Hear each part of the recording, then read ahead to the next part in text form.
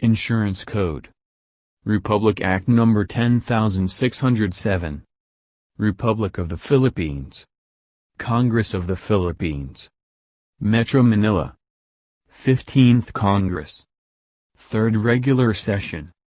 Begun and held in Metro Manila, on Monday, the 23rd day of July, 2012.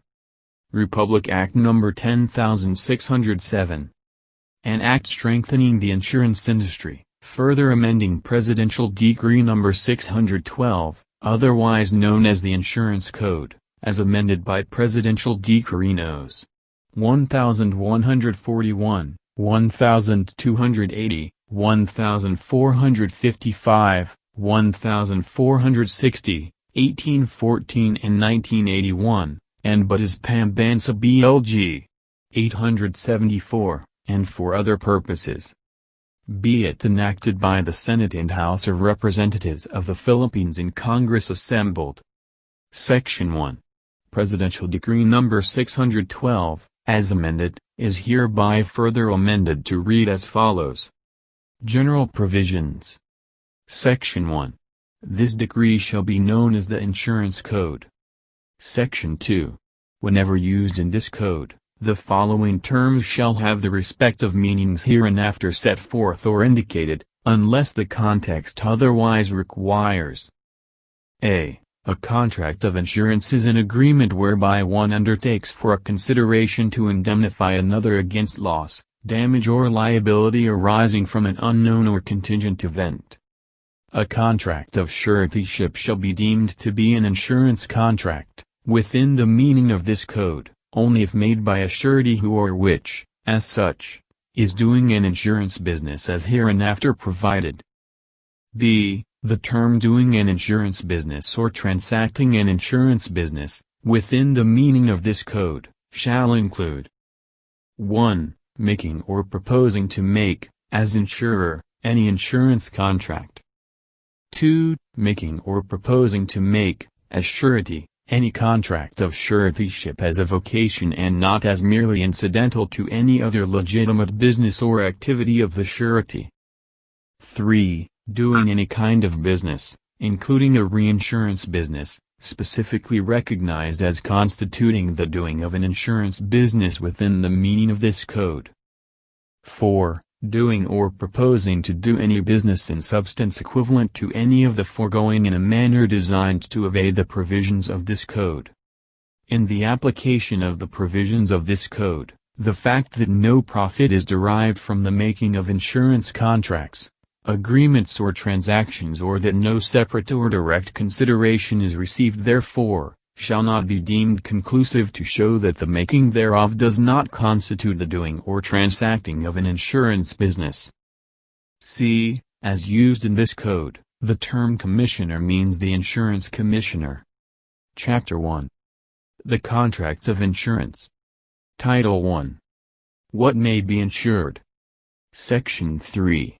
Any contingent or unknown event, whether past or future, which may damnify a person having an insurable interest, or create a liability against him, may be insured against, subject to the provisions of this chapter.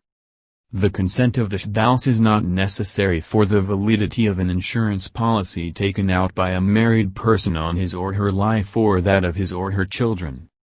All rights, title and interest in the policy of insurance taken out by an original owner on the life or health of the person insured shall automatically vest in the latter upon the death of the original owner, unless otherwise provided for in the policy. Section 4.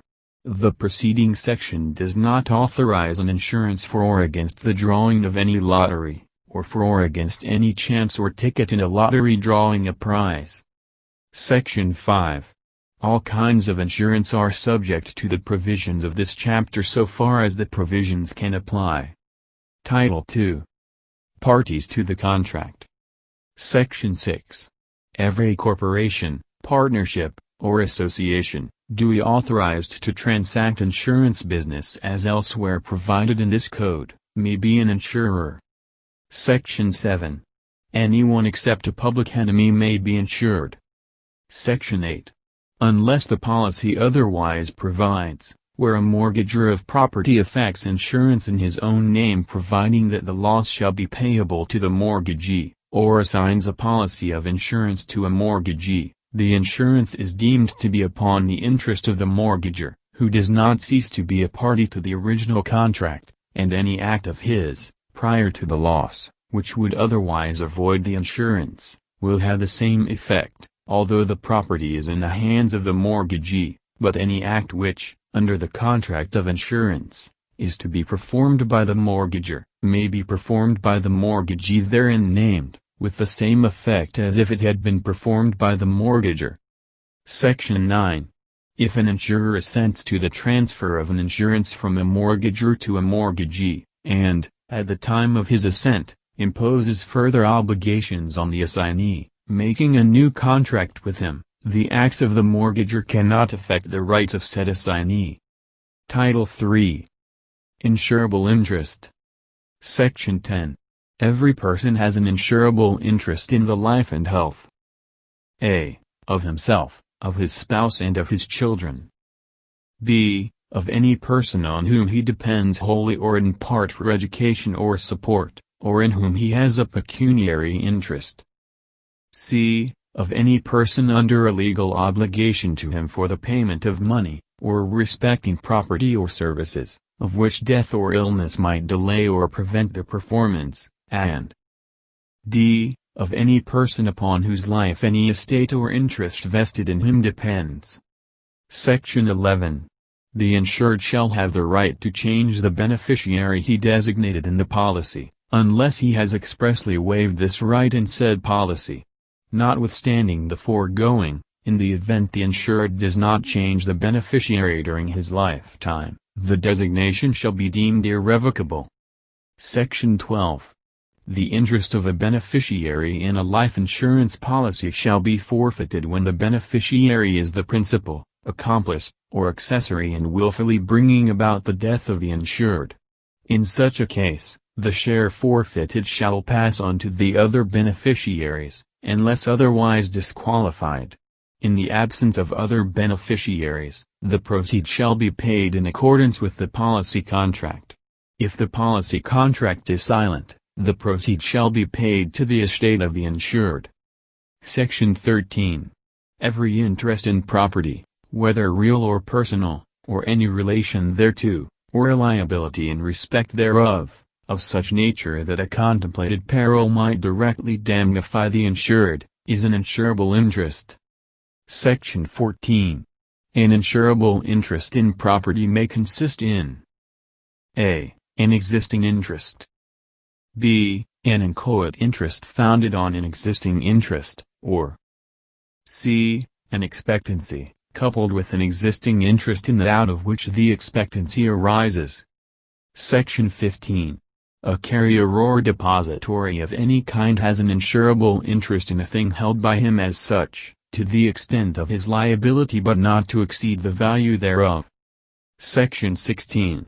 A mere contingent or expectant interest in anything, not founded on an actual right to the thing, nor upon any valid contract for it, is not insurable.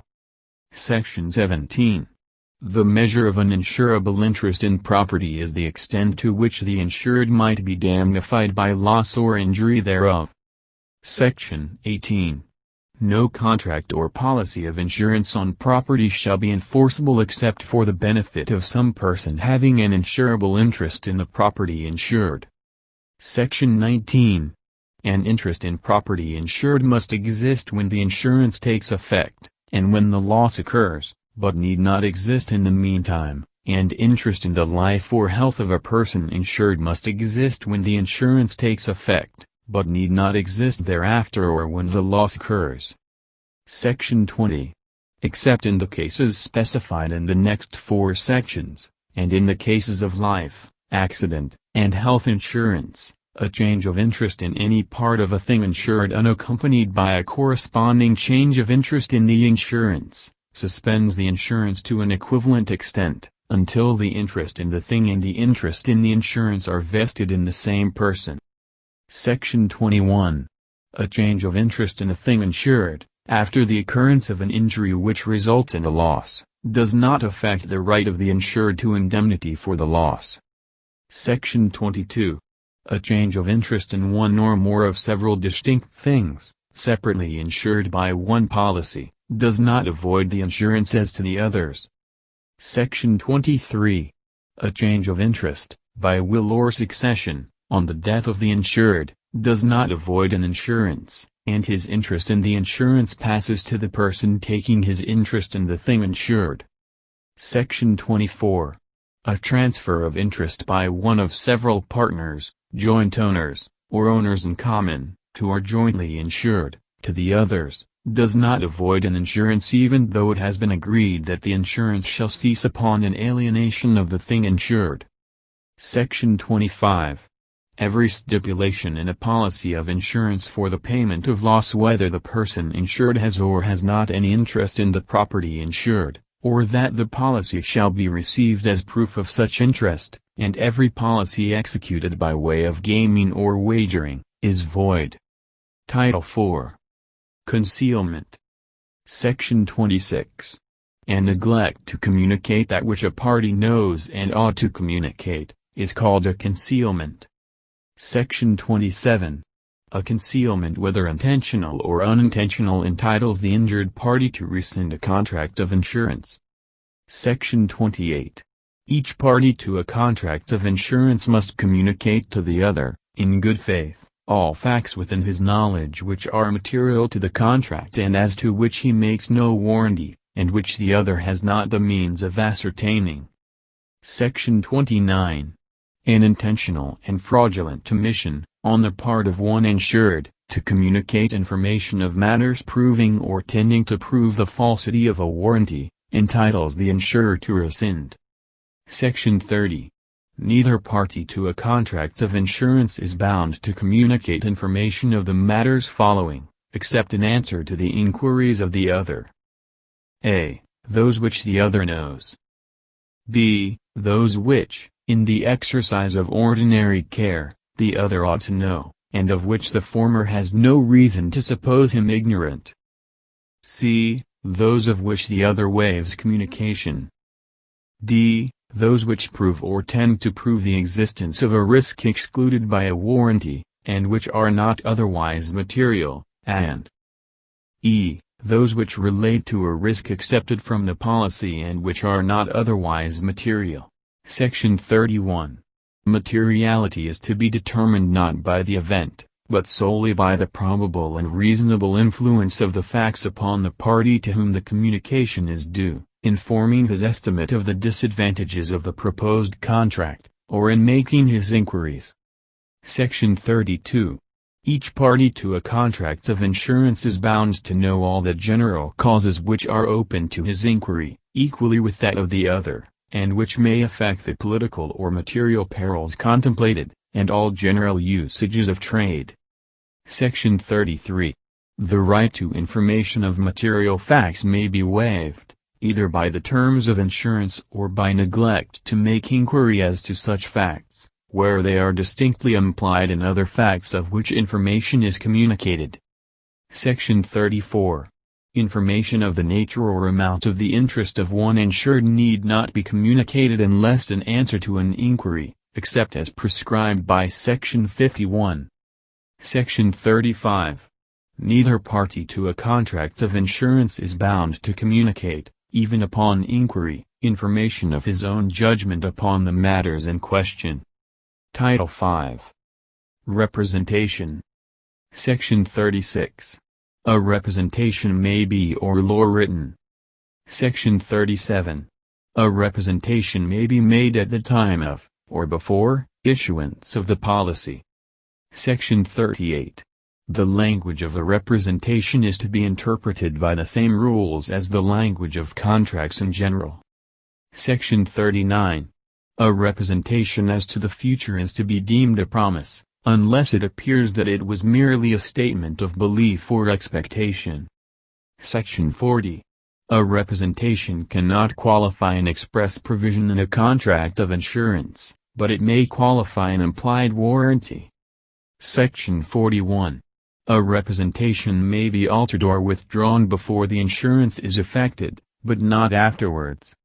Section 42. A representation must be presumed to refer to the date on which the contract goes into effect. Section 43. When a person insured has no personal knowledge of a fact, he may nevertheless repeat information which he has upon the subject, and which he believes to be true, with the explanation that he does so on the information of others, or he may submit the information, in its whole extent, to the insurer, and in neither case is he responsible for its truth, unless it proceeds from an agent of the insured, whose duty it is to give the information. Section 44. A representation is to be deemed false when the facts fail to correspond with its assertions or stipulations. Section 45. If the representation is false in a material point, whether affirmative or promissory, the injured party is entitled to rescind the contract from the time when the representation becomes false. Section 46. The materiality of a representation is determined by the same rules as the materiality of a concealment. Section 47. The provisions of this chapter apply as well to a modification of a contract of insurance as to its original formation. Section 48. Whenever a right to rescind a contract of insurance is given to the insurer by any provision of this chapter, such right must be exercised previous to the commencement of an action on the contract. After a policy of life insurance made payable on the death of the insured shall have been enforced during the lifetime of the insured for a period of 2 years from the date of its issue or of its last reinstatement, the insurer cannot prove that the policy is void ab initio or is rescindable by reason of the fraudulent concealment or misrepresentation of the insured or his agent. Title 6. The Policy. Section 49. The written instrument in which a contract of insurance is set forth, is called a policy of insurance.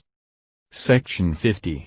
The policy shall be in printed form which may contain blank spaces, and any word, phrase, clause, mark, sign, symbol, signature, number, or word necessary to complete the contracts of insurance shall be written on the blank spaces provided therein.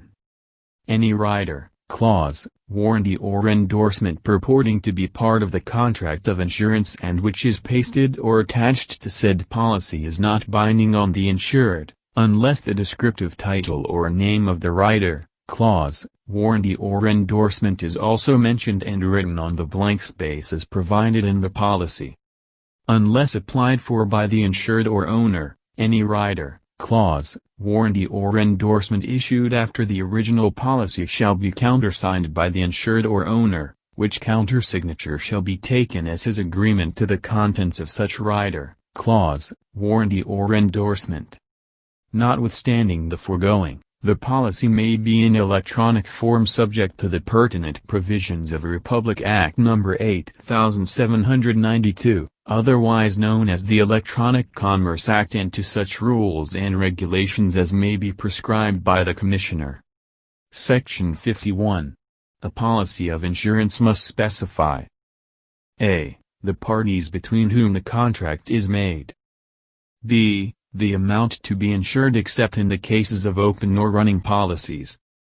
c. The premium, or if the insurance is of a character where the exact premium is only determinable upon the termination of the contract, a statement of the basis and rates upon which the final premium is to be determined. d. The property or life insured. e. The interest of the insured in property insured, if he is not the absolute owner thereof. f. The risks insured against, and g. The period during which the insurance is to continue. Section 52. Cover notes may be issued to bind insurance temporarily pending the issuance of the policy. Within 60 days after issue of a cover note, a policy shall be issued in lieu thereof, including within its terms the identical insurance bound under the cover note and the premium therefor. Cover notes may be extended or renewed beyond such 60 days with the written approval of the Commissioner if he determines that such extension is not contrary to and is not for the purpose of violating any provisions of this Code. The Commissioner may promulgate rules and regulations governing such extensions for the purpose of preventing such violations and may by such rules and regulations dispense with the requirement of written approval by him in the case of extension in compliance with such rules and regulations. Section 53. The insurance proceeds shall be applied exclusively to the proper interest of the person in whose name or for whose benefit it is made unless otherwise specified in the policy. Section 54. When an insurance contract is executed with an agent or trustee as the insured, the fact that his principal or beneficiary is the real party in interest may be indicated by describing the insured as agent or trustee, or by other general words in the policy. Section 55. To render an insurance affected by one partner or part owner, applicable to the interest of his co-partners or other part owners, it is necessary that the terms of the policy should be such as are applicable to the joint or common interest. Section 56. When the description of the insured in a policy is so general that it may comprehend any person or any class of persons, only he who can show that it was intended to include him can claim the benefit of the policy. Section 57. A policy may be so framed that it will inure to the benefit of whomsoever, during the continuance of the risk, may become the owner of the interest insured. Section 58. The mere transfer of a thing insured does not transfer the policy, but suspends it until the same person becomes the owner of both the policy and the thing insured. Section 59. A policy is either open, valued or running. Section 60. An open policy is one in which the value of the thing insured is not agreed upon, and the amount of the insurance merely represents the insurer's maximum liability. The value of such thing insured shall be ascertained at the time of the loss. Section 61. A valued policy is one which expresses on its face an agreement that the thing insured shall be valued at a specific sum. Section 62. A running policy is one which contemplates successive insurances, and which provides that the object of the policy may be from time to time defined, especially as to the subjects of insurance, by additional statements or endorsements. Section 63. A condition, stipulation, or agreement in any policy of insurance, limiting the time for commencing an action thereunder to a period of less than 1 year from the time when the cause of action accrues, is void. Section 64. No policy of insurance other than life shall be cancelled by the insurer except upon prior notice thereof to the insured, and no notice of cancellation shall be effective unless it is based on the occurrence, after the effective date of the policy, of one or more of the following. A. Non-payment of premium. B. Conviction of a crime arising out of acts increasing the hazard insured against. C. Discovery of fraud or material misrepresentation. D. Discovery of willful or reckless acts or omissions increasing the hazard insured against. E. Physical changes in the property insured which result in the property becoming uninsurable. F. Discovery of other insurance coverage that makes the total insurance in excess of the value of the property insured, or G. A determination by the Commissioner that the continuation of the policy would violate or would place the insurer in violation of this code. Section 65. All notices of cancellation mentioned in the preceding section shall be in writing, mailed or delivered to the named insured at the address shown in the policy, or to his broker provided the broker is authorized in writing by the policy owner to receive the notice of cancellation on his behalf, and shall state a. Which of the grounds set forth in Section 64 is relied upon, and b. That, upon written request of the named insured, the insurer will furnish the facts on which the cancellation is based. Section 66. In case of insurance other than life, unless the insurer at least 45 days in advance of the end of the policy period mails or delivers to the named insured at the address shown in the policy notice of its intention not to renew the policy or to condition its renewal upon reduction of limits or elimination of coverages, the named insured shall be entitled to renew the policy upon payment of the premium due on the effective date of the renewal. Any policy written for a term of less than 1 year shall be considered as if written for a term of 1 year. Any policy written for a term longer than 1 year or any policy with no fixed expiration date shall be considered as if written for successive policy periods or terms of 1 year. Title 7. Warranties. Section 67. A warranty is either expressed or implied. Section 68. A warranty may relate to the past, the present, the future, or to any or all of these. Section 69. No particular form of words is necessary to create a warranty. Section 70. Without prejudice to Section 51, every express warranty, made at or before the execution of a policy, must be contained in the policy itself, or in another instrument signed by the insured and referred to in the policy as making a part of it. Section 71. A statement in a policy, of a matter relating to the person or thing insured, or to the risk, as fact, is an express warranty thereof. Section 72. A statement in a policy, which imparts that it is intended to do or not to do a thing which materially affects the risk, is a warranty that such act or omission shall take place. Section 73. When, before the time arrives for the performance of a warranty relating to the future, a loss insured against happens, or performance becomes unlawful at the place of the contract, or impossible, the omission to fulfill the warranty does not avoid the policy. Section 74. The violation of a material warranty, or other material provision of a policy, on the part of either party thereto, entitles the other to rescind. Section 75. A policy may declare that a violation of specified provisions thereof shall avoid it, otherwise the breach of an immaterial provision does not avoid the policy. Section 76.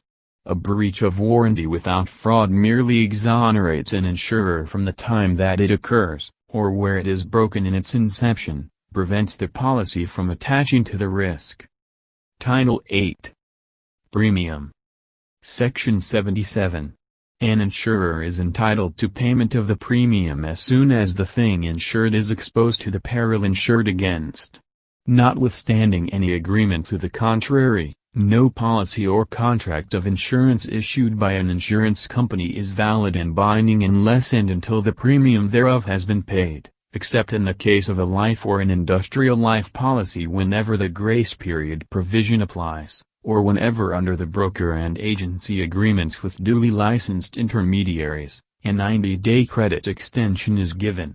No credit extension to a duly licensed intermediary should exceed 90 days from date of issuance of the policy. Section 78. Employees of the Republic of the Philippines, including its political subdivisions and instrumentalities, and government-owned or controlled corporations, may pay their insurance premiums and loan obligations through salary deduction, provided that the treasurer, cashier, paymaster or official of the entity employing the government employee is authorized, notwithstanding the provisions of any existing law, rules and regulations to the contrary, to make deductions from the salary, wage or income of the latter pursuant to the agreement between the insurer and the government employee and to remit such deductions to the insurer concerned, and collect such reasonable fee for its services. Section 79. An acknowledgment in a policy or contract of insurance or the receipt of premium is conclusive evidence of its payment, so far as to make the policy binding, notwithstanding any stipulation therein that it shall not be binding until the premium is actually paid. Section 80. A person insured is entitled to a return of premium, as follows. A. To the whole premium if no part of his interest in the thing insured be exposed to any of the perils insured against. B. Where the insurance is made for a definite period of time and the insured surrenders his policy, to such portion of the premium as corresponds with the unexpired time, at a pro rata rate, unless a short period rate has been agreed upon and appears on the face of the policy, after deducting from the whole premium any claim for loss or damage under the policy which has previously accrued, provided that no holder of a life insurance policy may avail himself of the privileges of this paragraph without sufficient cause as otherwise provided by law. Section 81. If a peril insured against has existed, and the insurer has been liable for any period, however short, the insured is not entitled to return of premiums, so far as that particular risk is concerned. Section 82. A person insured is entitled to a return of the premium when the contract is voidable, and subsequently annulled under the provisions of the Civil Code, or on account of the fraud or misrepresentation of the insurer, or of his agent, or on account of facts, or the existence of which the insured was ignorant of without his fault, or when by any default of the insured other than actual fraud, the insurer never incurred any liability under the policy. A person insured is not entitled to a return of premium if the policy is annulled, rescinded or if a claim is denied by reason of fraud. Section 83. In case of an overinsurance by several insurers other than life, the insured is entitled to a rateable return of the premium, proportioned to the amount by which the aggregate sum insured in all the policies exceeds the insurable value of the thing at risk. Section 84. An insurer may contract and accept payments, in addition to regular premium, for the purpose of paying future premiums on the policy or to increase the benefits thereof. Title 9. Loss. Section 85.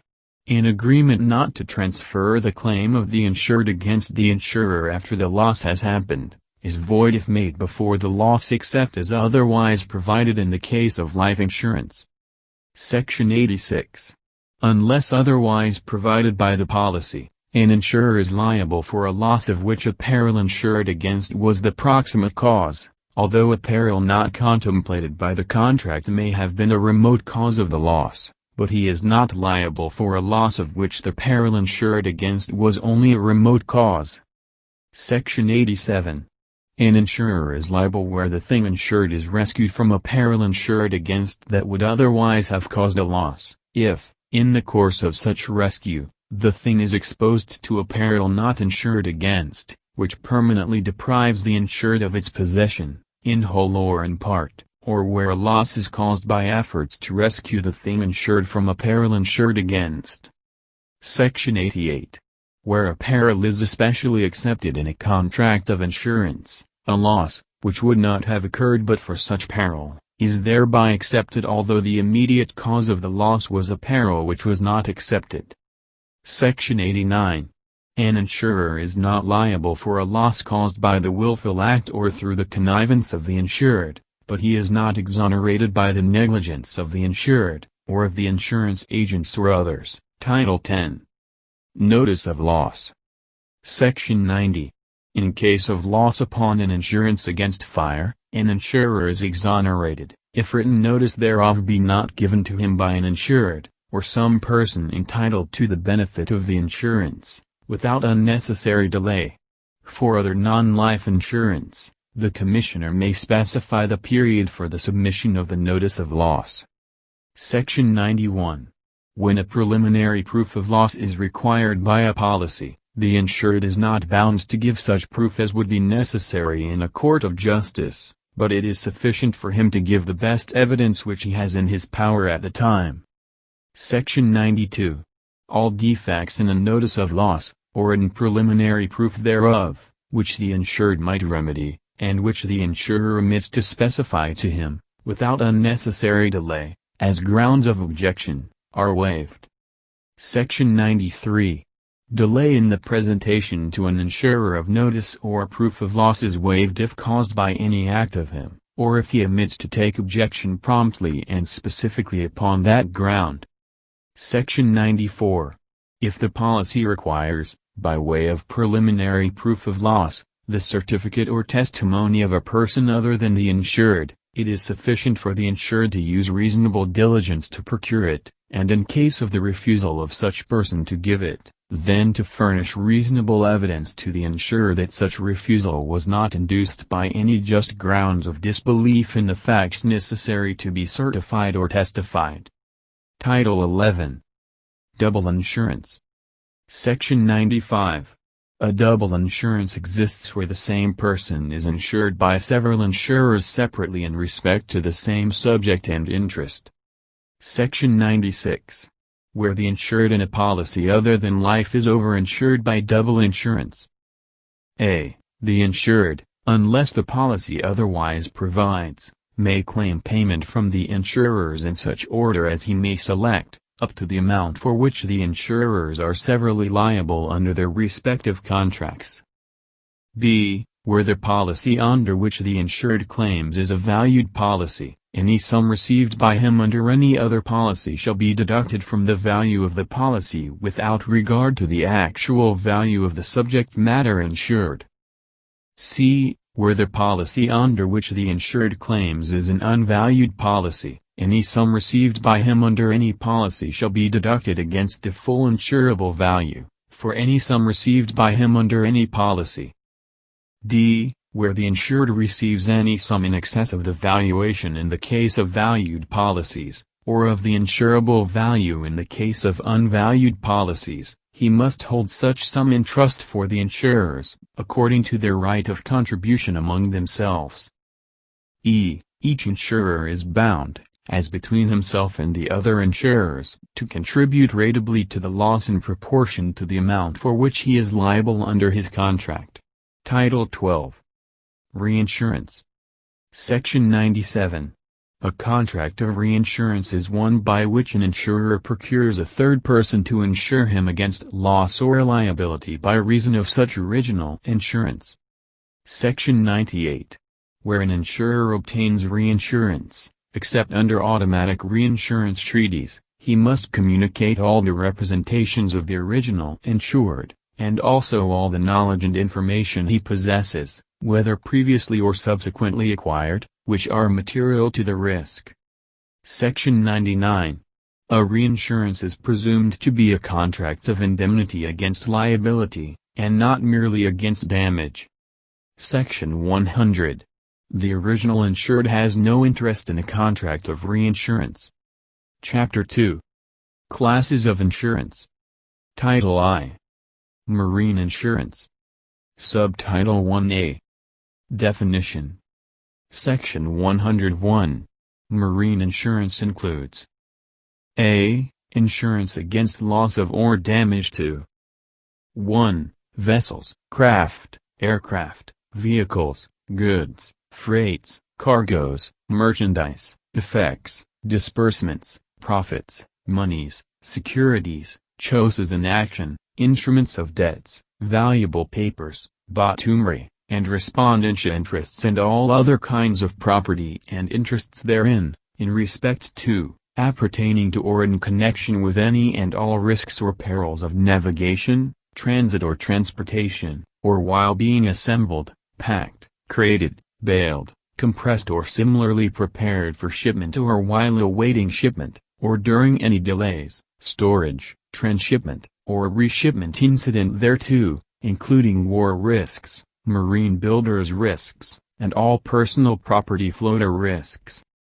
2. Person or property in connection with or appertaining to a marine, inland marine, transit or transportation insurance, including liability for loss of or damage arising out of or in connection with the construction, repair, operation, maintenance or use of the subject matter of such insurance, but not including life insurance or surety bonds nor insurance against loss by reason of bodily injury to any person arising out of ownership, maintenance, or use of automobiles.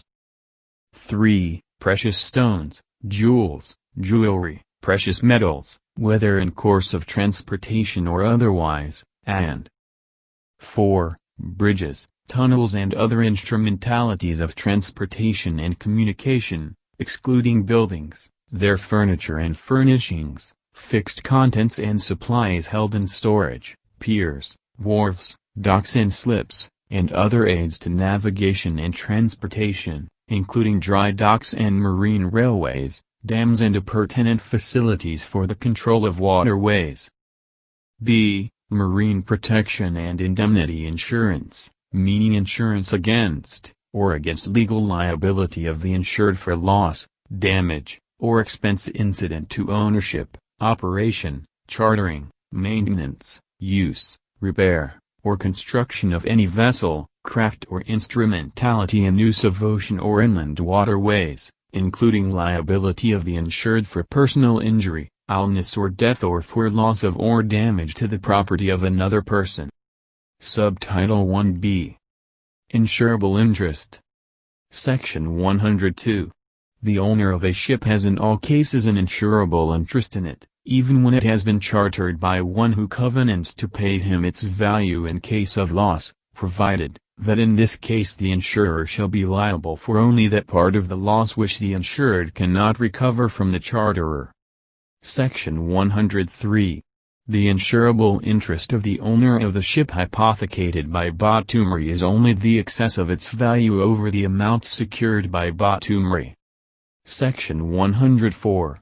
Freightage, in the sense of a policy of marine insurance, signifies all the benefits derived by the owner, either from the chartering of the ship or its employment for the carriage of his own goods or those of others. Section 105. The owner of a ship has an insurable interest in expected freightage which according to the ordinary and probable course of things he would have earned but for the intervention of a peril insured against or other peril incident to the voyage. Section 106. The interest mentioned in the last section exists, in case of a charter party, when the ship has broken ground on the chartered voyage.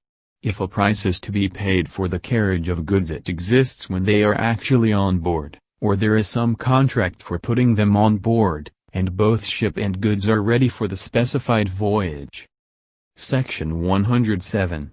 One who has an interest in the thing from which profits are expected to proceed has an insurable interest in the profits. Section 108. The charterer of a ship has an insurable interest in it, to the extent that he is liable to be damnified by its loss. Subtitle 1c. Concealment. Section 109. In marine insurance, each party is bound to communicate, in addition to what is required by Section 28, all the information which he possesses, material to the risk, except such as is mentioned in Section 30, and to state the exact and whole truth in relation to all matters that he represents, or upon inquiry discloses or assumes to disclose. Section 110. In marine insurance, information of the belief or expectation of a third person, in reference to a material fact, is material. Section 111. A person insured by a contract of marine insurance is presumed to have knowledge, at the time of insuring, of a prior loss, if the information might possibly have reached him in the usual mode of transmission and at the usual rate of communication. Section 112.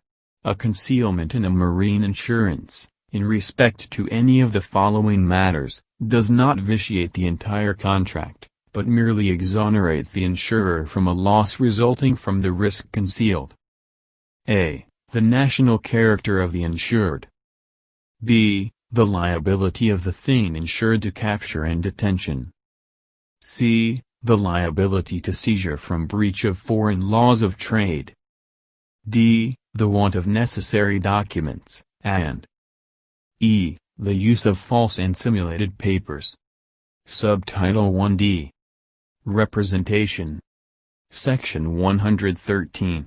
If the representation by a person insured by a contract of marine insurance, is intentionally false in any material respect, or in respect of any fact on which the character and nature of the risk depends, the insurer may rescind the entire contract. Section 114. The eventual falsity of a representation as to expectation does not, in the absence of fraud, avoid a contract of marine insurance. Subtitle 1e. Implied warranties. Section 115. In every marine insurance upon a ship or freight, or freightage, or upon anything which is the subject of marine insurance, A warranty is implied that the ship is seaworthy. Section 116. A ship is seaworthy when reasonably fit to perform the service and to encounter the ordinary perils of the voyage contemplated by the parties to the policy. Section 117. An implied warranty of seaworthiness is complied with if the ship be seaworthy at the time of the commencement of the risk, except in the following cases. A. When the insurance is made for a specified length of time, the implied warranty is not complied with unless the ship be seaworthy at the commencement of every voyage it undertakes during that time. B. When the insurance is upon the cargo which, by the terms of the policy, description of the voyage, or established custom of the trade, is to be transshipped at an intermediate port, the implied warranty is not complied with unless each vessel upon which the cargo is shipped, or transshipped, be seaworthy at the commencement of each particular voyage. Section 118. A warranty of seaworthiness extends not only to the condition of the structure of the ship itself, but requires that it be properly laden, and provided with a competent master, a sufficient number of competent officers and seamen, and the requisite appurtenances and equipment, such as ballasts, cables and anchors, cordage and sails, food, water, fuel and lights, and other necessary or proper stores and implements for the voyage. Section 119. Where different portions of the voyage contemplated by a policy differ in respect to the things requisite to make the ship seaworthy, therefore, a warranty of seaworthiness is complied with if, at the commencement of each portion, the ship is seaworthy with reference to that portion. Section 120. When the ship becomes unseaworthy during the voyage to which an insurance relates, an unreasonable delay in repairing the defect exonerates the insurer on ship or shipowner's interest from liability from any loss arising therefrom. Section 121. A ship which is seaworthy for the purpose of an insurance upon the ship may, nevertheless, by reason of being unfitted to receive the cargo, be unseaworthy for the purpose of insurance upon the cargo. Section 122. Where the nationality or neutrality of a ship or cargo is expressly warranted, it is implied that the ship will carry the requisite documents to show such nationality or neutrality and that it will not carry any documents which cast reasonable suspicion thereon. Subtitle 1F. The Voyage and Deviation. Section 123. When the voyage contemplated by a marine insurance policy is described by the places of beginning and ending, the voyage insured is one which conforms to the course of sailing fixed by mercantile usage between those places. Section 124. If the course of sailing is not fixed by mercantile usage, the voyage insured by a marine insurance policy is that way between the places specified, which to a master of ordinary skill and discretion, would mean the most natural, direct and advantageous. Section 125. Deviation is a departure from the course of the voyage insured, mentioned in the last two sections, or an unreasonable delay in pursuing the voyage or the commencement of an entirely different voyage. Section 126. A deviation is proper. A. When caused by circumstances over which neither the master nor the owner of the ship has any control. B. When necessary to comply with a warranty, or to avoid a peril, whether or not the peril is insured against. C. When made in good faith, and upon reasonable grounds of belief in its necessity to avoid a peril, or D. When made in good faith, for the purpose of saving human life or relieving another vessel in distress. Section 127. Every deviation not specified in the last section is improper. Section 128. An insurer is not liable for any loss happening to the thing insured subsequent to an improper deviation. Subtitle 1G. Loss. Section 129. A loss may be either total or partial. Section 130. Every loss which is not total is partial. Section 131. A total loss may be either actual or constructive. Section 132. An actual total loss is caused by a total destruction of the thing insured. b. The irretrievable loss of the thing by sinking, or by being broken up. c. Any damage to the thing which renders it valueless to the owner for the purpose for which he held it, or d. Any other event which effectively deprives the owner of the possession, at the port of destination, of the thing insured. Section 133. A constructive total loss is one which gives to a person insured a right to abandon, under Section 141. Section 134. An actual loss may be presumed from the continued absence of a ship without being heard of. The length of time which is sufficient to raise this presumption depends on the circumstances of the case. Section 135. When a ship is prevented, at an intermediate port, from completing the voyage, by the perils insured against, the liability of a marine insurer on the cargo continues after they are thus reshipped. Nothing in this section shall prevent an insurer from requiring an additional premium if the hazard be increased by this extension of liability. Section 136. In addition to the liability mentioned in the last section, a marine insurer is bound for damages, expenses of discharging, storage, reshipment, extra freightage, and all other expenses incurred in saving cargo reshipped pursuant to the last section, up to the amount insured. Nothing in this or in the preceding section shall render a marine insurer liable for any amount in excess of the insured value or, if there be none, of the insurable value. Section 137. Upon an actual total loss, a person insured is entitled to payment without notice of abandonment. Section 138. Where it has been agreed that an insurance upon a particular thing, or class of things, shall be free from particular average, a marine insurer is not liable for any particular average loss not depriving the insured of the possession, at the port of destination, of the whole of such thing, or class of things, even though it becomes entirely worthless, but such insurer is liable for his proportion of all general average loss assessed upon the thing insured. Section 139. An insurance confined in terms to an actual loss does not cover a constructive total loss, but covers any loss, which necessarily results in depriving the insured of the possession, at the port of destination, of the entire thing insured. Subtitle 1H. Abandonment. Section 140. Abandonment, in marine insurance, is the act of the insured by which, after a constructive total loss, he declares the relinquishment to the insurer of his interest in the thing insured. Section 141. A person insured by a contract of marine insurance may abandon the thing insured, or any particular portion thereof separately valued by the policy, or otherwise separately insured, and recover for a total loss thereof, when the cause of the loss is a peril insured against. A. If more than 3/4 thereof in value is actually lost, or would have to be expended to recover it from the peril. b. If it is injured to such an extent as to reduce its value more than 3/4.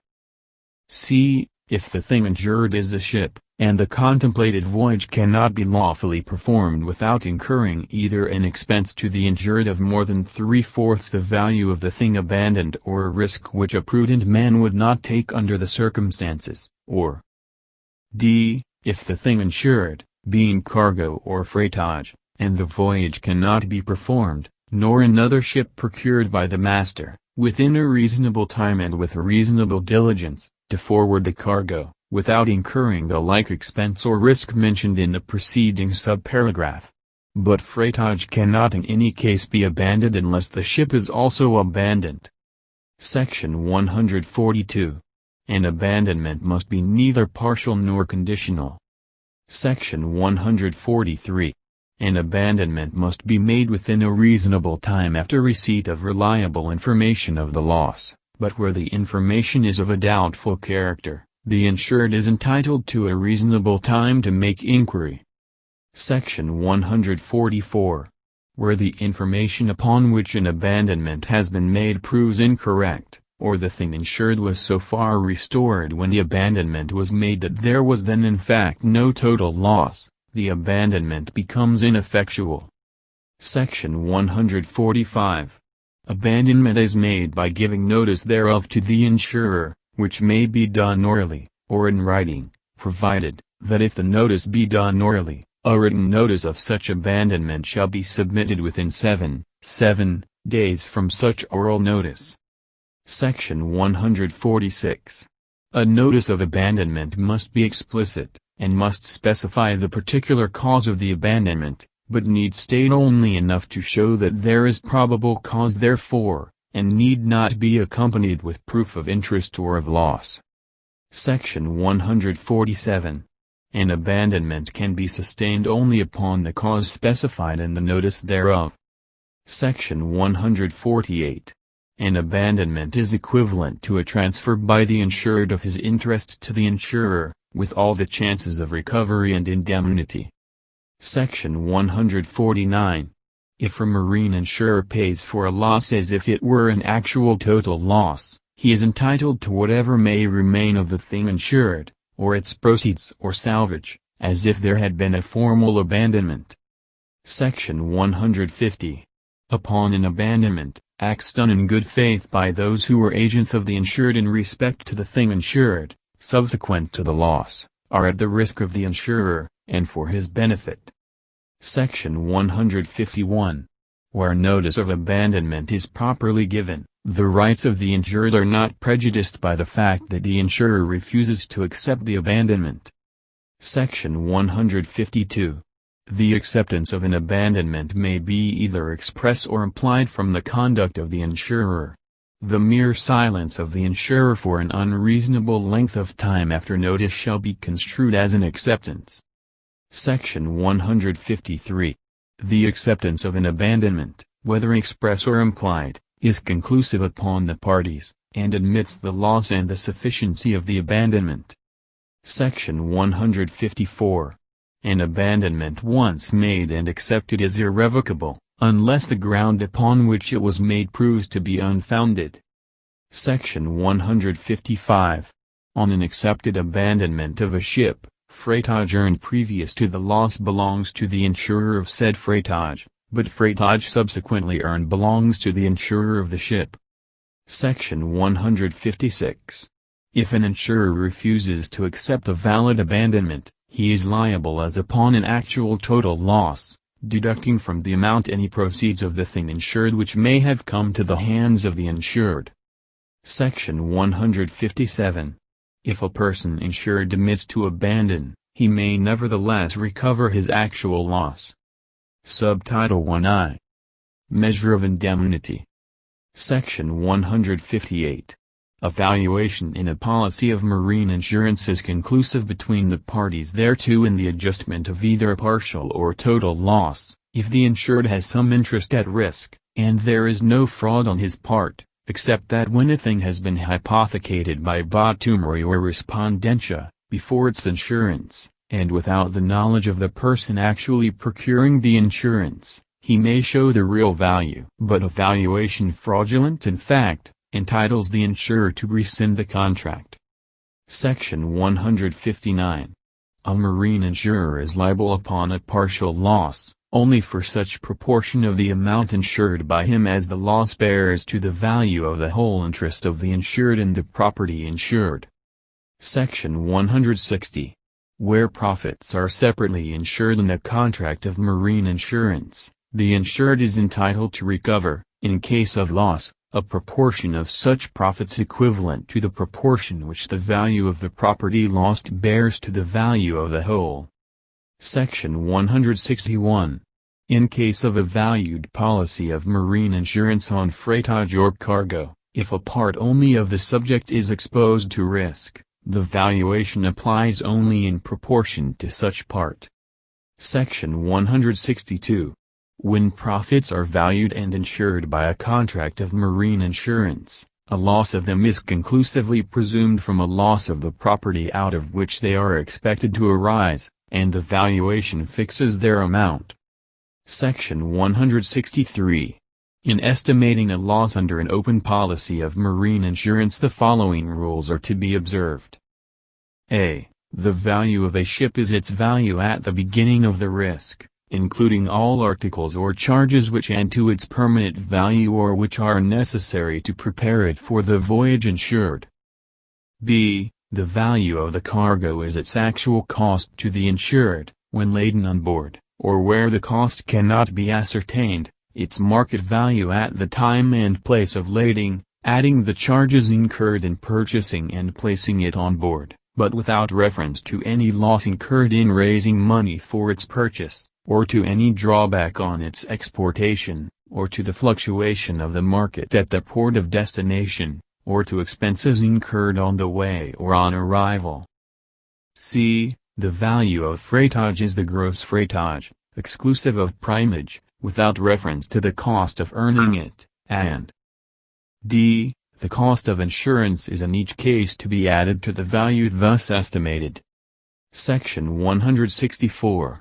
If cargo insured against partial loss arrives at the port of destination in a damaged condition, the loss of the insured is deemed to be the same proportion of the value which the market price at that port, of the thing so damaged, bears to the market price it would have brought if sound. Section 165. A marine insurer is liable for all the expenses attendant upon a loss which forces the ship into port to be repaired, and where it is stipulated in the policy that the insured shall labor for the recovery of the property, the insurer is liable for the expense incurred thereby, such expense, in neither case, being in addition to a total loss, if that afterwards occurs. Section 166.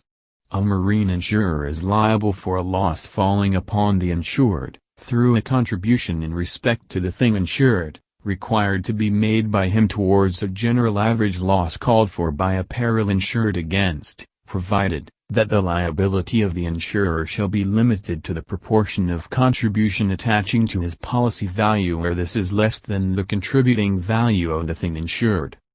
Section 167. When a person insured by a contract of marine insurance has a demand against others for contribution, he may claim the whole loss from the insurer, subrogating him to his own right to contribution. But no such claim can be made upon the insurer after the separation of the interests liable to contribution, nor when the insured, having the right and opportunity to enforce contribution from others, has neglected or waived the exercise of that right. Section 168. In the case of a partial loss of ship or its equipment, the old materials are to be applied towards payment for the new. Unless otherwise stipulated in the policy, a marine insurer is liable for only 2/3 of the remaining cost of repairs after such deduction, except that anchors must be paid in full. Title II. Fire Insurance. Section 169. As used in this code, the term fire insurance shall include insurance against loss by fire, lightning, windstorm, tornado or earthquake and other allied risks, when such risks are covered by extension to fire insurance policies or under separate policies. Section 170. An alteration in the use or condition of a thing insured from that to which it is limited by the policy made without the consent of the insurer, by means within the control of the insured, and increasing the risks, entitles an insurer to rescind a contract of fire insurance. Section 171. An alteration in the use or condition of a thing insured from that to which it is limited by the policy, which does not increase the risk, does not affect a contract of fire insurance. Section 172. A contract of fire insurance is not affected by any act of the insured subsequent to the execution of the policy, which does not violate its provisions, even though it increases the risk and is the cause of the loss. Section 173. If there is no valuation in the policy, The measure of indemnity in an insurance against fire is the expense it would be to the insured at the time of the commencement of the fire to replace the thing lost or injured in the condition in which it was at the time of the injury, but if there is a valuation in a policy of fire insurance, the effect shall be the same as in a policy of marine insurance. Section 174.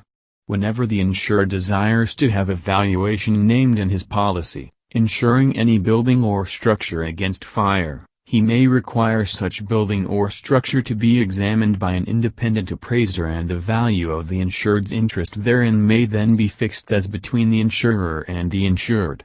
The cost of such examination shall be paid for by the insured. A clause shall be inserted in such policy stating substantially that the value of the insured's interest in such building or structure has been thus fixed. In the absence of any change increasing the risk without the consent of the insurer or of fraud on the part of the insured, then in case of a total loss under such policy, the whole amount so insured upon the insured's interest in such building or structure, as stated in the policy upon which the insurers have received a premium, shall be paid, and in case of a partial loss the full amount of the partial loss shall be so paid. And in case there are two or more policies covering the insured's interest therein, each policy shall contribute pro rata to the payment of such whole or partial loss. But in no case shall the insurer be required to pay more than the amount thus stated in such policy. This section shall not prevent the parties from stipulating in such policies concerning the repairing, rebuilding or replacing of buildings or structures wholly or partially damaged or destroyed. Section 175. No policy of fire insurance shall be pledged, hypothecated, or transferred to any person, firm or company who acts as agent for or otherwise represents the issuing company, and any such pledge, hypothecation, or transfer hereafter made shall be void and of no effect in so far as it may affect other creditors of the insured. Title III. Casualty Insurance. Section 176.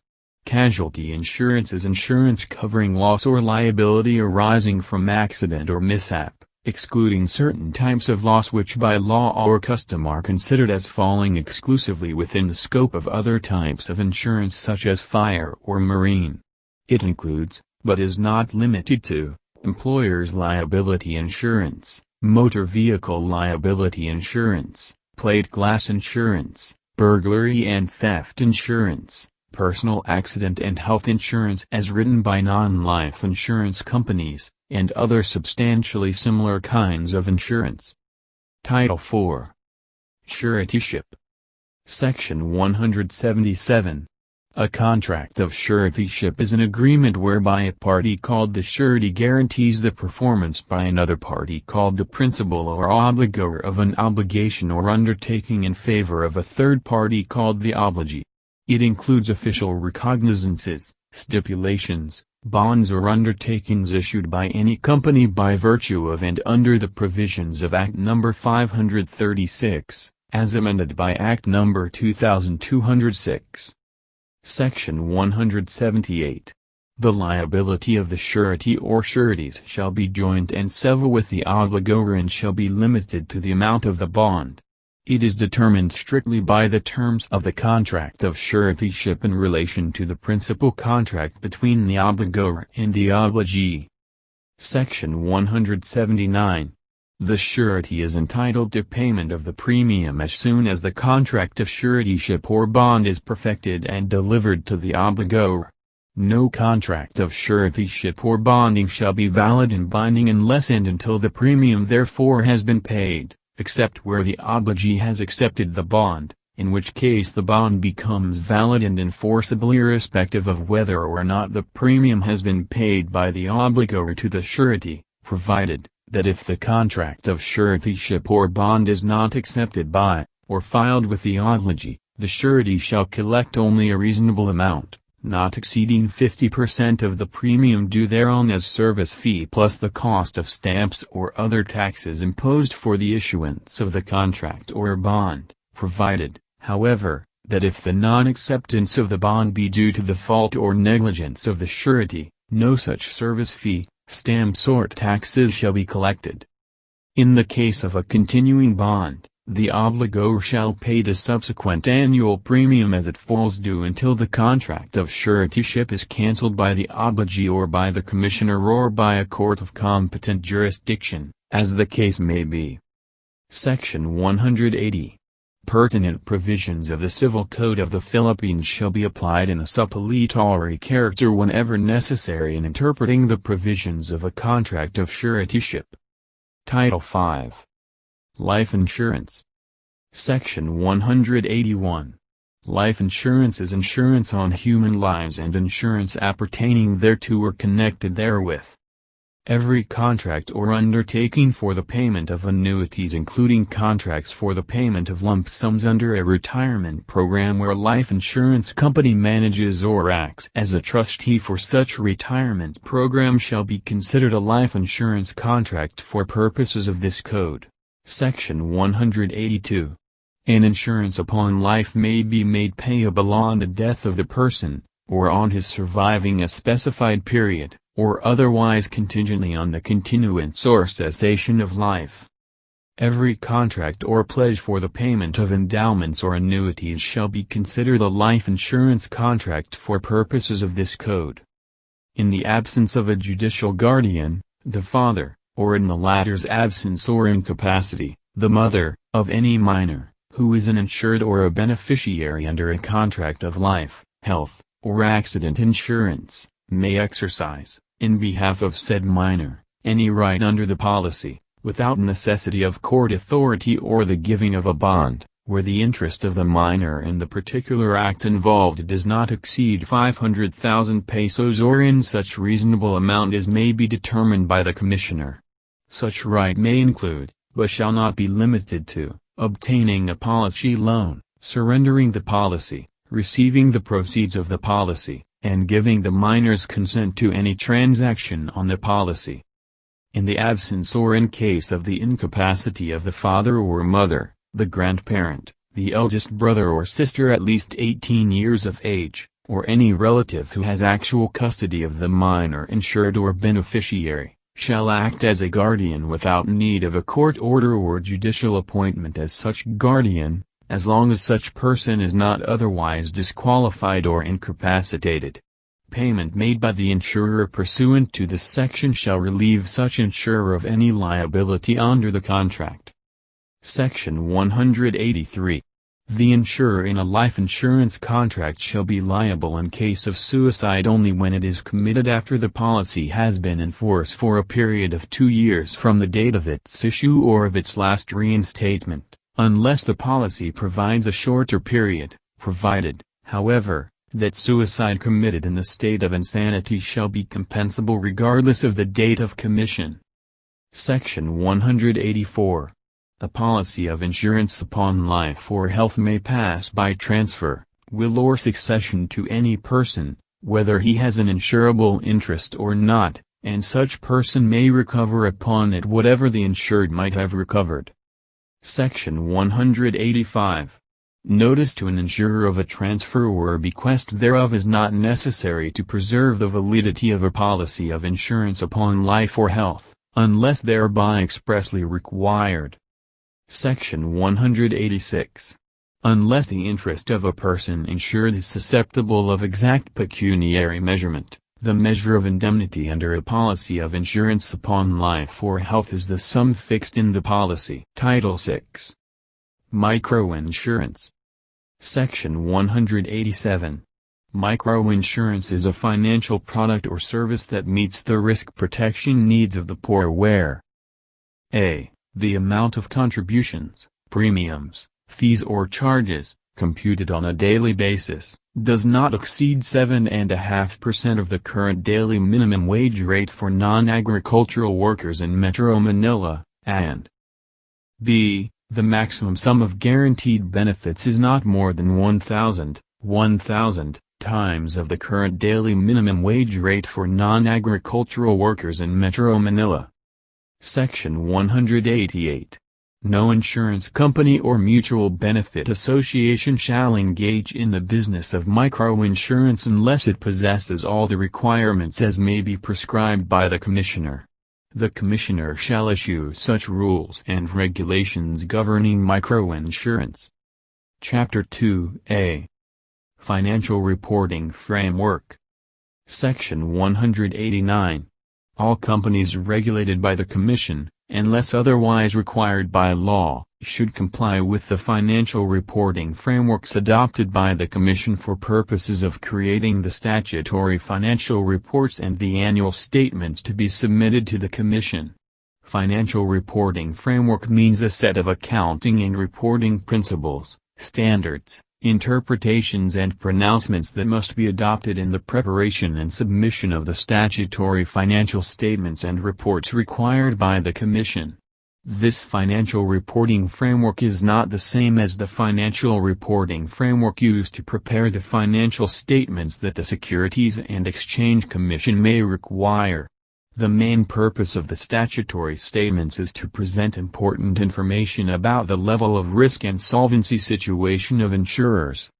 In prescribing the applicable statutory financial reporting framework, the Commissioner shall take into account international standards concerning solvency and insurance company reporting as well as generally accepted actuarial principles concerning financial reporting promulgated by the Actuarial Society of the Philippines. The assets and investments discussed in sections 204 to 215 shall be accounted for in accordance with this section. The valuation of reserves shall be accounted for in accordance with Title V of this Code. Chapter 3. The Business of Insurance. Title 1. Insurance Companies, Organization, Capitalization and Authorization. Section 190. For purposes of this code, the term insurer or insurance company shall include all partnerships, associations, cooperatives or corporations, including government-owned or controlled corporations or entities, engaged as principals in the insurance business, excepting mutual benefit associations. Unless the context otherwise requires, the term shall also include professional reinsurers defined in Section 288. Domestic company shall include companies formed, organized or existing under the laws of the Philippines. Foreign company when used without limitation shall include companies formed, organized, or existing under any laws other than those of the Philippines. Section 191. The provisions of the Corporation Code, as amended, shall apply to all insurance corporations now or hereafter engaged in business in the Philippines insofar as they do not conflict with the provisions of this chapter. Section 192. No corporation, partnership, or association of persons shall transact any insurance business in the Philippines except as agent of a corporation, partnership or association authorized to do the business of insurance in the Philippines, unless possessed of the capital and assets required of an insurance corporation doing the same kind of business in the Philippines and invested in the same manner, unless the Commissioner shall have granted it a certificate to the effect that it has complied with all the provisions of this code. Every entity receiving any such certificate of authority shall be subject to the insurance and other applicable laws of the Philippines and to the jurisdiction and supervision of the Commissioner. Section 193. No insurance company shall transact any insurance business in the Philippines until after it shall have obtained a certificate of authority for that purpose from the Commissioner upon application therefor and payment by the company concerned of the fees hereinafter prescribed. The Commissioner may refuse to issue a certificate of authority to any insurance company if, in his judgment, such refusal will best promote the interest of the people of this country. No such certificate of authority shall be granted to any such company until the Commissioner shall have satisfied himself by such examination as he may make and such evidence as he may require that such company is qualified by the laws of the Philippines to transact business therein, that the grant of such authority appears to be justified in the light of local economic requirements, and that the direction and administration, as well as the integrity and responsibility of the organizers and administrators, the financial organization and the amount of capital, reasonably assure the safety of the interests of the policyholders and the public. In order to maintain the quality of the management of the insurance companies and afford better protection to policyholders and the public in general, any person of good moral character, unquestioned integrity and recognized competence may be elected or appointed director or officer of insurance companies in accordance with the pertinent provisions contained in the corporate governance circulars prescribed by the Commissioner. In addition hereto, the Commissioner shall prescribe the qualifications of directors, executive officers and other key officials of insurance companies for purposes of this section. No person shall concurrently be a director and/or officer of an insurance company and an adjustment company. Before issuing such certificate of authority, the Commissioner must be satisfied that the name of the company is not that of any other known company transacting a similar business in the Philippines, or a name so similar as to be calculated to mislead the public. The Commissioner may issue rules and regulations on the use of names of insurance companies and other supervised persons or entities. The certificate of authority issued by the Commissioner shall expire on the last day of December, 3 years following its date of issuance, and shall be renewable every 3 years thereafter, subject to the company's continuing compliance with the provisions of this code, circulars, instructions, rulings or decisions of the Commission. Every company receiving any such certificates of authority shall be subject to the provisions of this code and other related laws and to the jurisdiction and supervision of the Commissioner. No insurance company may be authorized to transact in the Philippines the business of life and non-life insurance concurrently, unless specifically authorized to do so by the Commissioner, provided that the terms life and non-life insurance shall be deemed to include health, accident and disability insurance. No insurance company shall have equity in an adjustment company and neither shall an adjustment company have equity in an insurance company. No insurance company issued with a valid certificate of authority to transact insurance business anywhere in the Philippines by the Insurance Commissioner, shall be barred, prevented, or disenfranchised from issuing any insurance policy or from transacting any insurance business within the scope or coverage of its certificate of authority, anywhere in the Philippines, by any local government unit or authority, for whatever guise or reason whatsoever, including under any kind of ordinance, accreditation system, or scheme. Any local ordinance or local government unit regulatory issuance imposing such restriction or disenfranchisement on any insurance company shall be deemed null and void ab initio. Section 194. Except as provided in Section 289, no new domestic life or non-life insurance company shall, in a stock corporation, engage in business in the Philippines unless possessed of a paid-up capital equal to at least 1 billion pesos, provided that a domestic insurance company already doing business in the Philippines shall have a net worth by June 30, 2013 of 250 million pesos. Furthermore, said company must have by December 31, 2016, an additional 300 million pesos in net worth. By December 31, 2019, an additional 350 million pesos in net worth, and by December 31, 2022, an additional 400 million pesos in net worth. The Commissioner may, as a pre-licensing requirement of a new insurance company, in addition to the paid-up capital stock, require the stockholders to pay in cash to the company in proportion to their subscription interests a contributed surplus fund of not less than 100 million pesos. He may also require such company to submit to him a business plan showing the company's estimated receipts and disbursements, as well as the basis therefor, for the next succeeding 3 years.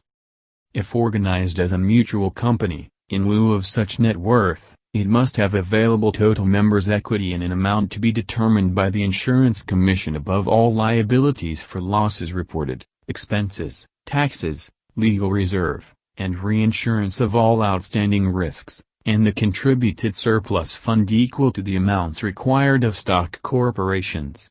A stock insurance company doing business in the Philippines may, subject to the pertinent law and regulation which now or hereafter may be in force, alter its organization and transform itself into a mutual insurance company.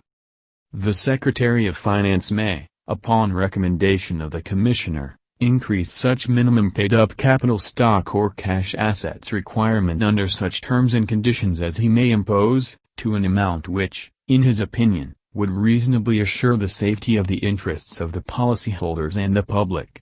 The minimum paid-up capital and net worth requirement must remain unimpaired for the continuance of the license. The Commissioner may require the adoption of the risk-based capital approach and other internationally accepted forms of capital framework. For the purpose of this section, net worth shall consist of a. Paid-up capital, b. Retained earnings, c. Unimpaired surplus, and d. Revaluation of assets as may be approved by the Commissioner. The Commission may adopt for purposes of compliance with capital build-up requirement under this code the recognition as part of the capital account, capital notes or debentures which are subordinate to all credits and senior only to common capital stocks. The President of the Philippines may order a periodic review every 2 years the capital structure set out above to determine the capital adequacy of the local insurance industry from and after the integration and liberalization of the financial services, including insurance, in the ASEAN region. For this purpose, a review committee consisting of representatives from the Department of Finance, the Insurance Commission, the National Economic and Development Authority, the Securities and Exchange Commission and other agencies which the President may designate shall conduct the review and may recommend to the President to adopt for implementation the necessary capital adjustment. Section 195. Every company must, before engaging in the business of insurance in the Philippines, file with the Commissioner the following. A certified copy of the last annual statement or a verified financial statement exhibiting the condition and affairs of such company. B. If incorporated under the laws of the Philippines, a copy of the Articles of Incorporation and Bylaws, and any amendments to either, certified by the Securities and Exchange Commission to be a copy of that which is filed in its office. C. If incorporated under any laws other than those of the Philippines, a certificate from the Securities and Exchange Commission showing that it is duly registered in the Mercantile Registry of that commission in accordance with the Corporation Code. A copy of the Articles of Incorporation and Bylaws, and any amendments to either, if organized or formed under any law requiring such to be filed, duly certified by the officer having the custody of same, or if not so organized, a copy of the law, charter or deed of settlement under which the deed of organization is made, duly certified by the proper custodian thereof, or proved by affidavit to be a copy, also, a certificate under the hand and seal of the proper officer of such state or country having supervision of insurance business therein, if any there be, that such corporation or company is organized under the laws of such state or country, with the amount of capital stock or assets and legal reserve required by this code. D. If not incorporated and a foreign domicile, aside from the certificate mentioned in paragraph C of this section, a certificate setting forth the nature and character of the business, the location of the principal office, the name of the individual or names of the persons composing the partnership or association, the amount of actual capital employed or to be employed therein, and the names of all officers and persons by whom the business is or may be managed. The certificate must be verified by the affidavit of the chief officer, secretary, agent, or manager of the company, and if there are any written articles of agreement of the company, a copy thereof must accompany such certificate. Section 196. The Commissioner must require as a condition precedent to the transaction of insurance business in the Philippines by any foreign insurance company, that such company file in his office a written power of attorney designating some person who shall be a resident of the Philippines as its general agent, on whom any notice provided by law or by any insurance policy, proof of loss, summons and other legal processes may be served in all actions or other legal proceedings against such company, and consenting that service upon such general agent shall be admitted and held as valid as if served upon the foreign company at its home office. Any such foreign company shall, as further condition precedent to the transaction of insurance business in the Philippines, make and file with the Commissioner an agreement or stipulation, executed by the proper authorities of said company in form and substance as follows. The name of company does hereby stipulate and agree in consideration of the permission granted by the Insurance Commissioner to transact business in the Philippines, that if at any time said company shall leave the Philippines, or cease to transact business therein, or shall be without any agent in the Philippines on whom any notice, proof of loss, summons, or legal process may be served, then in any action or proceeding arising out of any business or transaction which occurred in the Philippines, service of any notice provided by law, or insurance policy, proof of loss, summons, or other legal process may be made upon the Insurance Commissioner, and that such service upon the Insurance Commissioner shall have the same force and effect as if made upon the company. Whenever such service of notice, proof of loss, summons, or other legal process shall be made upon the Commissioner, he must, within 10 days thereafter, transmit by mail, postage paid, a copy of such notice, proof of loss, summons, or other legal process to the company at its home or principal office. The sending of such copy by the Commissioner shall be a necessary part of the service of the notice, proof of loss, or other legal process. Section 197. No insurance company organized or existing under the government or laws other than those of the Philippines shall engage in business in the Philippines unless possessed of unimpaired capital or assets and reserve of not less than 1 billion pesos, nor until it shall have deposited with the Commissioner for the benefit and security of the policyholders and creditors of such company in the Philippines, securities satisfactory to the Commissioner consisting of good securities of the Philippines, including new issues of stock of registered enterprises, as this term is defined in Executive Order No. 226 of 1987, as amended, to the actual market value of not less than the amount herein required, provided, that at least 50% of such securities shall consist of bonds or other instruments of debt of the Government of the Philippines, its political subdivisions and instrumentalities, or of government-owned or controlled corporations and entities, including the Bangko Sentral ng Pilipinas.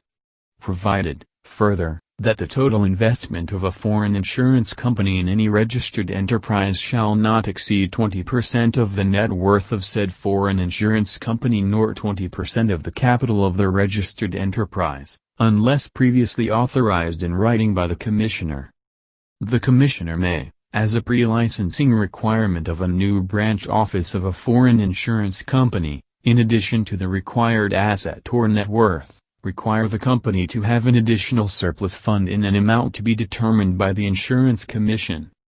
For purposes of this code, the net worth of a foreign insurance company shall refer only to its net worth in the Philippines.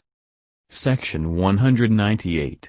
The Commissioner shall hold the securities, deposited as required in the immediately preceding section, for the benefit and security of all the policyholders and creditors of the company depositing the same, provided, that the Commissioner may as long as the company is solvent, permit the company to collect the interest or dividends on the securities so deposited, and, from time to time, with his assent, to withdraw any of such securities, upon depositing with said Commissioner other like securities, the market value of which shall be equal to the market value of such as may be withdrawn.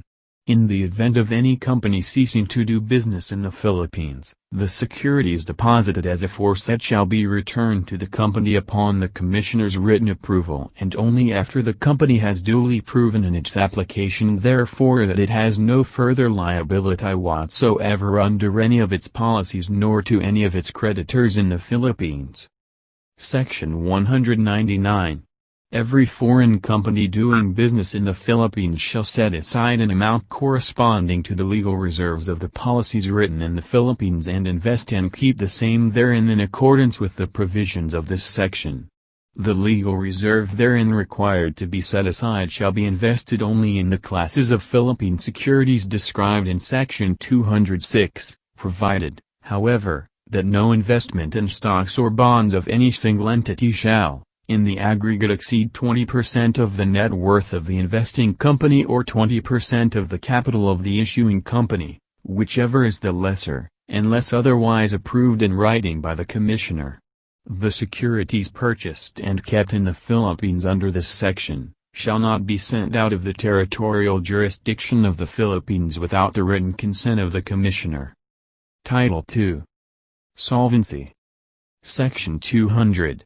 An insurance company doing business in the Philippines shall at all times maintain the minimum paid-up capital and net worth requirements as prescribed by the Commissioner. Such solvency requirements shall be based on internationally accepted solvency frameworks and adopted only after due consultation with the insurance industry associations. Whenever the aforementioned requirement be found to be less than that herein required to be maintained, the Commissioner shall forthwith direct the company to make good any such deficiency by cash, to be contributed by all stockholders of record in proportion to their respective interests, and paid to the treasurer of the company, within 15 days from receipt of the order, provided, that the company in the interim shall not be permitted to take any new risk of any kind or character unless and until it make good any such deficiency, provided, further, that a stockholder who aside from paying the contribution due from him, pays the contribution due from another stockholder by reason of the failure or refusal of the latter to do so, shall have a lien on the certificates of stock of the insurance company concerned appearing in its books in the name of the defaulting stockholder on the date of default, as well as on any interests or dividends that have accrued or will accrue to the said certificates of stock, until the corresponding payment or reimbursement is made by the defaulting stockholder. Section 201. No domestic insurance corporation shall declare or distribute any dividend on its outstanding stocks unless it has met the minimum paid-up capital and net worth requirements under Section 194 and except from profits attested in a sworn statement to the Commissioner by the President or Treasurer of the corporation to be remaining on hand after retaining unimpaired a. the entire paid-up capital stock, b. the solvency requirements defined by Section 200. C. In the case of life insurance corporations, the legal reserve fund required by Section 217. D. In the case of corporations other than life, the legal reserve fund required by Section 219, and E. A sum sufficient to pay all net losses reported, or in the course of settlement, and all liabilities for expenses and taxes. Any dividend declared or distributed under the preceding paragraph shall be reported to the Commissioner within 30 days after such declaration or distribution. If the Commissioner finds that any such corporation has declared or distributed any such dividend in violation of this section, he may order such corporation to cease and desist from doing business until the amount of such dividend or the portion thereof in excess of the amount allowed under this section has been restored to said corporation. The Commissioner shall prescribe solvency requirements for branches of foreign insurance companies operating in the Philippines. Title III. Assets. Section 202. In any determination of the financial condition of any insurance company doing business in the Philippines, there shall be allowed and admitted as assets only such assets legally or beneficially owned by the insurance company concerned as determined by the Commissioner, which consist of a. cash in the possession of the insurance company or in transit under its control, and the true and duly verified balance of any deposit of such company in a financially sound bank or trust company duly authorized by the Banco Central de Filipinas. B. Investments in securities, including money market instruments, and in real property acquired or held in accordance with and subject to the applicable provisions of this code and the income realized therefrom or accrued thereon. C. Loans granted by the insurance company concerned to the extent of that portion thereof adequately secured by non-speculative assets with readily realizable values in accordance with and subject to the limitations imposed by applicable provisions of this code. D. Policy loans and other policy assets and liens on policies, contracts or certificates of a life insurance company, in an amount not exceeding legal reserves and other policy liabilities carried on each individual life insurance policy, contract or certificate. E. The net amount of uncollected and deferred premiums and annuity considerations in the case of a life insurance company which carries the full mean tabular reserve liability. F. Reinsurance recoverable by the ceding insurer. 1. From an insurer authorized to transact business in this country, the full amount thereof, or 2. From an insurer not authorized in this country, in an amount not exceeding the liabilities carried by the ceding insurer for amounts withheld under a reinsurance treaty with such unauthorized insurer as security for the payment of obligations thereunder if such funds are held subject to withdrawal by, and under the control of, the ceding insurer.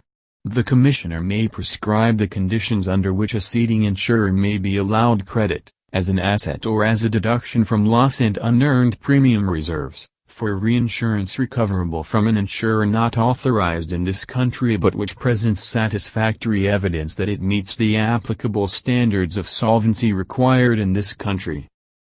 G. Funds withheld by a ceding insurer under a reinsurance treaty, provided reserves for unpaid losses and unearned premiums are adequately provided.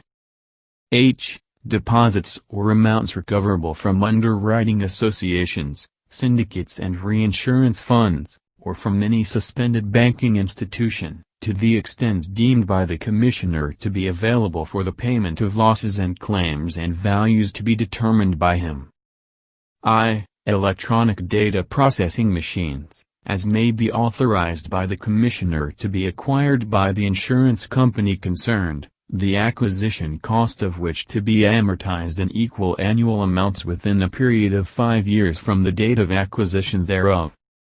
J. Investments in mutual funds, real estate investment trusts, salary loans, unit investment trust funds and special deposit accounts, subject to the conditions as may be provided for by the Commissioner.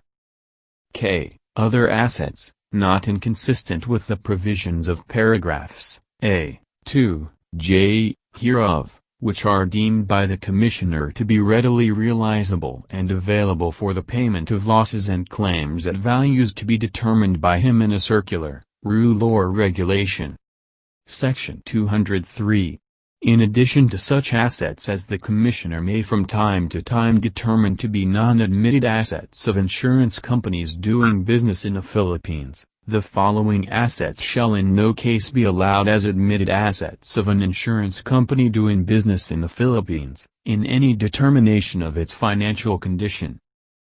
A. Goodwill, trade names, and other like intangible assets. B. Prepaid or deferred charges for expenses and commissions paid by such insurance company. C. Advances to officers, other than policy loans, which are not adequately secured and which are not previously authorized by the Commissioner, as well as advances to employees, agents, and other persons on mere personal security. D. Shares of stock of such insurance company, owned by it, or any equity therein as well as loans secured thereby, or any proportionate interest in such shares of stock through the ownership by such insurance company of an interest in another corporation or business unit. E. Furniture, furnishing, fixtures, safes, equipment, library, stationery, literature, and supplies. F. Items of bank credits representing checks, drafts or notes returned unpaid after the date of statement. G. The amount, if any, by which the aggregate value of investments as carried in the ledger assets of such insurance company exceeds the aggregate value thereof as determined in accordance with the provisions of this code and/or the rules of the Commissioner.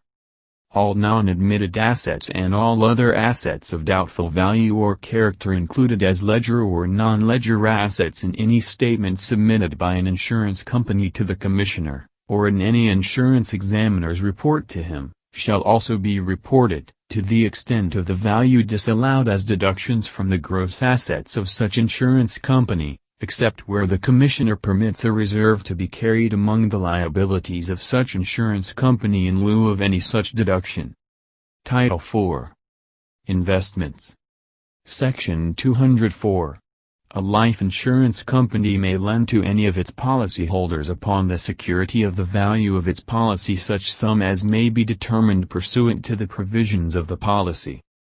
No insurance company shall loan any of its money or deposits to any person, corporation or association, except upon the security of any of the following. A. First mortgage or deeds of trust of registered, unencumbered, improved or unimproved real estate, including condominiums. B. First mortgages or deeds of trust of actually cultivated, improved and unencumbered agricultural lands in the Philippines. C. Purchase money mortgages, lease purchase agreements or similar securities executed or received by it on account of the sale or exchange of real property acquired pursuant to Sections 206 and 208. D. Bonds or other instruments of indebtedness issued or guaranteed by the government of the Philippines or its political subdivisions authorized by law to incur such obligations or issue such guarantees, or of government-owned or controlled corporations and instrumentalities including the Bangko Sentral ng Pilipinas, or E. Obligations issued or guaranteed by universal banks, commercial banks, offshore banking units, investment houses or other financial intermediaries duly registered with the Bangko Sentral ng Pilipinas, or F. Obligations issued or guaranteed by foreign banks or corporations, each of which shall have total net worth of at least $150 million or such other higher net worth as may be prescribed by the Insurance Commission, as shown in their financial statements as of the immediately preceding fiscal year, or G. Assignments of monetary instruments such as cash deposits, deposit certificates or other similar instruments of universal banks, commercial banks, investment houses or other financial intermediaries duly registered with the Bangko Sentral ng Pilipinas, or H. Pledges of shares of stock, bonds or other instruments of indebtedness specified in Section 209, or I. Chattel mortgages over equipment not more than 3 years old, and J. Such other security as may be approved by the Commissioner. The loans provided in the preceding subsection shall be subject to the following conditions.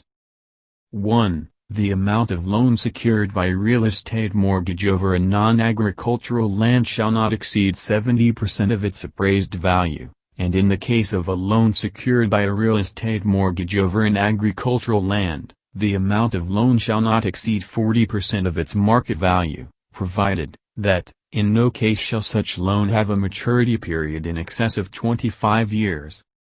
2. Unless approved by the Commissioner, no loan may be granted upon the security of a mortgage on improved real estate if the improvements thereon do not belong to the owner of the land, and the owner of the improvements does not sign the deed of mortgage. However, if the owner of the land is the government of the Philippines or any of its political subdivisions and a long-term lease has been executed in favor of the owner of the improvements, the owner of the land need not be a party to the deed of mortgage. The expiration date of the lease shall not, however, precede the maturity of the loan. The phrase improved real estate as used herein shall mean land with permanent building or buildings erected thereon. 3. lease agreements or similar securities received on the sale of real estate property shall not exceed 100% of the selling price of said property, or 100% of its market value at the time of its disposition, whichever amount is lower. However, in no case shall such agreement have a maturity period not exceeding 30 years. 4. Loans secured by shares of stock of solvent corporations or institutions shall not exceed 50% of the weighted average market price for the 180 days preceding the approval of the loan for shares listed in the stock exchange, and 2. For unlisted shares, the adjusted book value of such shares. 5. Loans secured by the chattel mortgages over equipment shall not exceed 70% of the market value of said equipment. Section 205. No loan by any insurance company on the security of real estate shall be made unless the title to such real estate shall have first been registered in accordance with the existing Land Registration Act, or shall have been previously registered under the provisions of the existing mortgage law and the lien or interest of the insurance company as mortgagee has been registered. Section 206. A. An insurance company may purchase, hold, own and convey such property, real and personal, as may have been mortgaged, pledged, or conveyed to it in good faith and trust for its benefit by reason of money loaned by it in pursuance of the regular business of the company, and such real or personal property as may have been purchased by it at sales under pledges, mortgages or deeds of trust for its benefit on account of money loaned by it, and such real and personal property as may have been conveyed to it by borrowers in satisfaction and discharge of loans made by the company in payment or by reason of any loan made by the company in payment or by reason of any loan made by it shall be sold by the company within 20 years after the title thereto has been vested in it. B. An insurance company may purchase, hold, and own the following. 1. Real properties which serve as its main place of business and or branch offices, provided that such investment shall not in the overall exceed 20% of its net worth as shown by its latest financial statement approved by the Commissioner. 2. Bonds or other instruments of indebtedness of the Government of the Philippines or its political subdivisions authorized by law to issue bonds at the reasonable market value thereof. 3. Bonds or other instruments of debt of government-owned or controlled corporations and entities, including the Bangko Sentral ng Pilipinas. 4. Bonds, debentures or other instruments of indebtedness of any solvent corporation or institution created or existing under the laws of the Philippines, provided, however, that the issuing, assuming or guaranteeing entity or its predecessors shall not have defaulted in the payment of interest on any of its securities and that during each of any 3 including the last 2 of the 5 fiscal years next preceding the date of acquisition by such insurance company of such bonds, debentures, or other instruments of indebtedness, the net earnings of the issuing, assuming or guaranteeing institution available for its fixed charges, as hereinafter defined, shall have been not less than 1 1/4 times the total of its fixed charges for such year, provided, further, that no life insurance company shall invest in or loan upon the obligations of any one institution in the kinds permitted under this subsection in amount in excess of 25% of the total admitted assets of such insurer as of December 31st next preceding the date of such investment. As used in this subsection, the term net earnings available for fixed charges shall mean net income after deducting operating and maintenance expenses, taxes other than income taxes, depreciation and depletion, but excluding extraordinary non-recurring items of income or expense appearing in the regular financial statement of the issuing, assuming or guaranteeing institution. The term fixed charges shall include interest on funded and unfunded debt, amortization of debt discount, and rentals for leased properties. 5. Preferred or guaranteed stocks of any solvent corporation or institution created or existing under the laws of the Philippines, provided, that if the stocks are guaranteed, the amount of stocks so guaranteed is not in excess of 50% of the amount of the preferred or common stocks, as the case may be, of the guaranteeing corporation, provided, finally, that no life insurance company shall invest in or loan upon obligations of any one institution in the kinds permitted under this subsection in amount in excess of 10% of the total admitted assets of such insurer as of December 31st next preceding the date of such investment. 6. Common stocks of any solvent corporation or institution created or existing under the laws of the Philippines, provided, however, that no life insurance company shall invest in or loan upon the obligations of any one corporation or institution in the kinds permitted under this subsection in amount in excess of 10% of the total admitted assets of such insurer as of December 31st next preceding the date of such investment. 7. Securities issued by a registered enterprise, as this term is defined in Executive Order No. 226. Otherwise known as the Omnibus Investments Code of 1987, as amended, provided, that the total investment of a domestic non-life insurance company in any registered enterprise shall not exceed 20% of the net worth of said insurance company as shown by its aforesaid financial statements unless previously authorized by the Commissioner. 8. Certificates, notes and other obligations issued by the trustees or receivers of any institution created or existing under the laws of the Philippines which, or the assets of which, are being administered under the direction of any court having jurisdiction, provided, however, that such certificates, notes or other obligations are adequately secured as to principal and interests. 9. Equipment trust obligations or certificates which are adequately secured or other adequately secured instruments evidencing an interest in equipment wholly or in part within the Philippines, provided, however, that there is a right to receive determined portions of rental, purchase or other fixed obligatory payments for the use or purchase of such equipment. 10. Any obligation of any corporation or institution created or existing under the laws of the Philippines which is, on the date of acquisition by the insurer, adequately secured and has qualities and characteristics wherein the speculative elements are not predominant. 11. Such other securities as may be approved by the Commissioner.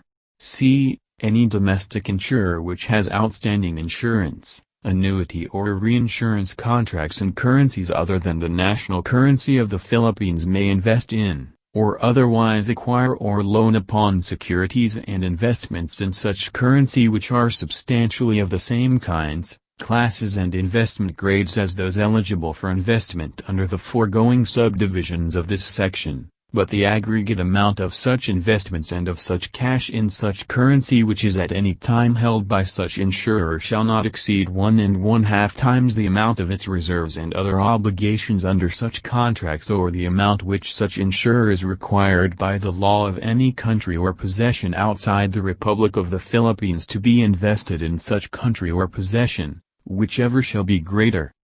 Section 207.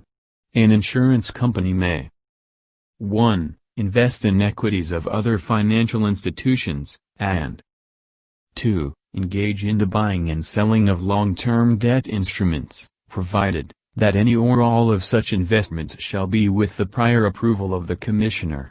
Insurance companies may, however, invest in listed equities of other financial institutions without need of prior approval by the Commissioner. Section 208. Any life insurance company may a. Acquire or construct housing projects and, in connection with any such project, may acquire land or any interest therein by purchase, lease or otherwise, or use land acquired pursuant to any other provision of this code. Such company may thereafter own, maintain, manage, collect or receive income from, or sell and convey, any land or interest therein so acquired and any improvements thereon. The aggregate book value of the investments of any such company in all such projects shall not exceed at the time of such investments 25% of the total admitted assets of such company on the 31st day of December next preceding, provided, that the funds of the company for the payment of penny claims and obligations shall not be used for such investments. b. Acquire real property, other than property to be used primarily for providing housing and property for accommodation of its own business, as an investment for the production of income, or may acquire real property to be improved or developed for such investment purpose pursuant to a program therefor, subject to the condition that the cost of each parcel of real property so acquired under the authority of this paragraph, b. including the estimated cost to the company of the improvement or development thereof, when added to the book value of all other real property held by it pursuant to this paragraph, b. shall not exceed 25% of its admitted assets as of the 31st day of December next preceding. Section 209.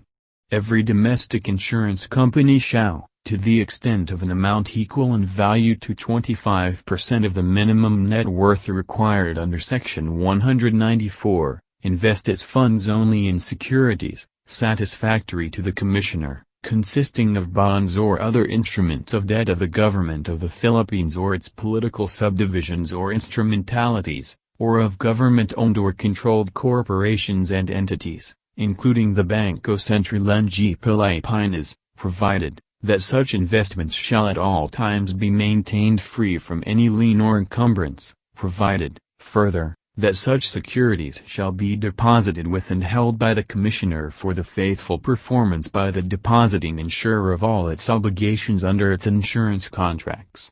The provisions of Section 198 shall, so far as practicable, apply to the securities deposited under this section.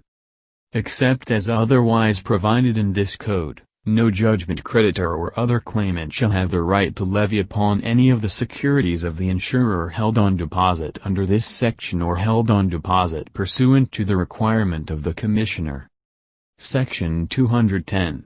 After satisfying the requirements contained in the preceding section, any domestic non-life insurance company shall invest, to an amount prescribed below, its funds in, or otherwise, acquire or loan upon, only the classes of investments described in Section 206, including securities issued by any registered enterprise, as this term is defined in Executive Order No. 226, otherwise known as the Omnibus Investments Code of 1987, and such other classes of investments as may be authorized by the Commissioner for purposes of this section, provided that a. no more than 20% of the net worth of such company as shown by its latest financial statement approved by the Commissioner shall be invested in the lot and building in which the insurance company conducts its business, and b. the total investment of an insurance company in any registered enterprise shall not exceed 20% of the net worth of said insurance company as shown by its aforesaid financial statement, nor 20% of the paid-up capital of the registered enterprise excluding the intended investment, unless previously authorized by the Commissioner, provided, further, that such investments, free from any lien or encumbrance, shall be at least equal in amount to the aggregate amount of 1. its legal reserve, as provided in Section 219, and 2. its reserve fund held for reinsurance as provided for in the pertinent treaty provision in the case of reinsurance ceded to authorized insurers. Section 211. After satisfying the requirements contained in Sections 197, 199, 209 and 210, any non-life insurance company may invest any portion of its funds representing earned surplus in any of the investments described in Sections 204, 206 and 207, or in any securities issued by a registered enterprise mentioned in the preceding sections, provided that no investment in stocks or bonds of any single entity shall in the aggregate exceed 20% of the net worth of the insurance company as shown in its latest financial statement approved by the Commissioner, or 20% of the paid-up capital of the issuing company, whichever is lesser, unless otherwise approved by the Commissioner. Section 212. After satisfying the minimum capital investment required in Section 209, Any life insurance company may invest its legal policy reserve, as provided in Section 217 or in Section 218, in any of the classes of securities or types of investments described in Sections 204, 206, 207 and 208, subject to the limitations therein contained, and in any securities issued by any registered enterprise mentioned in Section 210, free from any lien or encumbrance, in such amounts as may be approved by the Commissioner. Such company may likewise invest any portion of its earned surplus in the aforesaid securities or investments subject to the aforesaid limitations. Section 213. Any investment made in violation of the applicable provisions of this title shall be considered non-admitted assets. Section 214. A. All bonds or other instruments of indebtedness having a fixed term and rate of interest and held by any life insurance company authorized to do business in this country, if amply secured and if not in default as to principal or interest, shall be valued based on their amortized cost using effective interest method less impairment and unrecoverable amount based on appropriate measurement methods which are generally accepted in the industry and accepted by the Commissioner. The Commissioner shall have the power to determine the eligibility of any such investments for valuation on the basis of amortization, and may by regulation prescribe or limit the classes of securities so eligible for amortization. All bonds or other instruments of indebtedness which in the judgment of the Commissioner are not amply secured shall not be eligible for amortization and shall be valued in accordance with paragraph 2.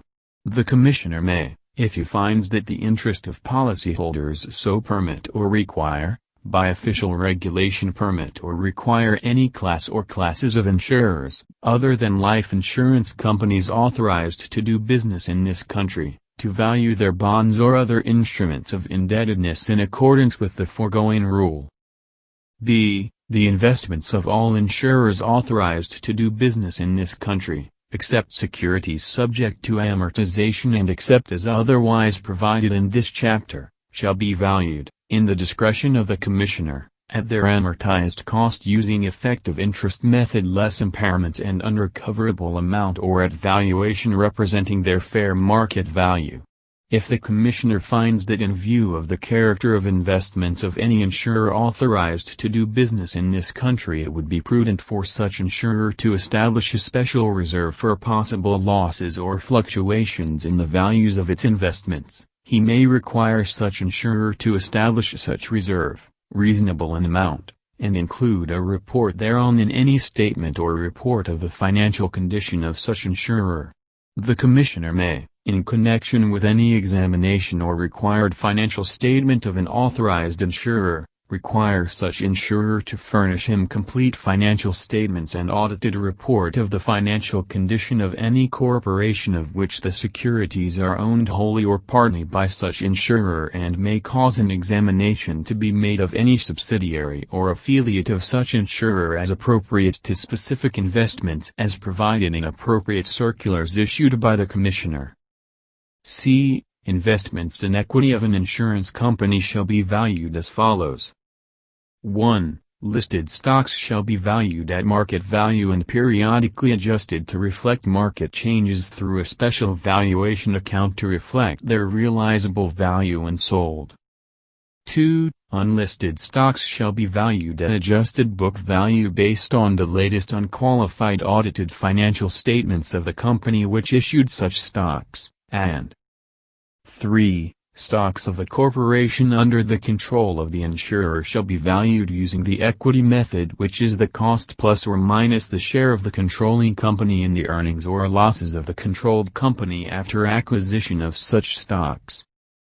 D. The stock of an insurance company shall be valued at the lesser of its market value or its book value as shown by its last approved audited financial statement or the last report on examination, whichever is more recent. The book value of a share of common stock of an insurance company shall be ascertained by dividing 1. The amount of its capital and surplus less the value of all of its preferred stock, if any, outstanding, by 2. The number of shares of its common stock issued and outstanding. Notwithstanding the foregoing provisions, an insurer may, at its option, value its holdings of stock in a subsidiary insurance company in an amount not less than acquisition cost if such acquisition cost is less than the value determined as hereinbefore provided. Real estate acquired by foreclosure or by deed in lieu thereof, in the absence of a recent appraisal deemed by the Commissioner to be reliable, shall not be valued at an amount greater than the unpaid principal of the defaulted loan at the date of such foreclosure or deed, together with any taxes and expenses paid or incurred by such insurer at such time in connection with such acquisition, and the cost of additions or improvements thereafter paid by such insurer and any amount or amounts thereafter paid by such insurer or any assessments levied for improvements in connection with the property. Purchase money mortgages received on dispositions of real property held pursuant to Section 208 shall be valued in an amount equivalent to 90% of the value of such real property. Purchase money mortgages received on disposition of real property otherwise held shall be valued in an amount not exceeding 90% of the value of such real property as determined by an appraisal made by an appraiser at or about the time of disposition of such real property. The stock of a subsidiary of an insurer shall be valued on the basis of the greater of 1. The value of only such of the assets of such subsidiary as would constitute lawful investments for the insurer if acquired or held directly by the insurer, or 2. Such other value determined pursuant to standards and cumulative limitations, contained in a regulation to be promulgated by the Commissioner. Notwithstanding any provision contained in this section or elsewhere in this chapter, if the Commissioner finds that the interests of policyholders so permit or require, he may permit or require any class or classes of insurers authorized to do business in this country to value their investments or any class or classes thereof as of any date heretofore or hereafter in accordance with any applicable valuation or method. Section 215. It shall be the duty of the officers of the insurance company to report within the first 15 days of every month all such investments as may be made by them during the preceding month, and the Commissioner may, if such investments or any of them seem injudicious to him, require the sale or disposal of the same. The report shall also include a list of investments sold or disposed of by the company during the same period. Title 5. Reserves. Section 216. Every life insurance company, doing business in the Philippines, shall annually make a valuation of all policies, additions thereto, unpaid dividends, and all other obligations outstanding on the 31st day of December of the preceding year. All such valuations shall be made according to the standard adopted by the company, as prescribed by the Commissioner in accordance with internationally accepted actuarial standards, which standard shall be stated in its annual report. Such standard of valuation shall be according to a standard table of mortality with interest to be determined by the Insurance Commissioner. When the preliminary term basis is used, the term insurance shall be limited to the first policy year. The results of such valuations shall be reported to the Commissioner on or before the 30th day of April of each year accompanied by a sworn statement of the designated company officer and stating the methods and assumptions used in arriving at the values reported. Section 217. The aggregate net value so ascertained of the policies of such company shall be deemed its reserve liability, to provide for which it shall hold funds and secure investments equal to such net value, above all its other liabilities, and it shall be the duty of the Commissioner, after having verified, to such an extent as he may deem necessary, the valuation of all policies in force, to satisfy himself that the company has such amount in safe legal securities after all other debts and claims against it have been provided for. The reserve liability for variable contracts defined in Section 238 shall be established in accordance with actuarial procedures that recognize the variable nature of the benefits provided, and shall be approved by the Commissioner. Section 218. Every life insurance company, conducted on the mutual plan or a plan in which policyholders are by the terms of their policies entitled to share in the profits or surplus shall, on all policies of life insurance heretofore or hereafter issued, under the conditions of which the distribution of surplus is deferred to a fixed or specified time and contingent upon the policy being in force and the insured living at that time, annually ascertain the amount of the surplus to which all such policies as a separate class are entitled, and shall annually apportion to such policies as a class the amount of the surplus so ascertained, and carry the amount of such apportioned surplus, plus the actual interest earnings and accretions to such fund, as a distinct and separate liability to such class of policies on and for which the same was accumulated, and no company or any of its officers shall be permitted to use any part of such apportioned surplus fund for any purpose whatsoever other than for the express purpose for which the same was accumulated. Section 219. Every insurance company, other than life, shall maintain a reserve for unearned premiums on its policies in force, which shall be charged as a liability in any determination of its financial condition. Such reserve shall be calculated based on the 24th method. Section 220. In addition to its liabilities and reserves on contracts of insurance issued by it, every insurance company shall be charged with the estimated amount of all of its other liabilities, including taxes, expenses and other obligations due or accrued at the date of statement, and including any special reserves required by the Commissioner pursuant to the provisions of this Code. Title VI. Limit of Single Risk. Section 221. No insurance company other than life, whether foreign or domestic, shall retain any risk on any one subject of insurance in an amount exceeding 20% of its net worth. For purposes of this section, the term subject of insurance shall include all properties or risks insured by the same insurer that customarily are considered by non-life company underwriters to be subject to loss or damage from the same occurrence of any hazard insured against. The Commissioner may issue regulations providing for a maximum limit on the overall retained risks of insurers to serve as a catastrophe cover requirement for the same. Reinsurance ceded as authorized under the succeeding title shall be deducted in determining the risk retained. As to surety risk, deduction shall also be made of the amount assumed by any other company authorized to transact surety business and the value of any security mortgaged, pledged, or held subject to the surety's control and for the surety's protection. Title VII. Reinsurance Transactions. Section 222. An insurance company doing business in the Philippines may accept reinsurances only of such risks, and retain risk thereon within such limits, as it is otherwise authorized to insure. Section 223. No insurance company doing business in the Philippines shall cede all or part of any risks situated in the Philippines by way of reinsurance directly to any foreign insurer not authorized to do business in the Philippines unless such foreign insurer or, if the services of a non-resident broker are utilized, such non-resident broker is represented in the Philippines by a resident agent duly registered with the Commissioner as required in this Code.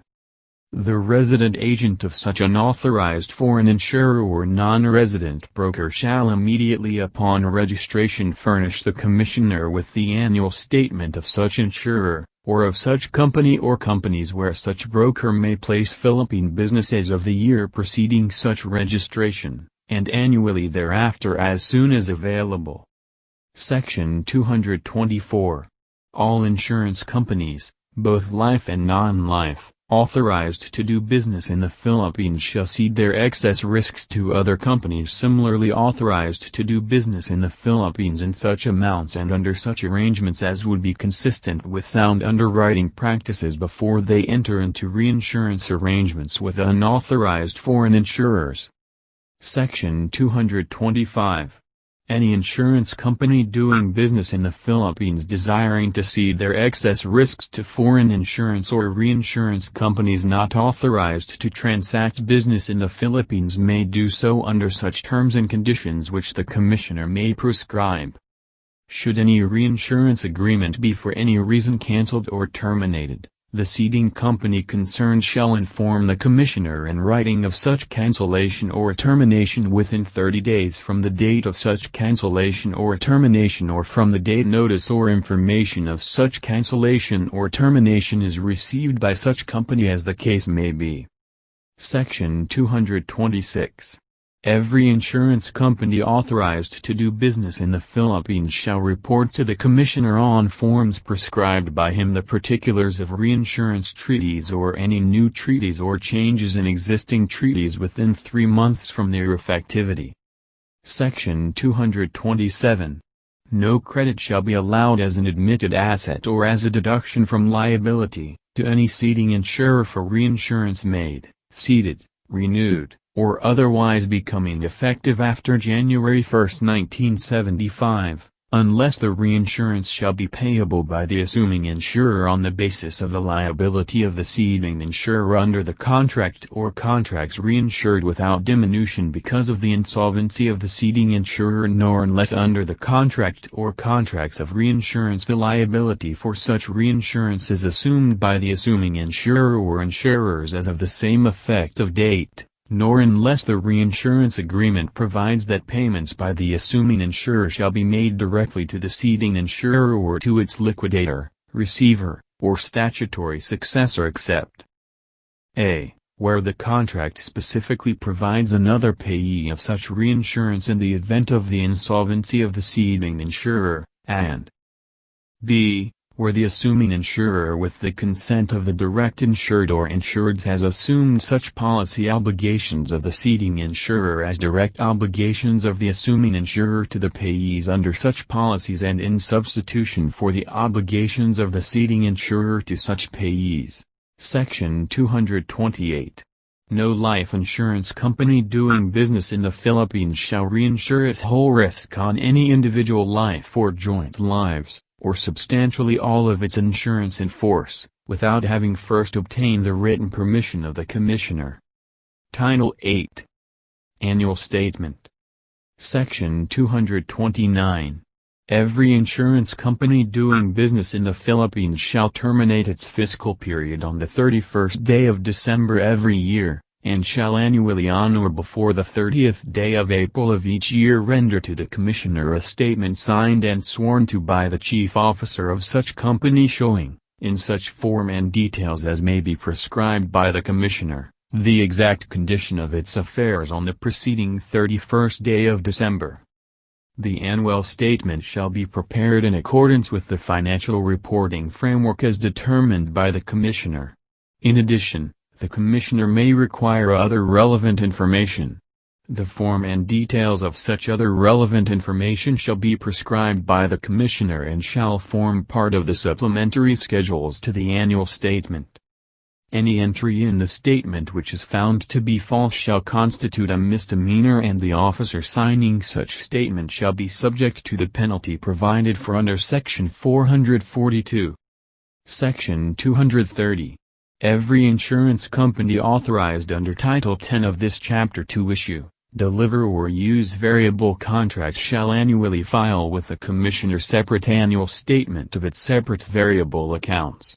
Such statement shall be on a form prescribed or approved by the Commissioner and shall include details as to all of the income, disbursements, assets and liability items of and associated with the said separate variable accounts.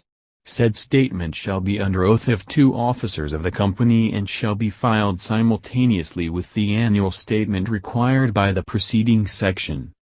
Section 231. Within 30 days after receipt of the annual statement approved by the Commissioner, every insurance company doing business in the Philippines shall publish in a newspaper of general circulation a full synopsis of its annual financial statement showing fully the conditions of its business, and setting forth its resources and liabilities in accordance with such form prescribed by the Commissioner. The Commissioner shall have the authority to make, amend, and rescind such accounting rules and regulations as may be necessary to carry out the provisions of this code, and define accounting, technical and trade terms used in this code, provided, that such shall be in accordance with internationally accepted accounting standards. Among other things, the Commissioner may prescribe the form or forms in which required information shall be set forth, the items or details to be shown in the balance sheet and income statement, and the methods to be followed in the preparation of accounts, appraisal or evaluation of assets and liabilities, determination of recurring and non-recurring income, differentiation of investment and operating income, and in the preparation, where the Commissioner deems it necessary or desirable, of consolidated balance sheets or income accounts of any person directly or indirectly controlling or controlled by the insurance company. Title IX. Policy Forms. Section 232. No policy, certificate or contracts of insurance shall be issued or delivered within the Philippines unless in the form previously approved by the Commissioner, and no application form shall be used with, and no rider, clause, warranty or endorsement shall be attached to, printed or stamped upon such policy, certificate or contract unless the form of such application, rider, clause, warranty or endorsement has been approved by the Commissioner. Section 233. In the case of individual life or endowment insurance, the policy shall contain in substance the following conditions. A provision that the policyholder is entitled to a grace period either of 30 days or of 1 month within which the payment of any premium after the first may be made, subject at the option of the insurer to an interest charge not in excess of 6% per annum for the number of days of grace elapsing before the payment of the premium, during which period of grace the policy shall continue in full force, but in case the policy becomes a claim during the said period of grace before the overdue premium is paid, the amount of such premium with interest may be deducted from the amount payable under the policy in settlement. B. A provision that the policy shall be incontestable after it shall have been enforced during the lifetime of the insured for a period of 2 years from its date of issue as shown in the policy, or date of approval of last reinstatement, except for non-payment of premium and except for violation of the conditions of the policy relating to military or naval service in time of war. C. A provision that the policy shall constitute the entire contract between the parties, but if the company desires to make the application a part of the contract it may do so provided a copy of such application shall be endorsed upon or attached to the policy when issued, and in such case the policy shall contain a provision that the policy and the application therefore shall constitute the entire contract between the parties. D. A provision that if the age of the insured is considered in determining the premium and the benefits accruing under the policy, and the age of the insured has been misstated, the amount payable under the policy shall be such as the premium would have purchased at the correct age. E. If the policy is participating, a provision that the company shall periodically ascertain and apportion any divisible surplus accruing on the policy under conditions specified therein. F. A provision specifying the options to which the policyholder is entitled to in the event of default in a premium payment after 3 full annual premiums shall have been paid. Such option shall consist of 1. A cash surrender value payable upon surrender of the policy which shall not be less than the reserve on the policy, the basis of which shall be indicated, for the then current policy year and any dividend additions thereto, reduced by a surrender charge which shall not be more than 1/5 of the entire reserve or 2 1/2% of the amount insured and any dividend additions thereto, and 2. One or more paid-up benefits on a plan or plans specified in the policy of such value as may be purchased by the cash surrender value. G. A provision that at any time after a cash surrender value is available under the policy and while the policy is in force, the company will advance, on proper assignment or pledge of the policy and on sole security thereof, a sum equal to, or at the option of the owner of the policy, less than the cash surrender value on the policy, at a specified rate of interest, not more than the maximum allowed by law, to be determined by the company from time to time, but not more often than once a year, subject to the approval of the Commissioner, and that the company will deduct from such loan value any existing indebtedness on the policy and any unpaid balance of the premium for the current policy year, and may collect interest in advance on the loan to the end of the current policy year, which provision may further provide that such loan may be deferred for not exceeding 6 months after the application therefor is made. H. A table showing in figures cash surrender values and paid-up options available under the policy each year upon default in premium payments, during at least 20 years of the policy beginning with the year in which the values and options first become available, together with a provision that in the event of the failure of the policyholder to elect one of the said options within the time specified in the policy, one of said options shall automatically take effect and no policyholder shall ever forfeit his right to same by reason of his failure to so elect. I. In case the proceeds of a policy are payable in installments or as an annuity, a table showing the minimum amounts of the installments or annuity payments.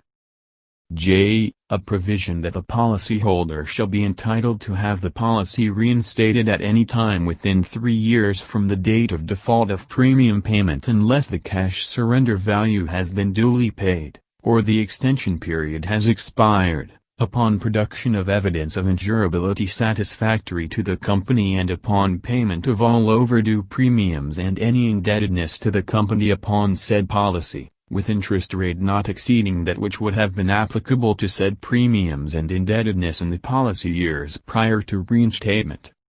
Any of the foregoing provisions or portions thereof not applicable to single premium or term policies shall to that extent not be incorporated therein, and any such policy may be issued and delivered in the Philippines which in the opinion of the Commissioner contains provisions on any one or more of the foregoing requirements more favorable to the policyholder than hereinbefore required. This section shall not apply to policies of group life or industrial life insurance. Section 234.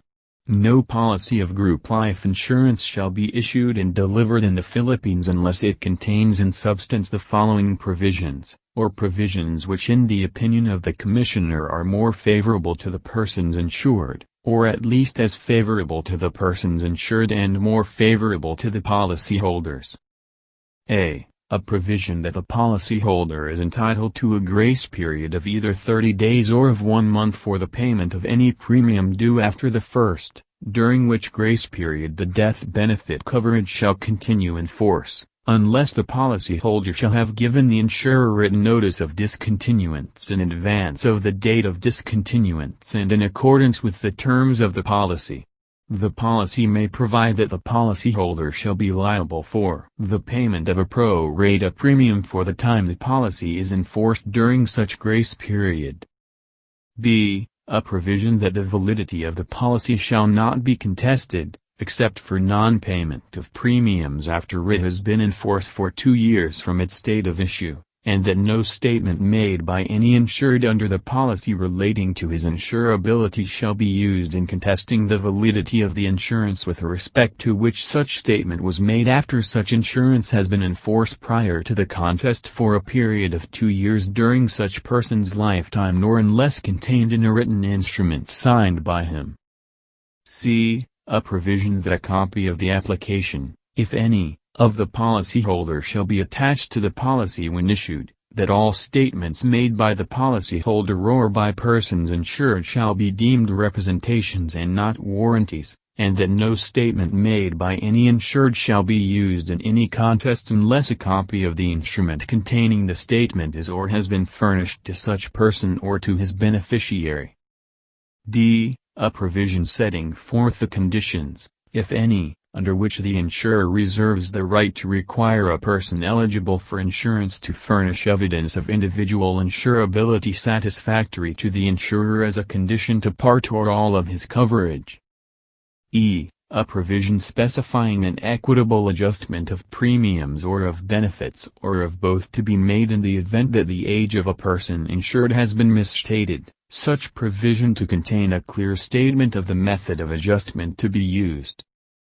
F. A provision that any sum becoming due by reason of death of the person insured shall be payable to the beneficiary designated by the insured, subject to the provisions of the policy in the event that there is no designated beneficiary, as to all or any part of such sum, living at the death of the insured, and subject to any right reserved by the insurer in the policy and set forth in the certificate to pay at its option a part of such sum not exceeding 500 pesos to any person appearing to the insurer to be equitably entitled thereto by reason of having incurred funeral or other expenses incident to the last illness or death of the person insured. G. A provision that the insurer will issue to the policyholder for delivery to each person insured a statement as to the insurance protection to which he is entitled, to whom the insurance benefits are payable, and the rights set forth in paragraphs H, I, and J, following. H. A provision that if the insurance, or any portion of it, on a person covered under the policy ceases because of termination of employment or of membership in the class or classes eligible for coverage under the policy, such person shall be entitled to have issued to him by the insurer, without evidence of insurability, an individual policy of life insurance without disability or other supplementary benefits, provided application for the individual policy and payment of the first premium to the insurer shall be made within 30 days after such termination, and provided further that 1. The individual policy shall be on any one of the forms, except term insurance, then customarily issued by the insurer at the agent for an amount not in excess of the coverage under the group policy, and 2. The premium on the individual policy shall be at the insurer's then customary rate applicable to the form and amount of the individual policy, to the class of risk to which such person then belongs, and to his age attained on the effective date of the individual policy. I. A provision that if the group policy terminates or is amended so as to terminate the insurance of any class of insured persons, every person insured thereunder at the date of such termination whose insurance terminates and who has been so insured for 5 years prior to such termination date shall be entitled to have issued to him by the insurer an individual policy of life insurance subject to the same limitations as set forth in paragraph H, except that the group policy may provide that the amount of such individual policy shall not exceed the amount of the person's life insurance protection ceasing. J. A provision that if a person insured under the group policy dies during the 30-day period within which he would have been entitled to an individual policy issued to him in accordance with paragraphs H, and I, above and before such individual policy shall have become effective, the amount of life insurance which he would have been entitled to have issued to him as an individual policy shall be payable as a claim under the group policy whether or not application for the individual policy or the payment of the first premium has been made. K. In the case of a policy issued to a creditor to insure debtors of such creditor, a provision that the insurer will furnish to the policyholder for delivery to each debtor insured under the policy a form which will contain a statement that the life of the debtor is insured under the policy and that any death benefit paid thereunder by reason of his death shall be applied to reduce or extinguish indebtedness. The provisions of paragraphs F, 2, J, shall not apply to policies issued to a creditor to insure his debtors. If a group life policy is on a plan of insurance other than term, it shall contain a non-forfeiture provision or provisions which in the opinion of the commissioner is or are equitable to the insured or the policyholder, provided that nothing herein contained shall be so construed as to require group life policies to contain the same non-forfeiture provisions as are required of individual life policies. Section 235. The term industrial life insurance as used in this code shall mean that form of life insurance under which the premiums are payable either monthly or oftener, if the face amount of insurance provided in any policy is not more than 500 times that of the current statutory minimum daily wage in the city of Manila, and if the words industrial policy are printed upon the policy as part of the descriptive matter. An industrial life policy shall not lapse for non-payment of premium if such non-payment was due to the failure of the company to send its representative or agent to the insured at the residence of the insured or at some other place indicated by him for the purpose of collecting such premium, provided that the provisions of this paragraph shall not apply when the premium on the policy remains unpaid for a period of 3 months or 12 weeks after the grace period has expired. Section 236. In the case of industrial life insurance, the policy shall contain in substance the following provisions.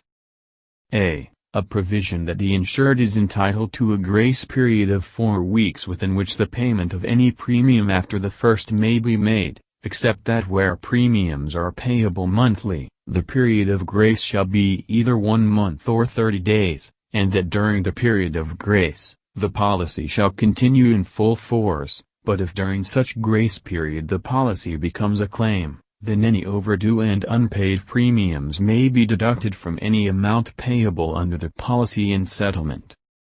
B. A provision that the policy shall be incontestable after it has been enforced during the lifetime of the insured for a specified period, not more than 2 years from its date of issue, except for non-payment of premiums and except for violation of the conditions of the policy relating to naval or military service, or services auxiliary thereto, and except as to provisions relating to benefits in the event of disability as defined in the policy, and those granting additional insurance specifically against death by accident or by accidental means, or to additional insurance against loss of, or loss of use of, specific members of the body. C. A provision that the policy shall constitute the entire contract between the parties, or if a copy of the application is endorsed upon and attached to the policy when issued, a provision that the policy and the application therefore shall constitute the entire contract between the parties, and in the latter case, a provision that all statements made by the insured shall, in the absence of fraud, be deemed representations and not warranties. D. A provision that if the age of the person insured, or the age of any person, considered in determining the premium, or the benefits accruing under the policy, has been misstated, any amount payable or benefit accruing under the policy shall be such as the premium paid would have purchased at the correct age. E. A provision that if the policy is a participating policy, the company shall periodically ascertain and apportion any divisible surplus accruing on the policy under the conditions specified therein. F. A provision that in the event of defaulting premium payments after 3 full years premiums have been paid, the policy shall be converted into a stipulated form of insurance, and that in the event of defaulting premium payments after 5 full years premiums have been paid, a specified cash surrender value shall be available, in lieu of the stipulated form of insurance, at the option of the policyholder.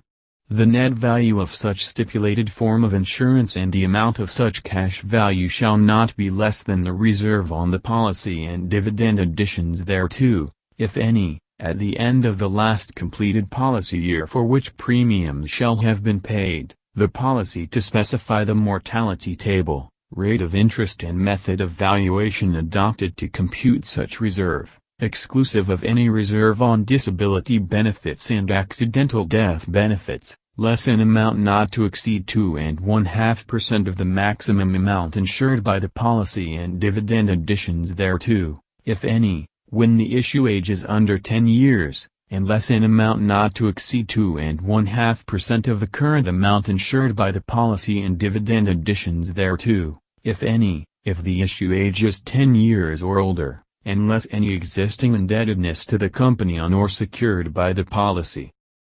G. A provision that the policy may be surrendered to the company at its home office within the period of not less than 60 days after the due date of a premium in default for the specified cash value, provided that the insurer may defer payment for not more than 6 months after the application therefor is made.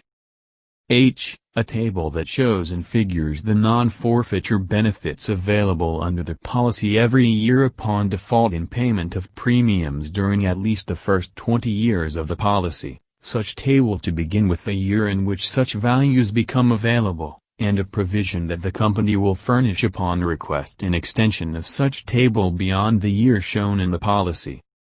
I. A provision that specifies which one of the stipulated forms of insurance provided for under the provision of paragraph F of this section shall take effect in the event of the insured's failure, within 60 days from the due date of the premium in default, to notify the insurer in writing as to which one of such forms he has selected.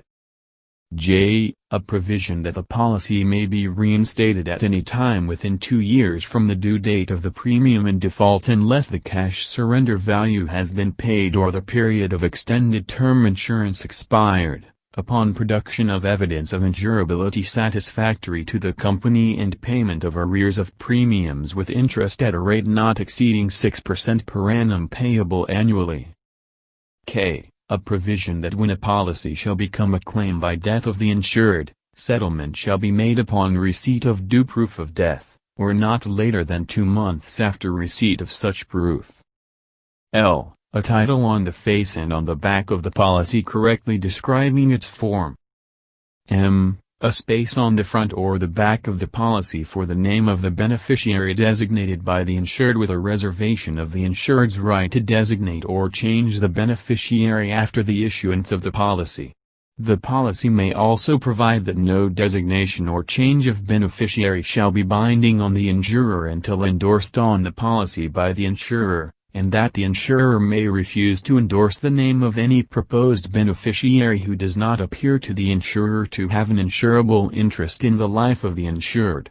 Such policy may also contain a provision that if the beneficiary designated in the policy does not surrender the policy with due proof of death within the period stated in the policy, which shall not be less than 30 days after the death of the insured, or if the beneficiary is the estate of the insured, or is a minor, or dies before the insured, or is not legally competent to give valid release, then the insurer may make any payment thereunder to the executor or administrator of the insured, or to any of the insured's relatives by blood or legal adoption or connections by marriage or to any person appearing to the insurer to be equitably entitled thereto by reason of having incurred expense for the maintenance, medical attention or burial of the insured, and N. A provision that when an industrial life insurance policy is issued providing for accidental or health benefits, or both, in addition to life insurance, the foregoing provisions shall apply only to the life insurance portion of the policy.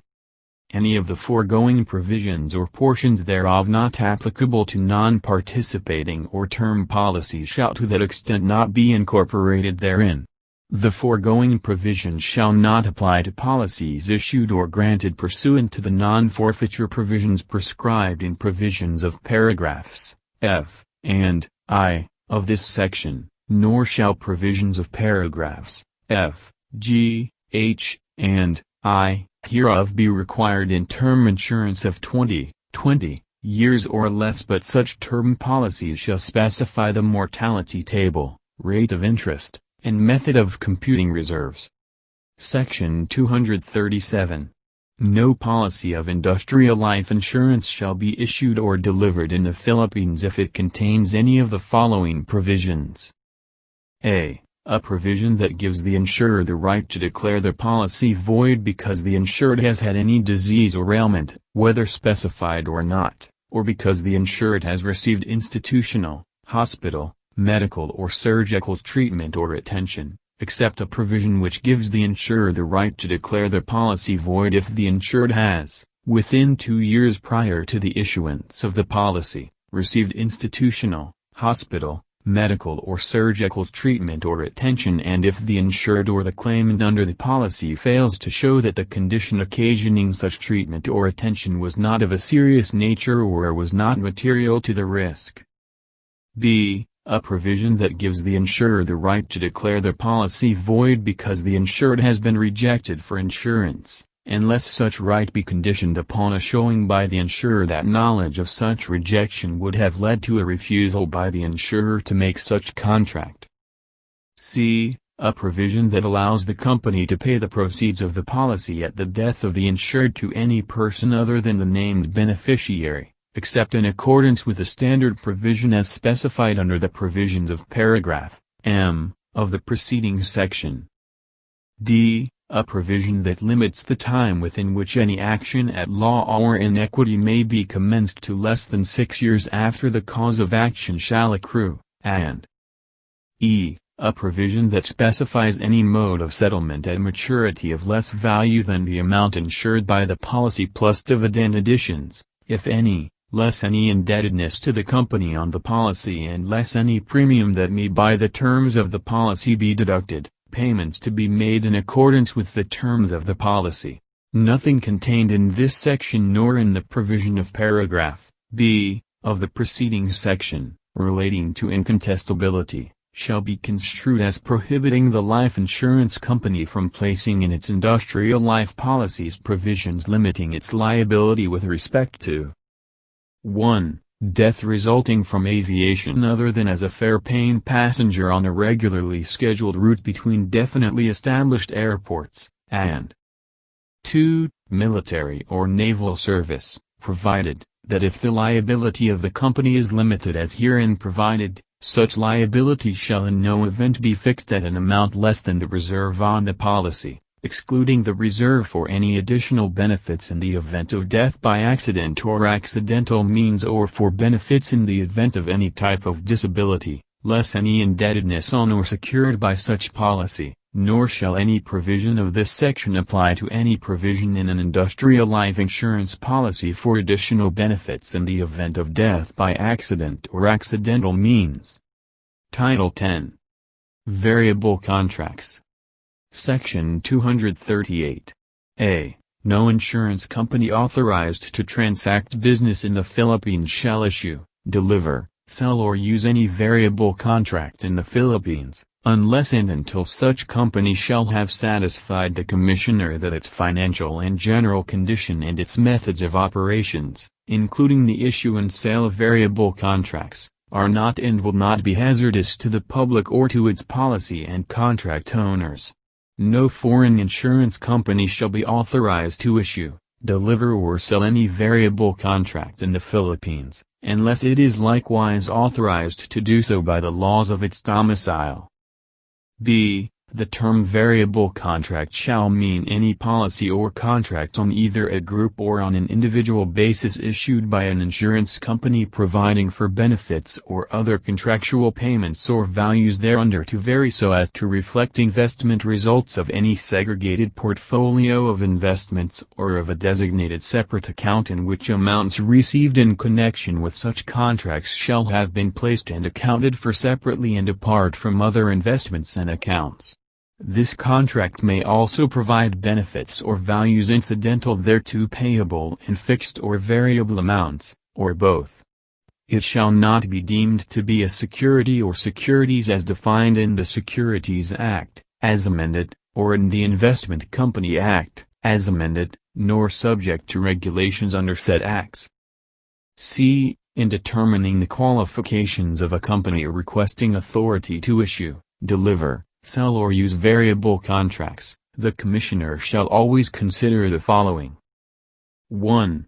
The history, financial and general condition of the company, provided that such company, if a foreign company, must have deposited with the Commissioner for the benefit and security of its variable contract owners in the Philippines, securities satisfactory to the Commissioner consisting of bonds of the Government of the Philippines or its instrumentalities with an actual market value of 2 million pesos. 2. The character, responsibility and fitness of the officers and directors of the company, and 3. The law and regulation under which the company is authorized in the state of domicile to issue such contracts. D. If after notice and hearing, the Commissioner shall find that the company is qualified to issue, deliver, sell or use variable contracts in accordance with this code and the regulations and rules issued thereunder, the corresponding order of authorization shall be issued. Any decision or order denying authority to issue, deliver, sell or use variable contracts shall clearly and distinctly state the reasons and grounds on which it is based. Section 239. Any insurance company issuing variable contracts pursuant to this code may in its discretion issue contracts providing a combination of fixed amount and variable amount of benefits and for option lump sum payment of benefits. Section 240. Every variable contract form delivered or issued for delivery in the Philippines, and every certified form evidencing variable benefits issued pursuant to any such contract on a group basis, and the application, rider and endorsement forms applicable thereto and used in connection therewith, shall be subject to the prior approval of the Commissioner. Section 241. Illustration of benefits payable under any variable contract shall not include or involve projections of past investment experience into the future and shall conform with the rules and regulations promulgated by the Commissioner. Section 242. Variable contracts may be issued on the industrial life basis, provided that the pertinent provisions of this code and of the rules and regulations of the Commissioner governing variable contracts are complied with in connection with such contracts. Section 243. Every life insurance company authorized under the provisions of this code to issue, deliver, sell or use variable contracts shall, in connection with the same, establish one or more separate accounts to be known as separate variable accounts. All amounts received by the company in connection with any such contracts which are required by the terms thereof, to be allocated or applied to one or more designated separate variable accounts shall be placed in such designated account or accounts. The assets and liabilities of each such separate variable account shall at all times be clearly identifiable and distinguishable from the assets and liabilities in all other accounts of the company. Notwithstanding any provision of law to the contrary, the assets held in any such separate variable account shall not be chargeable with liabilities arising out of any other business the company may conduct but shall be held and applied exclusively for the benefit of the owners or beneficiaries of the variable contracts applicable thereto. In the event of the insolvency of the company, the assets of each such separate variable account shall be applied to the contractual claims of the owners or beneficiaries of the variable contracts applicable thereto. Except as otherwise specifically provided by the contract, no sale, exchange or other transfer of assets may be made by a company, between any of its separate accounts or between any other investment account and one or more of its separate accounts. Unless in the case of a transfer into a separate account, such transfer is made solely to establish the account or to support the operation of the contracts with respect to the separate account to which the transfer is made, or in case of a transfer from a separate account, such transfer would not cause the remaining assets of the account to become less than the reserves and other contract liabilities with respect to such separate account. Such transfer, whether into or from a separate account, shall be made by a transfer of cash, or by a transfer of securities having a valuation which could be readily determined in the marketplace, provided that such transfer of securities is approved by the Commissioner. The Commissioner may authorize other transfers among such accounts, if, in his opinion, such transfers would not be inequitable. All amounts and assets allocated to any such separate variable account shall be owned by the company, and with respect to the same the company shall not be nor hold itself out to be a trustee. Section 244. Any insurance company which has established one or more separate variable accounts pursuant to the preceding section may invest and reinvest all or any part of the assets allocated to any such account in the securities and investments authorized by sections 204, 206, 207 and 208 for any of the funds of an insurance company in such amount or amounts as may be approved by the Commissioner.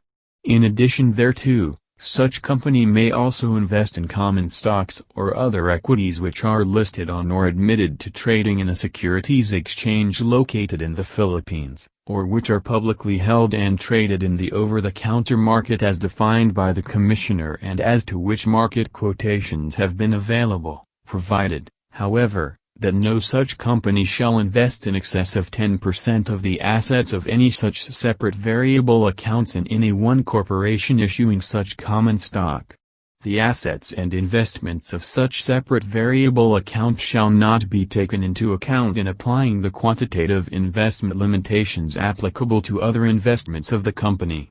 In the purchase of common capital stock or other equities, the insurer shall designate to the broker, or to the seller if the purchase is not made through a broker, the specific variable account for which the investment is made.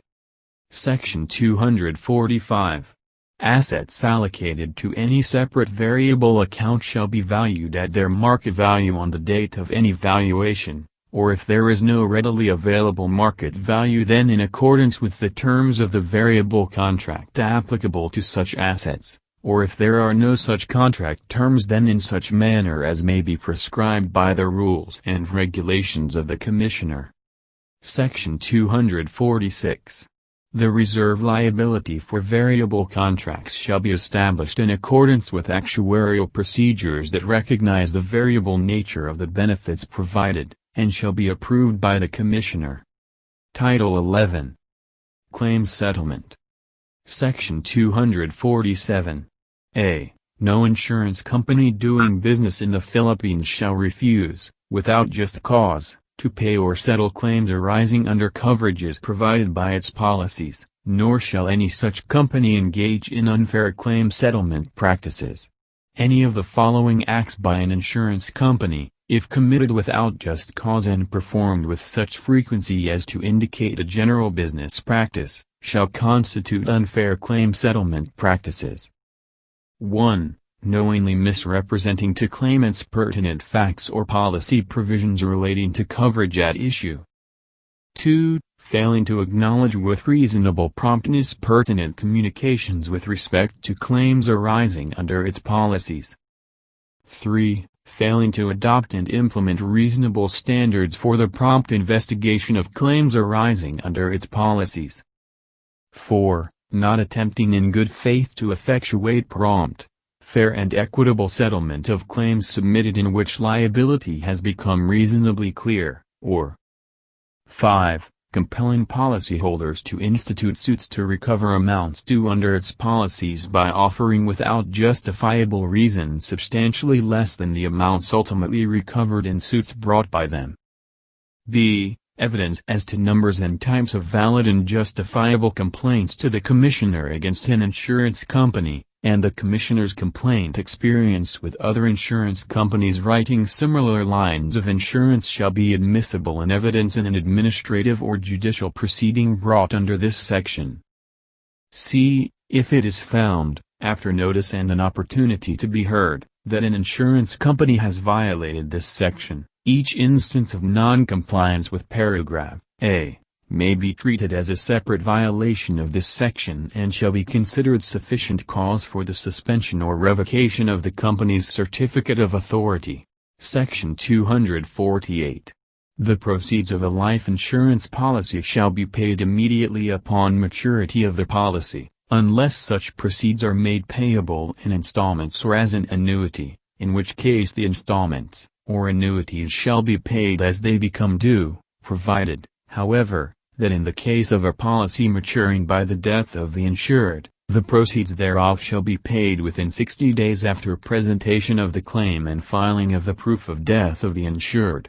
Refusal or failure to pay the claim within the time prescribed herein will entitle the beneficiary to collect interest on the proceeds of the policy for the duration of the delay at the rate of twice the ceiling prescribed by the Monetary Board, unless such failure or refusal to pay is based on the ground that the claim is fraudulent. The proceeds of the policy maturing by the death of the insured payable to the beneficiary shall include the discounted value of all premiums paid in advance of their due dates, but are not due and payable at maturity. Section 249. The amount of any loss or damage for which an insurer may be liable, under any policy other than life insurance policy, shall be paid within 30 days after proof of loss is received by the insurer and ascertainment of the loss or damage is made either by agreement between the insured and the insurer or by arbitration, but if such ascertainment is not had or made within 60 days after such receipt by the insurer of the proof of loss, then the loss or damage shall be paid within 90 days after such receipt. Refusal or failure to pay the loss or damage within the time prescribed herein will entitle the assured to collect interest on the proceeds of the policy for the duration of the delay at the rate of twice the ceiling prescribed by the Monetary Board, unless such failure or refusal to pay is based on the ground that the claim is fraudulent. Section 250. In case of any litigation for the enforcement of any policy or contract of insurance, it shall be the duty of the Commissioner or the court, as the case may be, to make a finding as to whether the payment of the claim of the insured has been unreasonably denied or withheld, and in the affirmative case, the insurance company shall be adjudged to pay damages which shall consist of attorney's fees and other expenses incurred by the insured person by reason of such unreasonable denial or withholding of payment plus interest of twice the ceiling prescribed by the Monetary Board of the amount of the claim due the insured, from the date following the time prescribed in Section 248 or in Section 249, as the case may be, until the claim is fully satisfied, provided that failure to pay any such claim within the time prescribed in said section shall be considered prima facie evidence of unreasonable delay in payment. Section 251. It is unlawful to a. present or cause to be presented any fraudulent claim for the payment of a loss under a contract of insurance, and b. fraudulently prepare, make or subscribe any writing with intent to present or use the same, or to allow it to be presented in support of any such claim. Any person who violates this section shall be punished by a fine not exceeding twice the amount claimed or imprisonment of 2 years, or both, at the discretion of the court. Title 12. Examination of Companies. Section 252. The Commissioner shall require every insurance company doing business in the Philippines to keep its books, records, accounts and vouchers in such manner that he or his authorized representatives may readily verify its annual statements and ascertain whether the company is solvent and has complied with the provisions of this code or the circulars, instructions, rulings or decisions of the Commissioner. Section 253.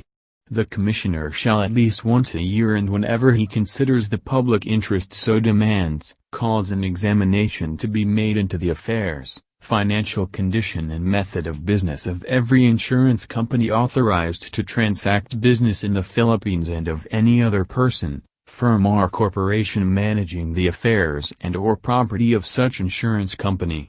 Such company, as well as such managing person, firm or corporation, shall submit to the examiner all such books, papers and securities as he may require, and such examiner shall also have the power to examine the officers of such company under oath touching its business and financial condition, and the authority to transact business in the Philippines of any such company shall be suspended by the Commissioner if such examination is refused, and such company shall not thereafter be allowed to transact further business in the Philippines until it has fully complied with the provisions of this section. Government-owned or controlled corporations or entities engaged in social or private insurance shall similarly be subject to such examination by the Commissioner unless their respective charters otherwise provide. Title 13. Suspension or revocation of authority. Section 254. If the Commissioner is of the opinion upon examination of other evidence that any domestic or foreign insurance company is in an unsound condition, or that it has failed to comply with the provisions of law or regulations obligatory upon it, or that its condition or method of business is such as to render its proceedings hazardous to the public or to its policyholders, or that its net worth requirement, in the case of a domestic stock company, or its available cash assets, in the case of a domestic mutual company, or its security deposits, in the case of a foreign company, is impaired or deficient, or that the margin of solvency required of such company is deficient, the Commissioner is authorized to suspend or revoke all certificates of authority granted to such insurance company, its officers and agents, and no new business shall thereafter be done by such company or for such company by its agent in the Philippines while such suspension, revocation or disability continues or until its authority to do business is restored by the Commissioner.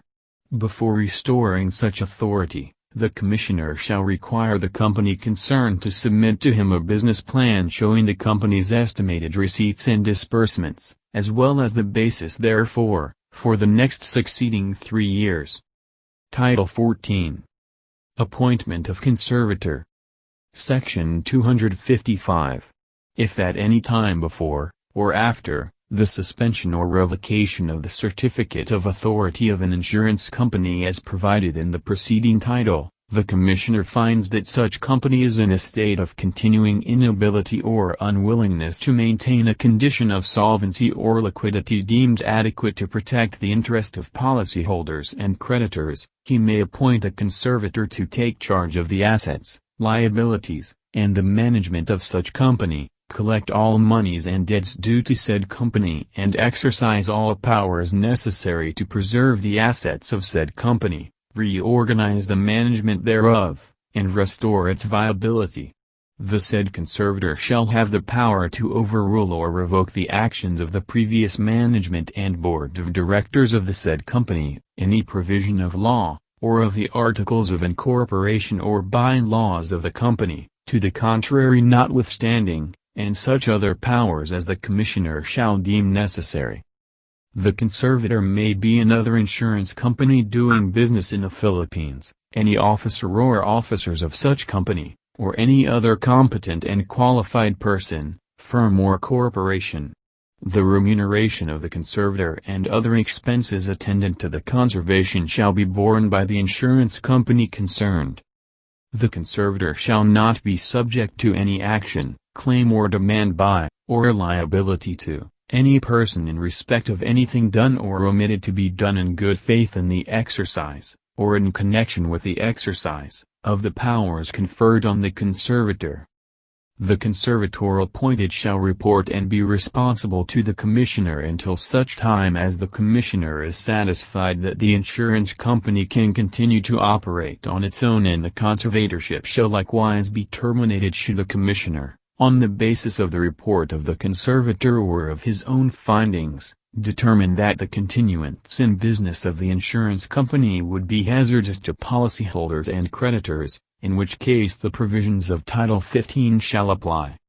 No insurance company, life or non-life, or any professional reinsurer, ordered to be liquidated by the Commission or under the provisions hereunder may be rehabilitated or authorized to transact a new, insurance or reinsurance business, as the case may be. Title 15. Proceedings upon Insolvency. Section 256.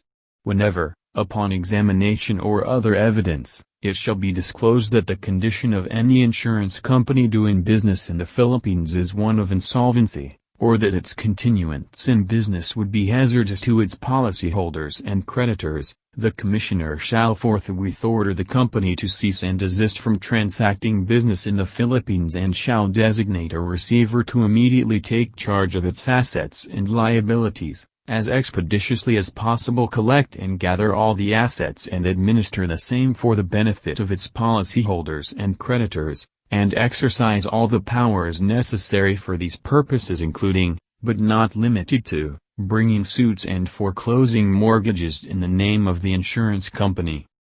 The Commissioner shall thereupon determine within 90 days whether the insurance company may be reorganized or otherwise placed in such condition so that it may be permitted to resume business with safety to its policyholders and creditors, and shall prescribe the conditions under which such resumption of business shall take place as well as the time for fulfillment of such conditions.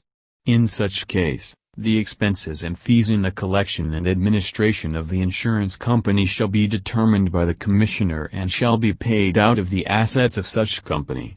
If the Commissioner shall determine and confirm within the said period that the insurance company is insolvent, as defined hereunder, or cannot resume business with safety to its policyholders and creditors, he shall, if the public interest requires, order its liquidation, indicate the manner of its liquidation and approve a liquidation plan and implement it immediately.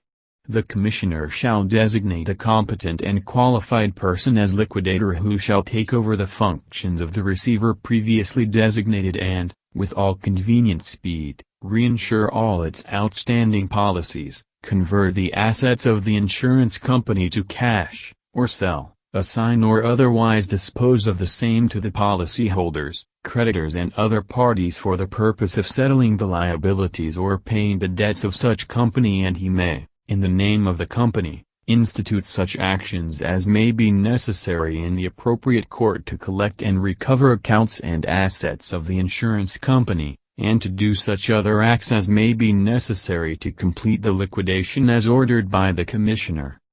The provisions of any law to the contrary notwithstanding, the actions of the Commissioner under this section shall be final and executory, and can be set aside by the court upon petition by the company and only if there is convincing proof that the action is plainly arbitrary and made in bad faith. The Commissioner, through the Solicitor General, shall then file the corresponding answer reciting the proceeding taken and praying the assistance of the court in the liquidation of the company.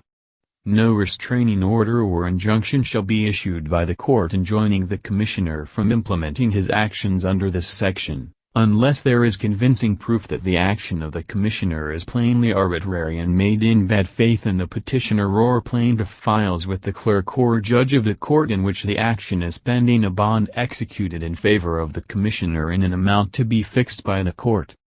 The restraining order or injunction shall be refused or, if granted, shall be dissolved upon filing by the Commissioner, if he so desires, of a bond in an amount twice the amount of the bond of the petitioner or plaintiff, conditioned that it will pay the damages which the petitioner or plaintiff may suffer by the refusal or the dissolution of the injunction. The provisions of Rule 58 of the new Rules of Court insofar as they are applicable shall govern the issuance and dissolution of the restraining order or injunction contemplated in this section. All proceedings under this title shall be given preference in the courts. The Commissioner shall not be required to pay any fee to any public officer for filing, recording, or in any manner authenticating any paper or instrument relating to the proceedings. As used in this title, the term insolvency shall mean the inability of an insurance company to pay its lawful obligations as they fall due in the usual and ordinary course of business, as may be shown by its failure to maintain the solvency requirements under Section 200 of this Code. Section 257. The receiver or the liquidator, as the case may be, designated under the provisions of this title, shall not be subject to any action, claim or demand by, or liability to, any person in respect of anything done or omitted to be done in good faith in the exercise, or in connection with the exercise, of the powers conferred on such receiver or liquidator. Title 16. Consolidation and merger of insurance companies. Section 258. Upon prior notice to the Commissioner, two or more domestic insurance companies, acting through their respective boards of directors, may negotiate to merge into a single corporation which shall be one of the constituent corporations, or consolidate into a single corporation which shall be a new corporation to be formed by the consolidation. A common agreement of the proposed merger or consolidation shall be drawn up for submission to the stockholders or members of the constituent companies for adoption and approval in accordance with the provisions of the respective by-laws of the constituent companies and all existing laws that may be pertinent. Section 259. Such agreement shall include, aside from the proposed merger or consolidation, provisions relative to the manner of transfer of assets to and assumption of liabilities by the absorbing or acquiring company from the absorbed or dissolved company or companies, the proposed articles of merger or consolidation and by-laws of the surviving or acquiring company, the corporate name to be adopted which should not be that of any other existing company transacting similar business or one so similar as to be calculated to mislead the public. The rights of the stockholders or members of the absorbed or dissolved companies, date of effectivity of the merger or consolidation, and such particulars as may be necessary to explain and make manifest the objects and purposes of the absorbing or acquiring company. Section 260. Upon execution of such agreement to merge or consolidate by and between or among the boards of directors of the constituent companies, notice thereof shall be mailed immediately to their policyholders and creditors. The company or companies to be absorbed or dissolved shall discharge all its accrued liabilities, otherwise, such liabilities shall, with the consent of its creditors, be transferred to and assumed by the absorbing or acquiring company, or such liabilities be reinsured by the latter. In the case of such policies as are subject to cancellation by the company or companies to be absorbed or dissolved, same may be cancelled pursuant to the terms thereof in lieu of such transfer, assumption, or reinsurance. Section 261.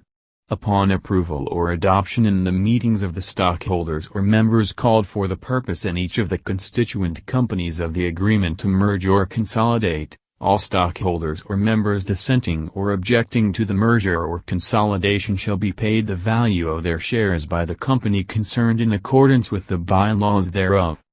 Section 262.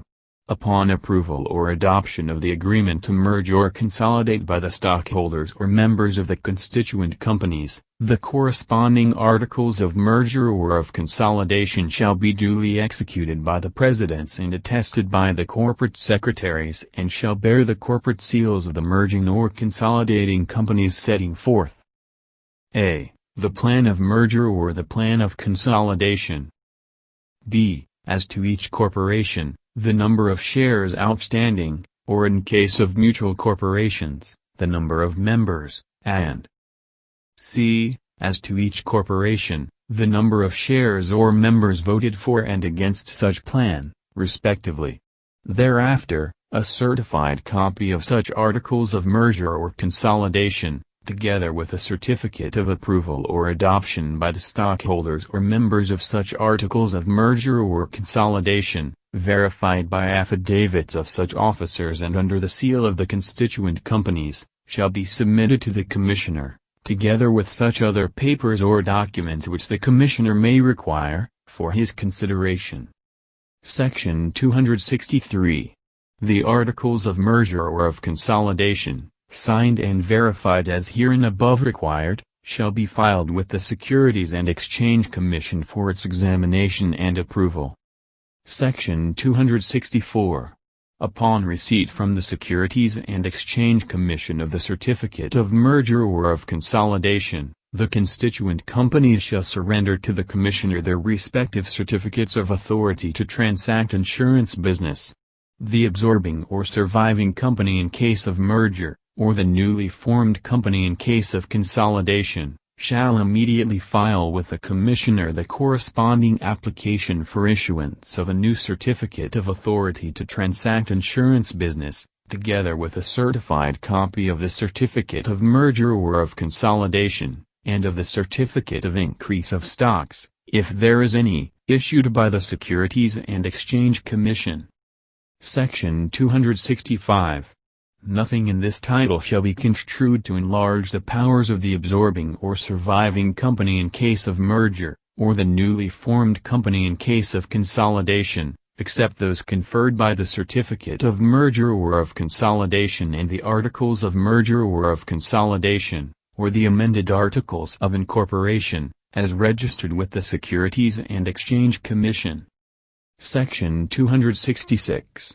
No director, officer, or stockholder of any such constituent companies shall receive any fee, commission, compensation, or other valuable consideration whatsoever, directly or indirectly, or in any manner aiding, promoting or assisting in such merger or consolidation. Section 267. The merger or consolidation of companies under this code shall be subject to the provisions of the Corporation Code, and, in those cases specified in Republic Act No. 5455, as amended, be further subject to the provisions of said law. Title 17. Mutualization of Stock Life Insurance Companies. Section 268. Any domestic stock life insurance company doing business in the Philippines may convert itself into an incorporated mutual life insurer. To that end it may provide and carry out a plan for the acquisition of the outstanding shares of its capital stock for the benefit of its policyholders, or any class or classes of its policyholders, by complying with the requirements of this chapter. SEC 269. Such plan shall include appropriate proceedings for amending the insurer's articles of incorporation to give effect to the acquisition, by said insurer, for the benefit of its policyholders or any class or classes thereof, of the outstanding shares of its capital stock and the conversion of the insurer from a stock corporation into a non-stock corporation for the benefit of its members. The members of such non-stock corporation shall be the policyholders from time to time of the class or classes for whose benefit the stock of the insurer was acquired, and the policyholders of such other class or classes as may be specified in such corporations' articles of incorporation as they may be amended from time to time. Such plan shall be a. Adopted by a vote of a majority of the directors. b. Approved by the vote of the holders of at least a majority of the outstanding shares at a special meeting of shareholders called for that purpose, or by the written consent of such shareholders. c. Submitted to the Commissioner and approved by him in writing. d. Approved by a majority vote of all the policyholders of the class or classes for whose benefit the stock is to be acquired, voting at an election by the policyholders called for that purpose, subject to the provisions of Section 271. The terms policyholder or policyholders as used in this chapter shall be deemed to mean the person or persons insured under an individual policy of life insurance, or of health and accident insurance, or of any combination of life, health and accident insurance. They shall also include the person or persons to whom any annuity or pure endowment is presently or prospectively payable by the terms of an individual annuity or pure endowment contract, except where the policy or contract declares some other person to be the owner or holder thereof, in which case such other person shall be deemed policyholder. In any case where a policy or contract names two or more persons as joint insured, payees, owners or holders thereof, the persons so named shall be deemed collectively to be one policyholder for the purpose of this chapter. In any case where a policy or contract shall have been assigned by assignment absolute on its face to an assignee other than the insurer, and such assignment shall have been filed at the principal office of the insurer at least 30 days prior to the date of any election or meeting referred to in this chapter, then such assignee shall be deemed at such election or meeting to be the policyholder.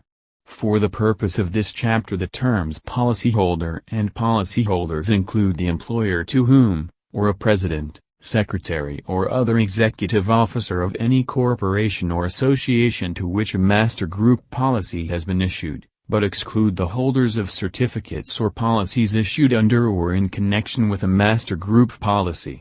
Beneficiaries under unmatured contracts shall not as such be deemed to be policyholders, and e. filed with the Commissioner after having been approved as provided in this section. Section 270. The Commissioner shall examine the plan submitted to him under the provisions of subparagraph c. of Section 269. He shall not approve such plan unless in his opinion the rights and interests of the insurer, its policyholders and shareholders are protected, nor unless he is satisfied that the plan will be fair and equitable in its operation. Section 271. The election prescribed by subparagraph d. of Section 269 shall be called by the Board of Directors or the President, and every policyholder of the class or classes for whose benefit the stock is to be acquired, whose insurance shall have been in force for at least 1 year prior to such election shall have one vote, regardless of the number of policies or amount of insurance he holds, and regardless of whether such policies are policies of life insurance or policies of health and accident insurance or annuity contracts. Notice of such election shall be given to policyholders entitled to vote by mail from the principal office of such insurer at least 30 30 days prior to the date set for such election, in a sealed envelope, postage prepaid, addressed to each such policyholder at his last known address. Voting shall be by one of the following methods. A. At a meeting of such policyholders, held pursuant to such notice, by ballot in person or by proxy. B. If not by the method described in the preceding subparagraph, then by mail pursuant to a procedure and on forms to be prescribed by such plan. Such election shall be conducted under the direction and supervision of 3 impartial and disinterested inspectors appointed by the insurer and approved by the commissioner. In case any person appointed as inspector fails to appear at such meeting or fails or refuses to act at such election, the vacancy, if occurring in advance of the convening of the meeting or in advance of the opening of the mail vote, may be filled in the manner prescribed for the appointment of inspectors and, if occurring at the meeting or during the canvass of the mail vote, may be filled by the person acting as chairman of said meeting or designated for that purpose in such plan. The decision, act or certificate of a majority of the inspectors shall be effective in all respects as the decision, act or certificate of all. The inspectors of election shall determine the number of policyholders, the voting power of each, the policyholders represented at the meeting or voting by mail, the existence of a quorum and the authenticity, validity and effect of proxies. They shall receive votes, hear and determine all challenges and questions in any way arising in connection with the right to vote, count and tabulate all votes, determine the result, and do such other acts as are proper to conduct the vote with fairness to all policyholders. The inspectors of election shall, before commencing performance of their duties, subscribe to and file with the insurer and with the commissioner an oath that they, and each of them, will perform their duties impartially, in good faith, to the best of their ability and as expeditiously as is practicable. On the request of the insurer, the commissioner, a policyholder or his proxy, the inspector shall make a report in writing of any challenge or question or matter determined by them and execute a certificate of any fact found by them. They shall also certify the result of such vote to the insurer and to the commissioner. Any report or certificate made by them shall be prima facie evidence of facts stated therein. All necessary expenses incurred in connection with such election shall be paid by the insurer. For the purpose of this section, a quorum shall consist of 5% of the policyholders of such insurer entitled to vote at such election. Section 272. In carrying out any such plan, the insurer may acquire any shares of its own stock by gift, bequest or purchase. Any shares so acquired shall, unless as a result of such acquisition all of the shares of the insurer shall have been acquired, be acquired in trust for the policyholders of the class or classes for whose benefit the plan provides that the stock of the insurer shall be acquired as hereinafter provided.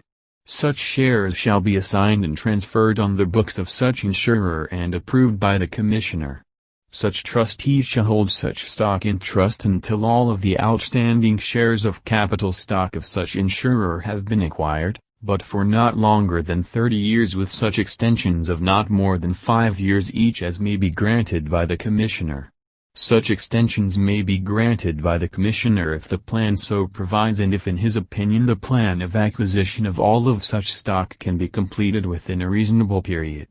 Such trustees shall vote such stock at all corporate meetings at which stockholders have the right to vote.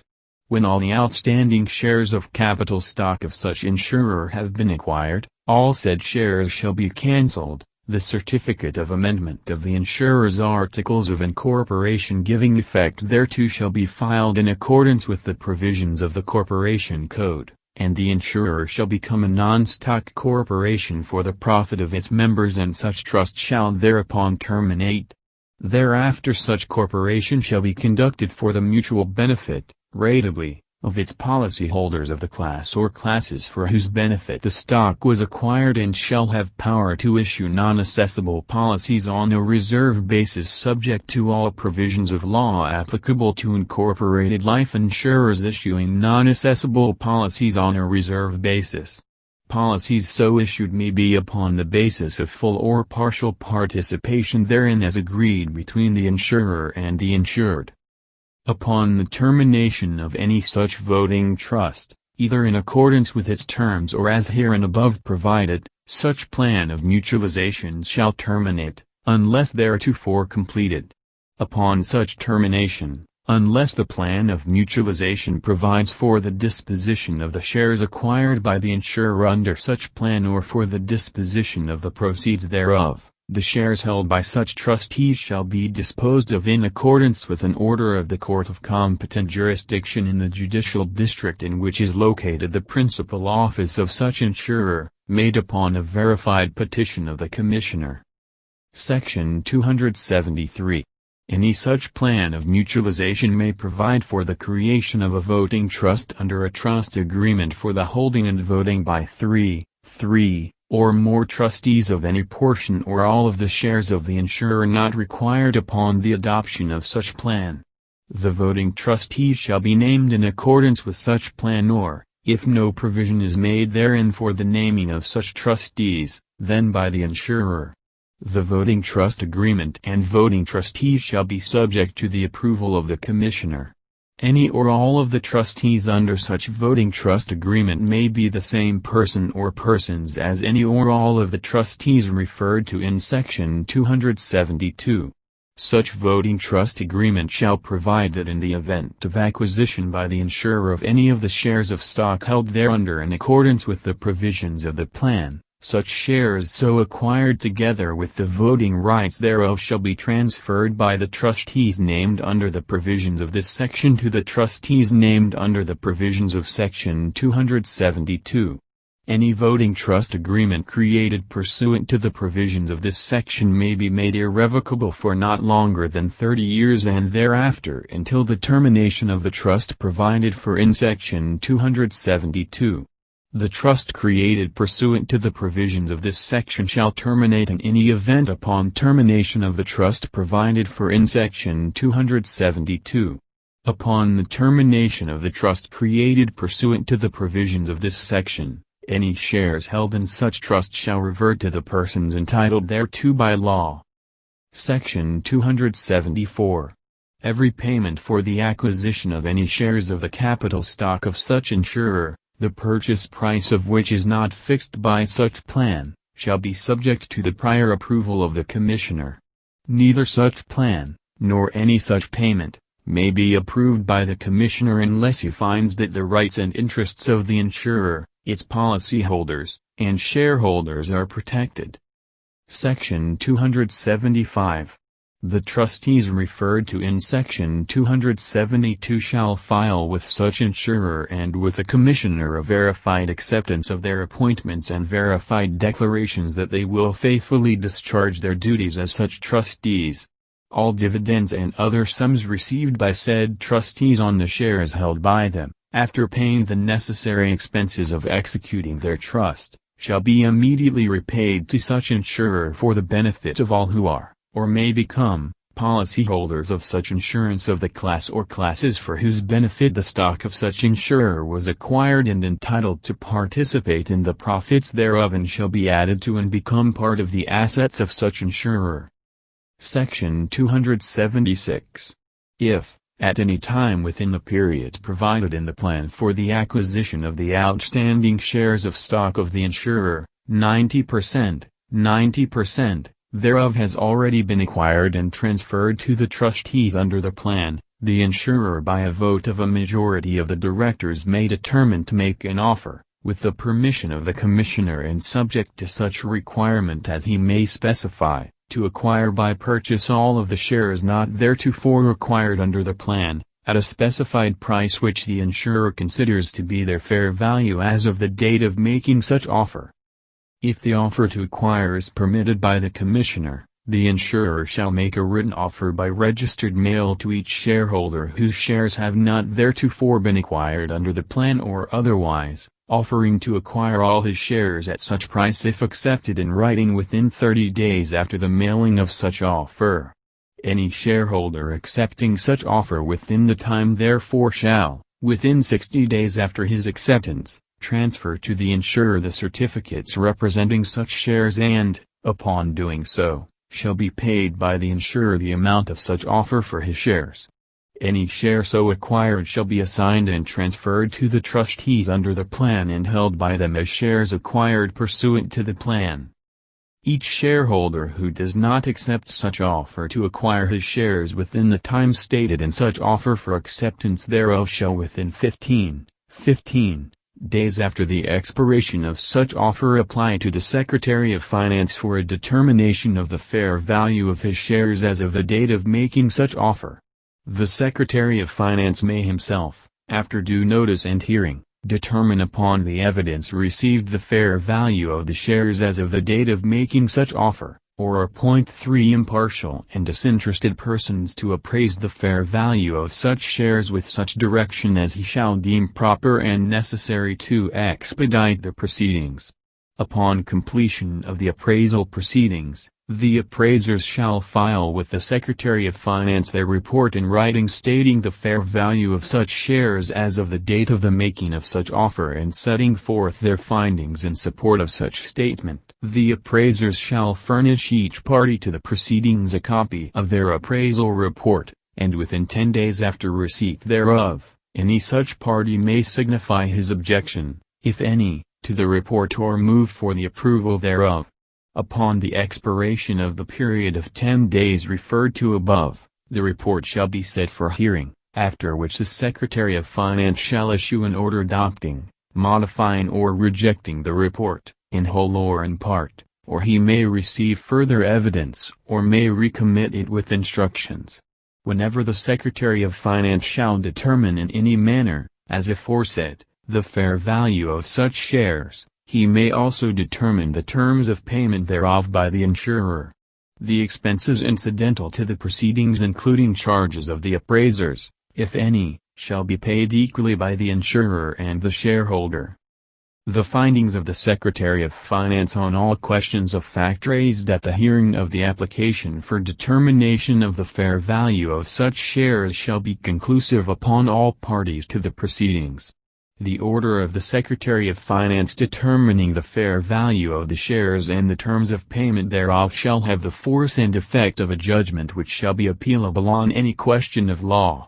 Such order shall become final and executory 15 days after receipt thereof by the parties to the proceedings. Upon any such order becoming final and from which no appeal is pending, or when the time to appeal therefrom has expired, each shareholder party to the proceedings shall transfer his shares to the insurer and surrender to the said insurer the certificates representing such shares, and the insurer shall make payment therefor as provided in such order. Any shares so acquired by the insurer shall be assigned and transferred to the trustees and held by them as shares acquired pursuant to the plan. Any shareholder who does not apply to the Secretary of Finance in the manner and within the time hereinbefore prescribed shall be deemed to have accepted the offer referred to above, effective, however, upon the expiration of the time hereinabove prescribed for making such application, and such shareholder's time for accepting such offer shall, for that purpose only, be deemed to have been extended accordingly. Any offer to acquire shares made pursuant to this section shall, except as otherwise provided herein, be irrevocable until all proceedings upon such offer have been completed or all shares have otherwise been earlier acquired by the insurer. Any shareholder who has expressly or impliedly accepted the plan or the offer to acquire his shares not theretofore acquired under the plan, and any shareholder who has rejected such plan or such offer and has applied, as aforesaid, to the Secretary of Finance for a determination of the fair value of his shares subsequent to which an agreement has been reached or a final order issued fixing such fair value, but who fails to surrender his certificates for cancellation upon payment of the amount to which he is entitled, may be compelled to do so by an order of the Secretary of Finance for that purpose, and such order may provide that upon failure of such shareholder to surrender such certificates for cancellation, such order shall stand in lieu of such surrender and cancellation. Section 277. Such insurer, after mutualization, shall be a continuation of the original insurer, and such mutualizations shall not affect such insurer's certificate of authority nor existing suits, rights or contracts except as provided in said plan for the acquisition of the outstanding shares of the capital stock of such insurer, approved as provided in this chapter. Such insurer, after mutualization, shall exercise all the rights and powers and shall perform all the duties conferred or imposed by law upon insurers writing the classes of insurance written by it, and to protect rights and contracts existing prior to mutualization, subject to the effect of said plan. The board of directors of such insurer, prior to mutualization, may adopt amendments to its bylaws to take effect upon mutualization. Section 278. A. An annual meeting of members shall be held at 10 o'clock in the morning of the fourth Tuesday of March of each year at the principal office of the insurer, unless a different time or place is provided in the bylaws. B. Special meetings of the members, for any purpose or purposes whatsoever, may be called at any time by the President, or by the Board of Directors, or by one or more members holding not less than 1/5 of the voting power of such insurer, or by such other officers or persons as the bylaws authorize. C. Notice of all meetings of members whether annual or special shall be given in writing to the members entitled to vote by the Secretary, or an Assistant Secretary, or other person charged with that duty, or if there be no such officer, or in case of his neglect or refusal, by any director or member. At the option of the insurer such notice may be imprinted on premium notices or receipts or on both. A notice may be given by such insurer to any member either personally, or by mail, or other means of written communication, charges prepaid, addressed to such member at his address appearing on the books of the insurer, or given by him to the insurer for the purpose of notice. If a member gives no address, notice shall be deemed to have been given him if sent by mail or other means of written communication addressed to the place where the principal office of the insurer is situated, or if published at least once in some newspaper of general circulation in the place in which said office is located. Notice of any meeting of members shall be sent to each member entitled thereto not less than 7 days before such meeting, unless the bylaws provide otherwise. Notice of any meeting of members shall specify the place, the day and the hour of the meeting and the general nature of the business to be transacted. Notice of an annual meeting to be held at the time and place specified in subparagraph A of this section shall be sufficiently given if published at least once in each of 4 successive weeks in a newspaper of general circulation in the place in which the principal office of such insurer is located, and if so published no other notice of such meeting shall be required. D. The presence in person or by proxy of 5% of the members entitled to vote at any meeting shall constitute a quorum for the transaction of business, including the amendment of the Articles of Incorporation and/or the bylaws unless otherwise provided by the bylaws. E. Each such member shall have 1 vote at any meeting of members regardless of the number of policies or the amount of insurance that such member holds and regardless of whether such policies are policies of life insurance, or of health and accident insurance, or both. Any member entitled to vote shall have the right to do so either in person or by an agent or agents authorized by a written proxy executed by such person or his duly authorized agent and filed with the Secretary of such insurer. F. The directors of the insurer in office at the time the insurer is mutualized as provided in this chapter shall continue in office until the first annual meeting of members. At the first annual meeting of members and at each annual meeting thereafter, directors shall be elected by the members for the term or terms authorized by this chapter. G. The Articles of Incorporation or the bylaws may provide that the directors may be divided into 2 or more classes whose terms of office shall expire at different times, but no terms shall continue longer than 6 years.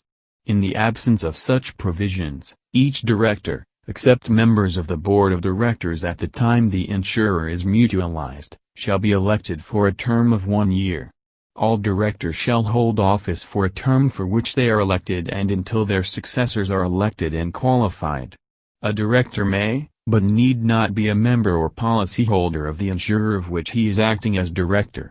Vacancies in the board of directors may be filled by a majority of the remaining directors, though less than a quorum, and each director so elected shall hold office until the next annual meeting. H. All insurers mutualized under the provisions of this chapter shall be subject to all other applicable provisions of this code. The provisions of the Corporation Code shall apply in a supplementary manner. Section 279. The provisions of Commonwealth Act No. 83, otherwise known as the Securities Act, as amended, shall not apply to any of the following.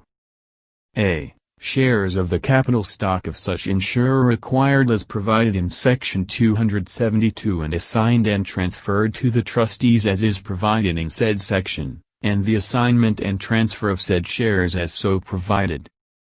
B. Any certificate or other instrument issued to a policyholder of such mutualized insurer conferring or evidencing membership in such mutualized insurer or conferring or evidencing such member's right to participate in the profits or share in the assets of such mutualized insurer by virtue of his membership therein, and the issuance of such certificate or other instrument.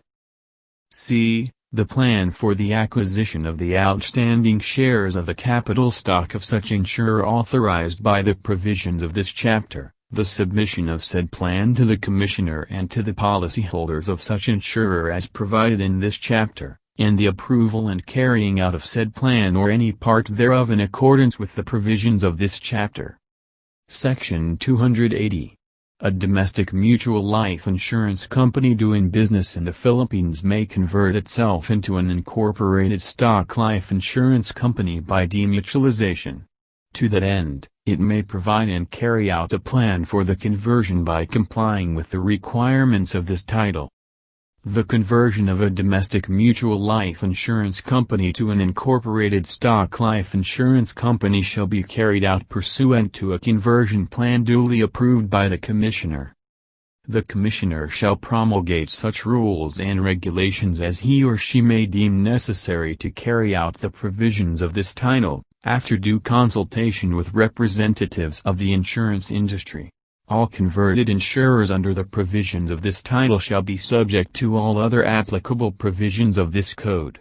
The provisions of the Corporation Code shall apply in a supplementary manner. Title 18. Withdrawal of Foreign Insurance Companies. Section 281. A foreign insurance company doing business in the Philippines, upon payment of the fee hereinafter prescribed and surrendered to the Commissioner of its certificate of authority, may apply to withdraw from the Philippines. Such application shall be duly executed in writing, accompanied by evidence of due authority for such execution, properly acknowledged. Section 282. The Commissioner shall publish the application for withdrawal once a week for 3 consecutive weeks in a newspaper of general circulation in the Philippines. The expenses of such publication shall be paid by the insurance company filing such application. Section 283. Every foreign insurance company desiring to withdraw from the Philippines shall, prior to such withdrawal, discharge its liabilities to policyholders and creditors in this country. In case of its policies insuring residents of the Philippines, it shall cause the primary liabilities under such policies to be reinsured and assumed by another insurance company authorized to transact business in the Philippines. In the case of such policies as are subject to cancellation by the withdrawing company, it may cancel such policies pursuant to the terms thereof in lieu of such reinsurance and assumption of liabilities. Section 284. The Commissioner shall cause an examination of the books and records of the withdrawing company, and if, upon such examination, the Commissioner finds that the insurer has no outstanding liabilities to policyholders and creditors in the Philippines, and no policies uncancelled, or its primary liabilities have been reinsured or assumed by another insurance company authorized to transact business in the Philippines, as required in the preceding section, it shall cancel the withdrawing company's certificate of authority, if unexpired, and shall permit the insurer to withdraw. The cost and expenses of all such examination shall be paid as prescribed in Section 440. Section 285. Upon the failure of such withdrawing insurance company or its agents in the Philippines to pay the expenses of such publication within 30 days after the presentation of the bill therefor, the Commissioner shall collect such fee from the deposit furnished in accordance with the provisions of Section 197. Section 286. A foreign life insurance company that withdraws from the Philippines shall be considered a servicing insurance company if its business transactions are confined to accepting periodic premium payments from, or granting policy loans and paying cash surrender values of outstanding policies to, or reviving lapsed policies of, Philippine policyholders, and such other related services. Section 287. No company shall act as a servicing insurance company until after it shall have obtained a special certificate of authority to act as such from the Commissioner upon application therefor and payment by the company of the fees hereinafter prescribed. Such certificate shall expire on the last day of December of the third year and shall be renewed, while the company continues to service its policyholders, and to comply with all the applicable provisions of law and regulations. Title 19. Professional Reinsurers. Section 288. Except as otherwise provided in this code, no partnership, association or corporation shall transact any business in the Philippines as a professional reinsurer until it shall have obtained a certificate of authority for that purpose from the Commissioner upon application therefor and payment by such entity of the fees hereinafter prescribed. As used in this code, the term professional reinsurer shall mean any entity that transacts solely and exclusively reinsurance business in the Philippines. The Commissioner may refuse to issue a certificate of authority to any such entity when such refusal will best promote public interest. No such certificate of authority shall be granted to any such entity unless and until the Commissioner is satisfied by such examination and such evidence as may be required that such entity is qualified by the laws of the Philippines to transact business therein as a professional reinsurer. Before issuing such certificate of authority, the Commissioner must be satisfied that the name of the applicant is not that of any other known company transacting insurance or reinsurance business in the Philippines, or a name so similar as to be calculated to mislead the public. Such certificate of authority shall expire on the last day of December the third year following its issuance unless it is renewed. Every such partnership, association, or corporation receiving such certificate of authority shall be subject to the provisions of this code and other related laws, into the jurisdiction and supervision of the Commissioner. Section 289.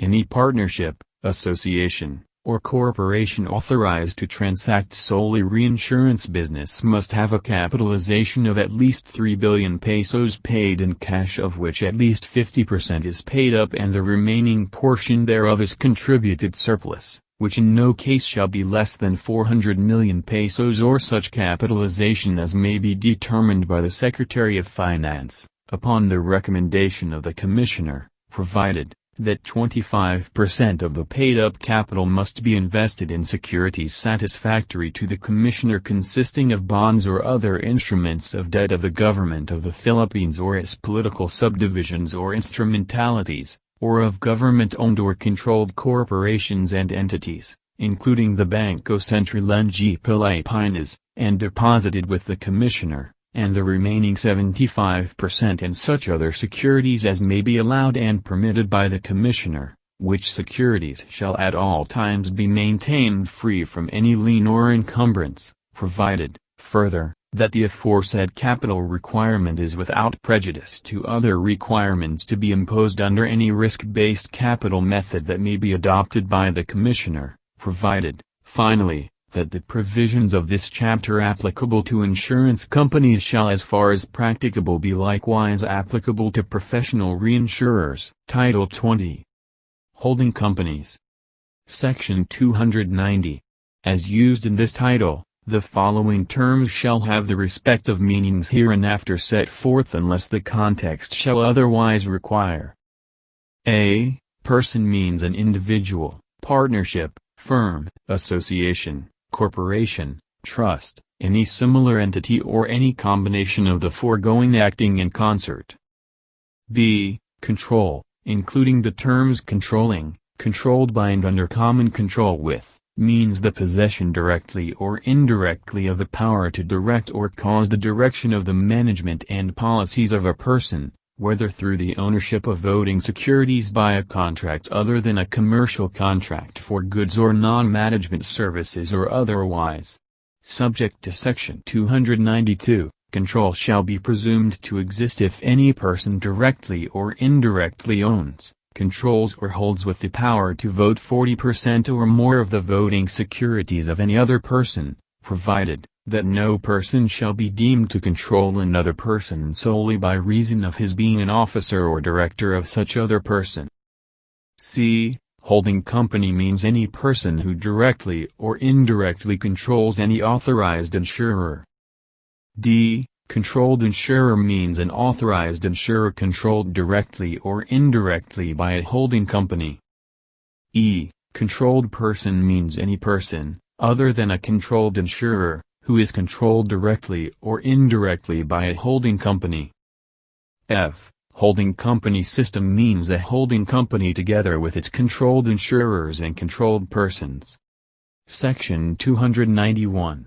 Notwithstanding paragraph B of Section 290, the Commissioner may determine after notice and opportunity to be heard, that a person exercises directly or indirectly either alone or pursuant to an agreement with one or more other persons such a controlling influence over the management or policies of an authorized insurer as to make it necessary or appropriate in the public interest or for the protection of policyholders or stockholders of the insurer that the person be deemed to control the insurer.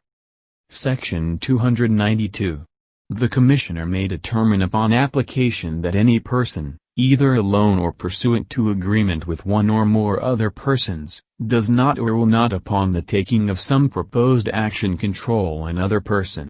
The filing of an application hereunder in good faith by any person shall relieve the applicant from any obligation or liability imposed by this title with respect to the subject of the application, except as contained in Section 302. Until the Commissioner has acted upon the application. Within 30 days or such further period as he may prescribe, the Commissioner may prospectively revoke or modify his determination, after notice and opportunity to be heard, whenever in his judgment, revocation or modification is consistent with this title. Section 293. Notwithstanding any other provisions of this title, the following shall not be deemed holding companies. A. Authorized insurers or reinsurers or their subsidiaries, and B. The government of the Philippines, or any political subdivision, agency or instrumentality thereof, or any corporation which is wholly owned directly or indirectly by one or more of the foregoing. The Commissioner may conditionally or unconditionally exempt any specified person or class of persons from any of the obligations or liabilities imposed under this title, if and to the extent he finds the exemption necessary or appropriate in the public interest or not adverse to the interests of policyholders or stockholders and consistent with the purposes of this title. Section 294. A. Every person who on the date this code takes effect is a controlled insurer and every person who thereafter becomes a controlled insurer, shall, within 60 days thereafter, or within 30 days after becoming a controlled insurer, whichever is later, register with the Commissioner. Such registration shall be amended within 30 days following any change in the identity of its holding company.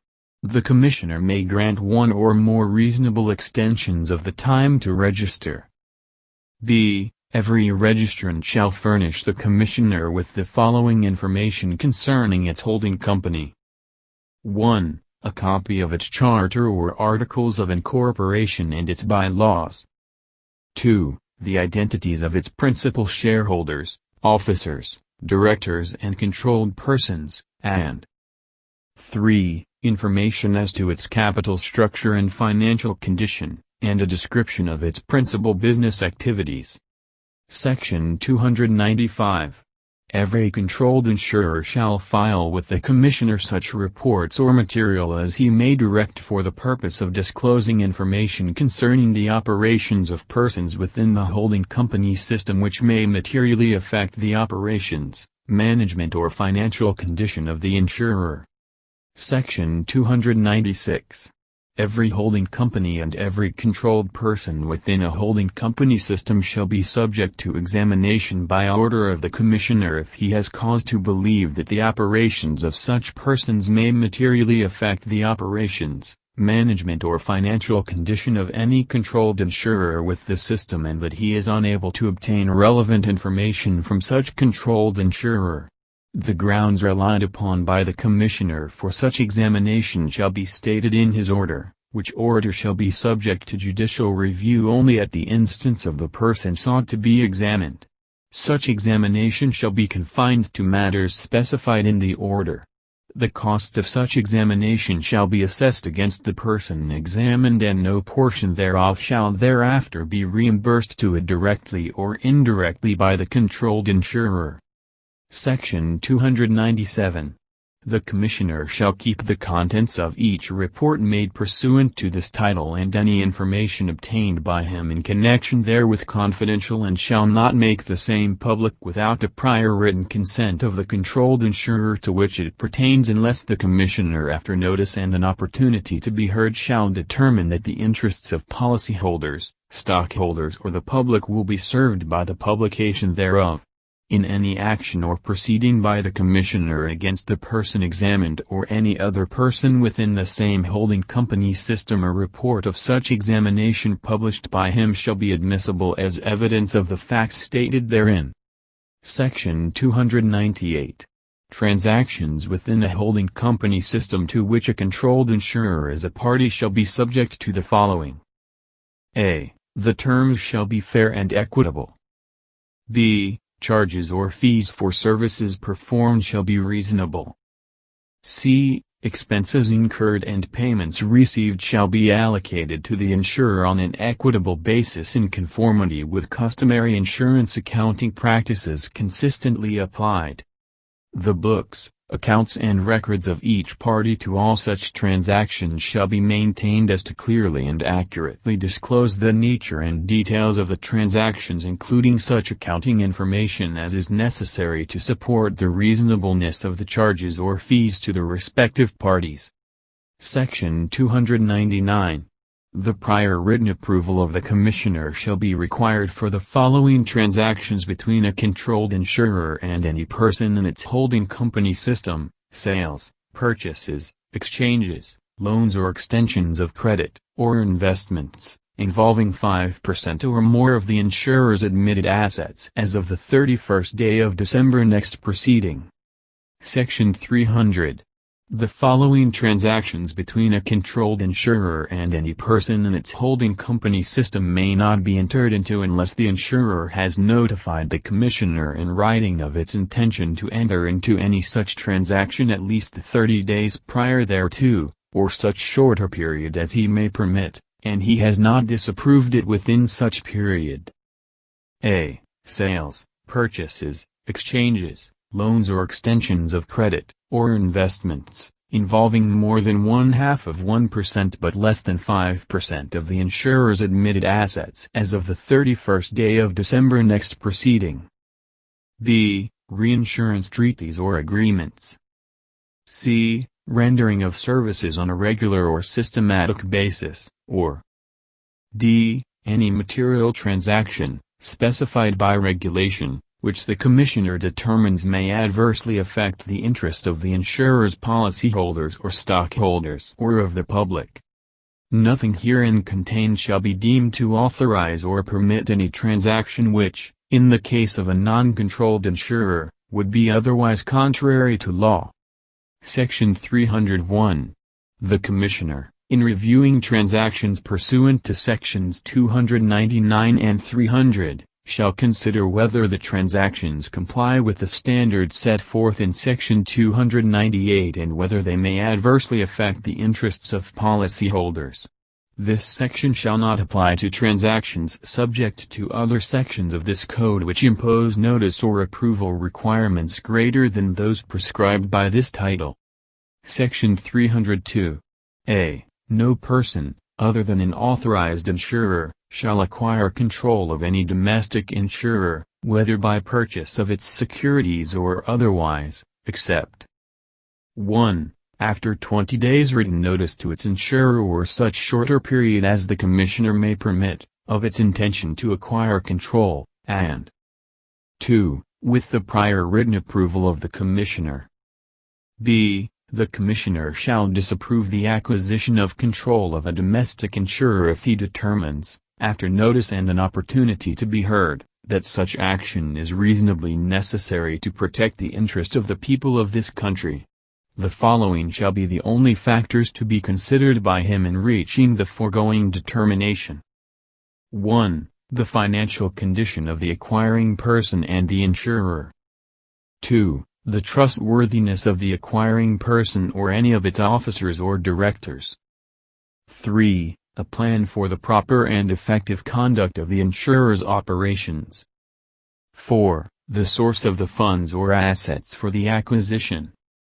5. The fairness of any exchange of stock, assets, cash or other consideration for the stock or assets to be received. 6. Whether the effect of the acquisition may be substantially to lessen competition in any line of commerce in insurance or to tend to create a monopoly therein, and 7. Whether the acquisition is likely to be hazardous or prejudicial to the insurer's policyholders or stockholders. C. The following conditions affecting any controlled insurer, regardless of when such control has been acquired, are violations of this title. 1. The controlling person or any of its officers or directors have demonstrated untrustworthiness, and 2. The effect of retention of control may be substantially to lessen competition in any line of commerce in insurance in this country or to tend to create a monopoly therein, if, after notice and an opportunity to be heard, the Commissioner determines that any of the foregoing violations exists. He shall reduce his findings to writing and shall issue an order based thereon and cause the same to be served upon the insurer and upon all persons affected thereby, directing any person found to be in violation thereof to take appropriate action to cure such violation. Upon the failure of any such person to comply with such order, Section 306 shall become applicable. D. The Commissioner may require the submission of such information as he deems necessary to determine whether any acquisition or retention of control complies with this title and may require, as a condition of approval of such acquisition or retention of control, that all or any portion of such information be disclosed to the insurer's stockholders. E. Unless subject to registration under Section 294 or unless acquisition of its control is subject to paragraphs A and B hereof, every authorized insurer shall notify the Commissioner in writing of the identity of any person whom the insurer then knows or has reason to believe controls or has taken any action, other than preliminary negotiations or discussion, to acquire control of the insurer. Section 303. A. Notwithstanding the control of an authorized insurer by any person, the officers and directors of the insurer shall not thereby be relieved of any obligation or liability to which they would otherwise be subject by law, and the insurer shall be managed so as to assure its separate operating identity consistent with this title. B. Nothing herein shall preclude an authorized insurer from having or sharing a common management or cooperative or joint use of personnel, property or services with one or more other persons under arrangements meeting the standards of Section 298. Section 304. to the extent that any information or material is set forth in forms or other matter on file with any government agency or in a registration form filed with the Commissioner by another person within the same holding company system, the controlled insurer may comply with the registration or reporting requirements of this title by referring in its registration form or report to such other filed matter and attaching a copy thereof certified by the insurer as a true and complete copy to such registration form or report, or, if such other filed matter is on file with the Commissioner, incorporating such matter by reference. Section 305. No holding company or controlled person shall directly or indirectly or through another person do or cause to be done for or in behalf of the controlled insurer any act intended to affect the insurance operations of the insurer which, if done by the insurer, would violate any provision of this code. Section 306.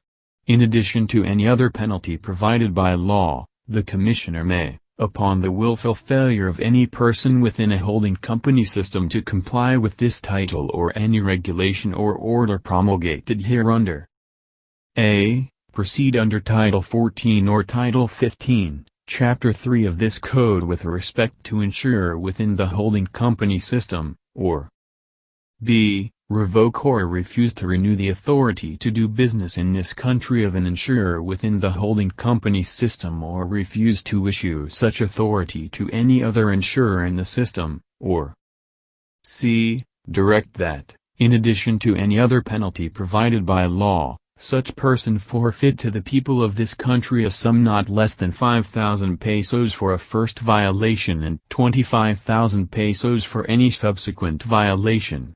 An additional sum not less than 25,000 pesos shall be imposed for each month during which any such violation shall continue. Chapter 4. Sales Agencies and Technical Services. Title L. Insurance Agents and Insurance Brokers. Section 307. No insurance company doing business in the Philippines, nor any agent thereof, shall pay any commission or other compensation to any person for services in obtaining insurance, unless such person shall have first procured from the Commissioner a license to act as an insurance agent of such company or as an insurance broker as hereinafter provided. No person shall act as an insurance agent or as an insurance broker in the solicitation or procurement of applications for insurance, or receive for services in obtaining insurance any commission or other compensation from any insurance company doing business in the Philippines, or any agent thereof, without first procuring a license so to act from the Commissioner, which must be renewed every 3 years thereafter. Such license shall be issued by the Commissioner only upon the written application of the person desiring it, such application if for a license to act as insurance agent, being approved or endorsed by the company such person desires to represent, and shall be upon a form prescribed by the Commissioner giving such information as he may require, and upon payment of the corresponding fee hereinafter prescribed. The Commissioner shall satisfy himself as to the competence and trustworthiness of the applicant and shall have the right to refuse to issue or renew and to suspend or revoke any such license in his discretion. The license shall expire after the 31st day of December of the 3rd year following the date of issuance unless it is renewed. Licenses may be renewed in the case of the company represented by such agents, and in the case of insurance brokers, upon the application of the said brokers, themselves. Section 308. The provisions of Sections 307 and 309 shall apply to an employee who shall be engaged to sell insurance products by an insurance company. Section 309. Any person who for compensation solicits or obtains insurance on behalf of any insurance company or transmits for a person other than himself an application for a policy or contract of insurance to or from such company or offers or assumes to act in the negotiating of such insurance shall be an insurance agent within the intent of this section and shall thereby become liable to all the duties, requirements, liabilities and penalties to which an insurance agent is subject. An insurance agent is an independent contractor and not an employee of the company represented. Insurance agent includes an agency leader, agency manager, or their equivalent. Since the insurance industry is imbued with public interest, the insurance companies upon approval of the commissioner may exercise wide latitude in supervising the activities of their insurance agents to ensure the protection of the insuring public. Section 310. Any person who for any compensation, commission or other thing of value acts or aids in any manner in soliciting, negotiating or procuring the making of any insurance contract or in placing risk or taking out insurance, on behalf of an insured other than himself, shall be an insurance broker within the intent of this code, and shall thereby become liable to all the duties, requirements, liabilities and penalties to which an insurance broker is subject. Section 311. Every applicant for an insurance broker's license shall file with the application and shall thereafter maintain and enforce while so licensed, a bond in favor of the people of the Republic of the Philippines executed by a company authorized to become surety upon official recognizances, stipulations, bonds and undertakings. The bond shall be in such amount as may be fixed by the commissioner, but in no case less than 500,000 pesos, and shall be conditioned upon full accounting and due payment to the person entitled thereto of funds coming into the broker's possession through insurance transactions under license. The bond shall remain in force until released by the commissioner, or until cancelled by the surety. Without prejudice to any liability previously incurred thereunder, the surety may cancel the bond on 30 days advance written notice to both the broker and the commissioner.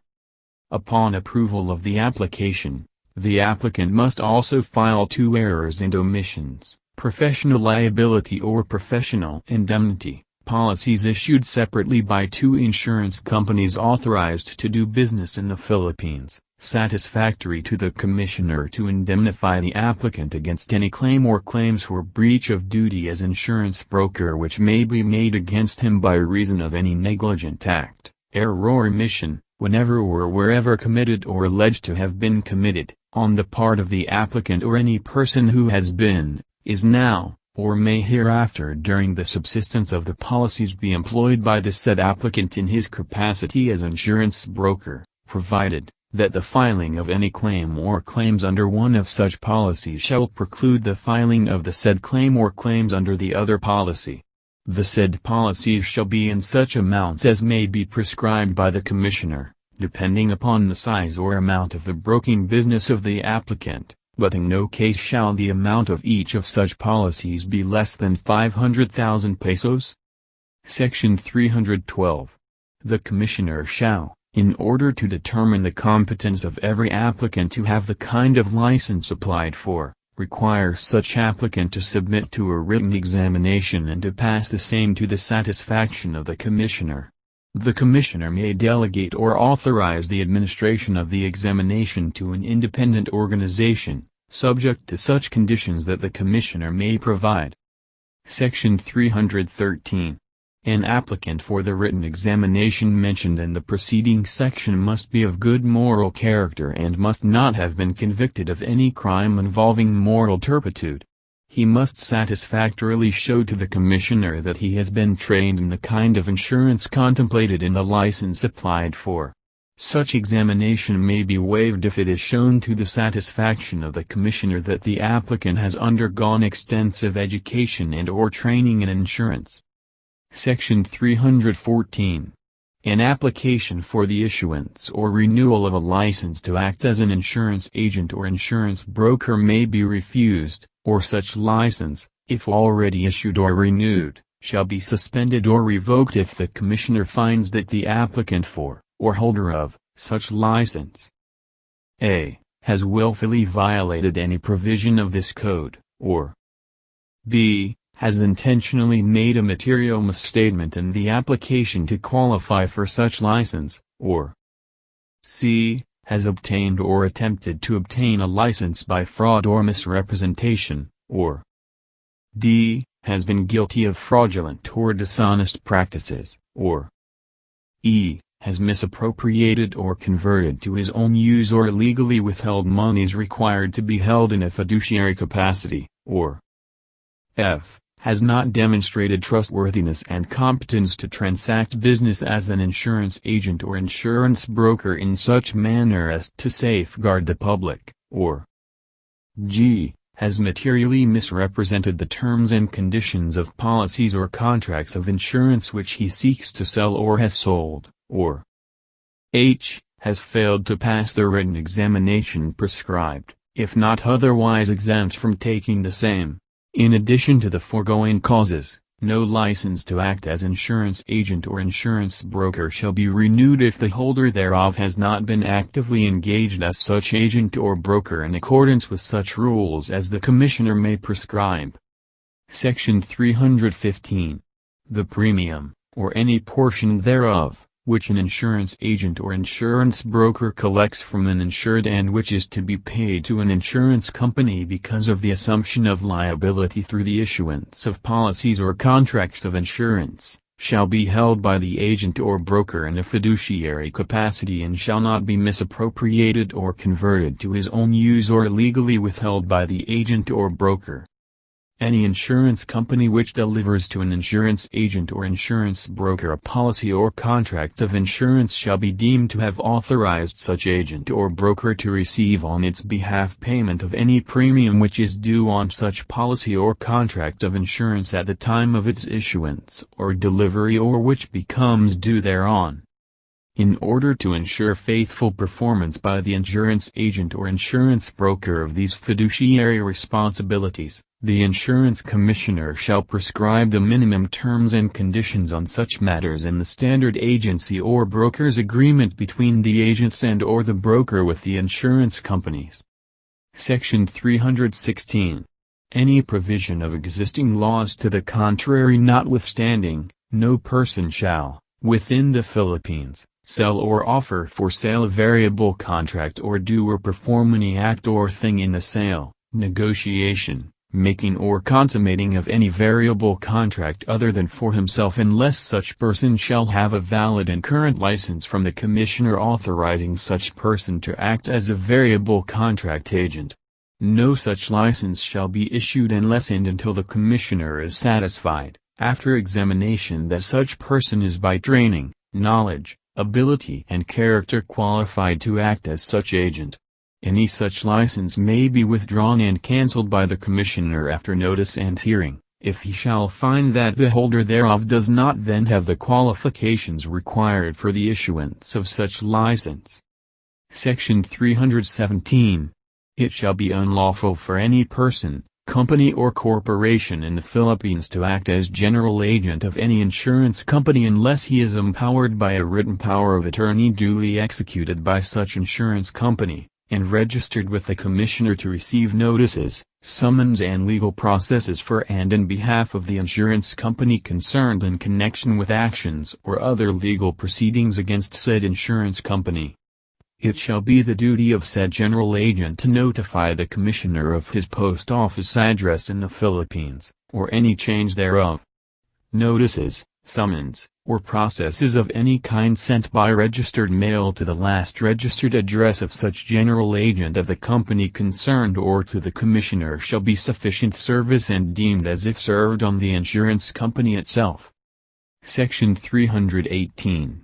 Except as otherwise provided by law or treaty, it shall be unlawful for any person, partnership, association or corporation in the Philippines, for himself or itself, or for some other person, partnership, association or corporation, either to procure, receive or forward applications of insurance in, or to issue or to deliver or accept policies or contracts of insurance of or for, any insurance company or companies not authorized to transact business in the Philippines, covering risks, life or non-life, situated in the Philippines, and any such person, partnership, association or corporation violating the provisions of this section shall be deemed guilty of a penal offense, and upon conviction thereof, shall for each such offense be punished by a fine of 250,000 pesos, or imprisonment of 6 months, or both, at the discretion of the court, provided that the provisions of this section shall not apply to reinsurance. Title II. Reinsurance Brokers. Section 319. Except as provided in the next succeeding title, no person shall act as reinsurance broker in the Philippines unless he is authorized as such by the Commissioner.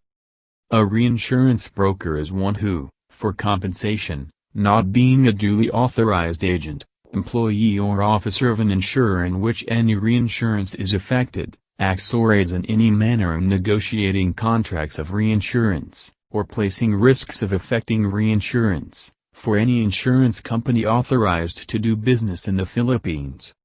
Section 320.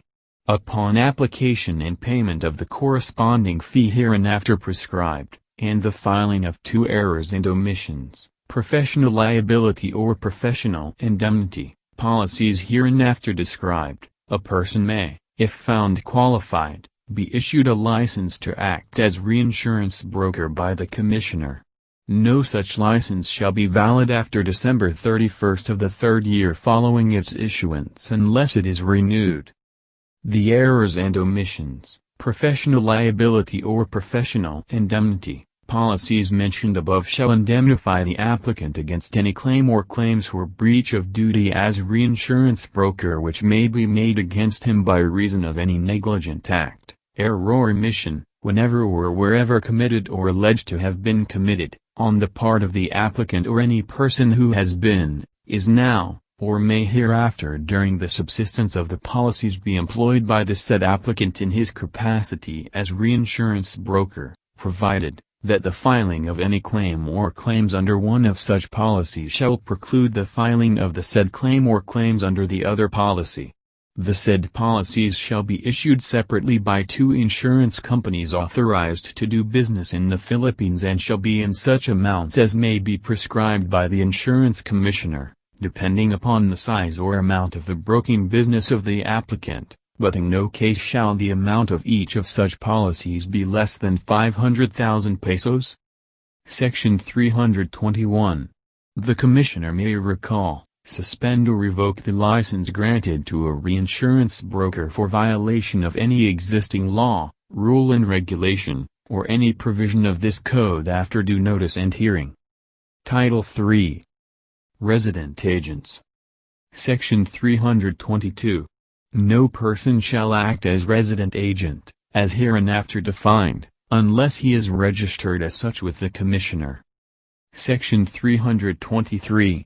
The term resident agent, as used in this title, is one duly appointed by a foreign insurer or broker not authorized to do business in the Philippines to receive in its behalf notices, summons and legal processes in connection with actions or other legal proceedings against such foreign insurer or broker. Section 324.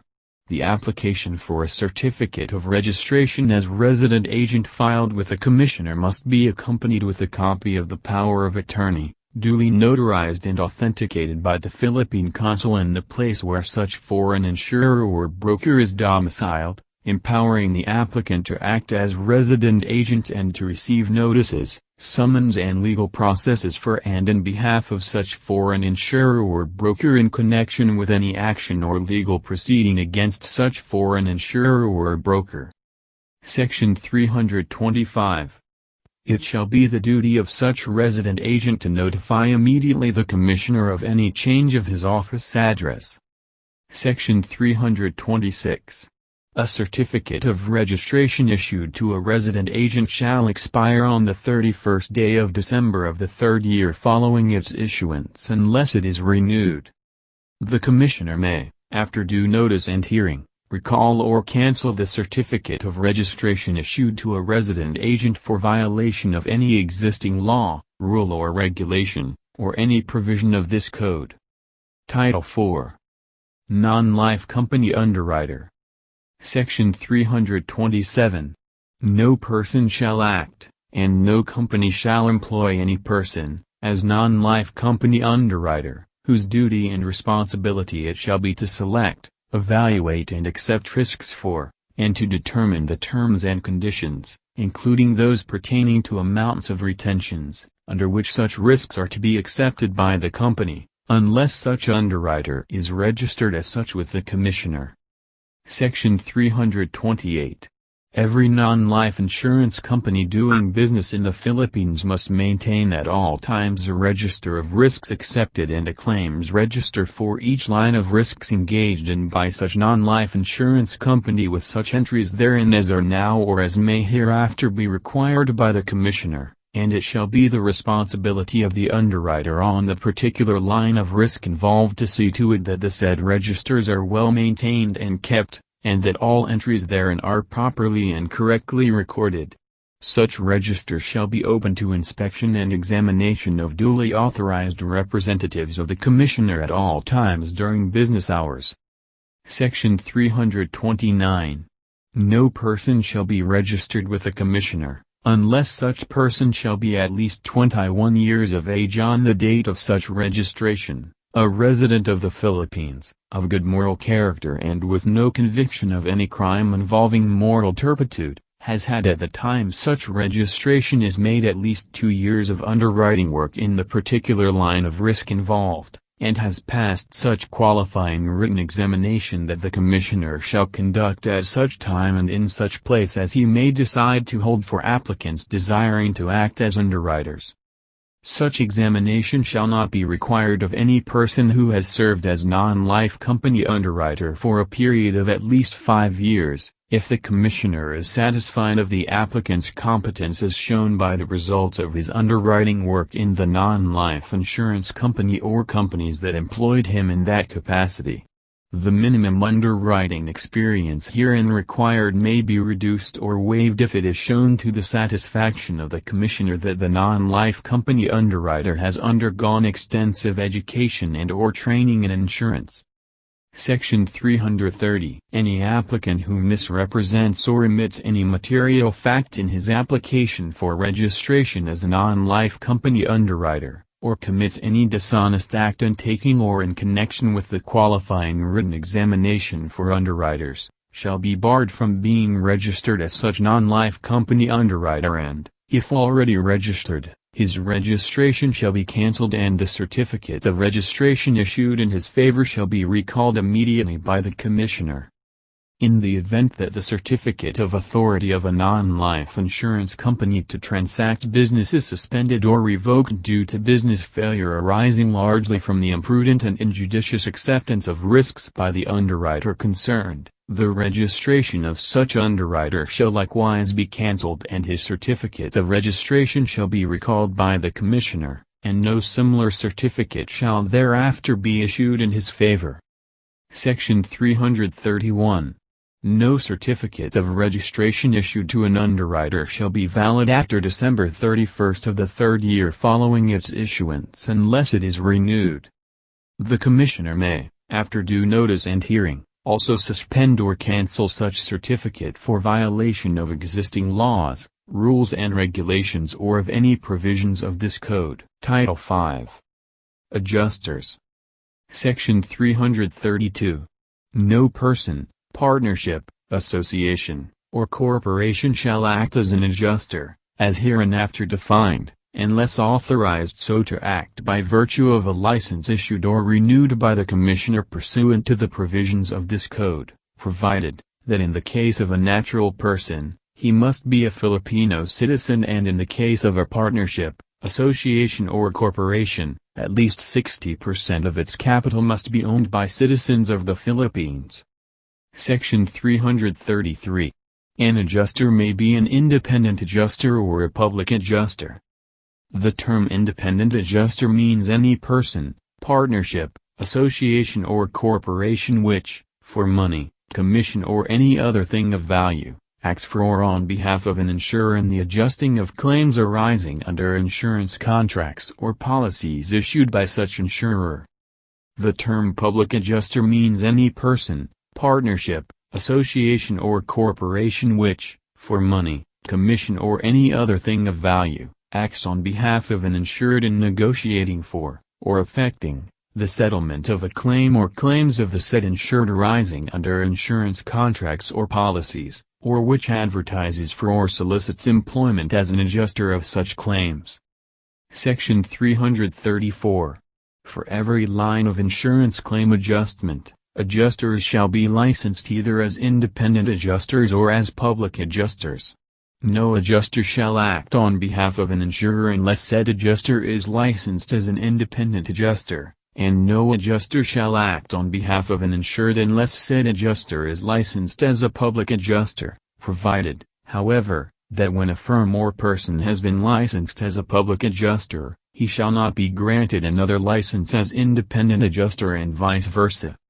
No license, however, shall be required of any company adjuster who is a salaried employee of an insurance company for the adjustment of claims filed under policies issued by such insurance company. Section 335. Such license or any renewal thereof may be issued by the Commissioner upon written application filed by the person interested on the form or forms prescribed by the Commissioner, which shall contain such information as he may require, and upon payment of the corresponding fee hereinafter prescribed. Section 336. The Commissioner shall conduct, at such times, and in such places as he may decide to hold, written examinations to determine the competence and ability of applicants desiring to act as adjuster of insurance claims. Section 337. No adjuster's license issued hereunder shall be valid after December 31st of the third year following the issuance of such license unless it is renewed. Section 338. Nothing contained in this title shall apply to any duly licensed attorney at law who acts or aids in adjusting insurance claims as an incident to the practice of his profession and who does not advertise himself as an adjuster. Section 339. The Commissioner may suspend or revoke any adjuster's license if, after giving notice and hearing to the adjuster concerned, the Commissioner finds that the said adjuster a. has violated any provision of this code and of the circulars, rulings and instructions of the Commissioner or has violated any law in the course of his dealings as an adjuster, or b. has made a material misstatement in the application for such license, or c. has been guilty of fraudulent or dishonest practices, or d. has demonstrated his incompetence or untrustworthiness to act as adjuster, or e. has made patently unjust valuation of loss, or f. has failed to make a report of the adjustment he proposed within 60 days from the date of the filing of the claim by the insured with the insurer, unless prevented so to do by reasons beyond his control, or g. has refused to allow an examination into his affairs or method of doing business as hereinafter provided. Section 340. Every adjuster shall submit to the Commissioner a quarterly report of all losses which are the subject of adjustment effected by him during each month in the form prescribed by the Commissioner. The report shall be filed within 1 month after the end of each quarter.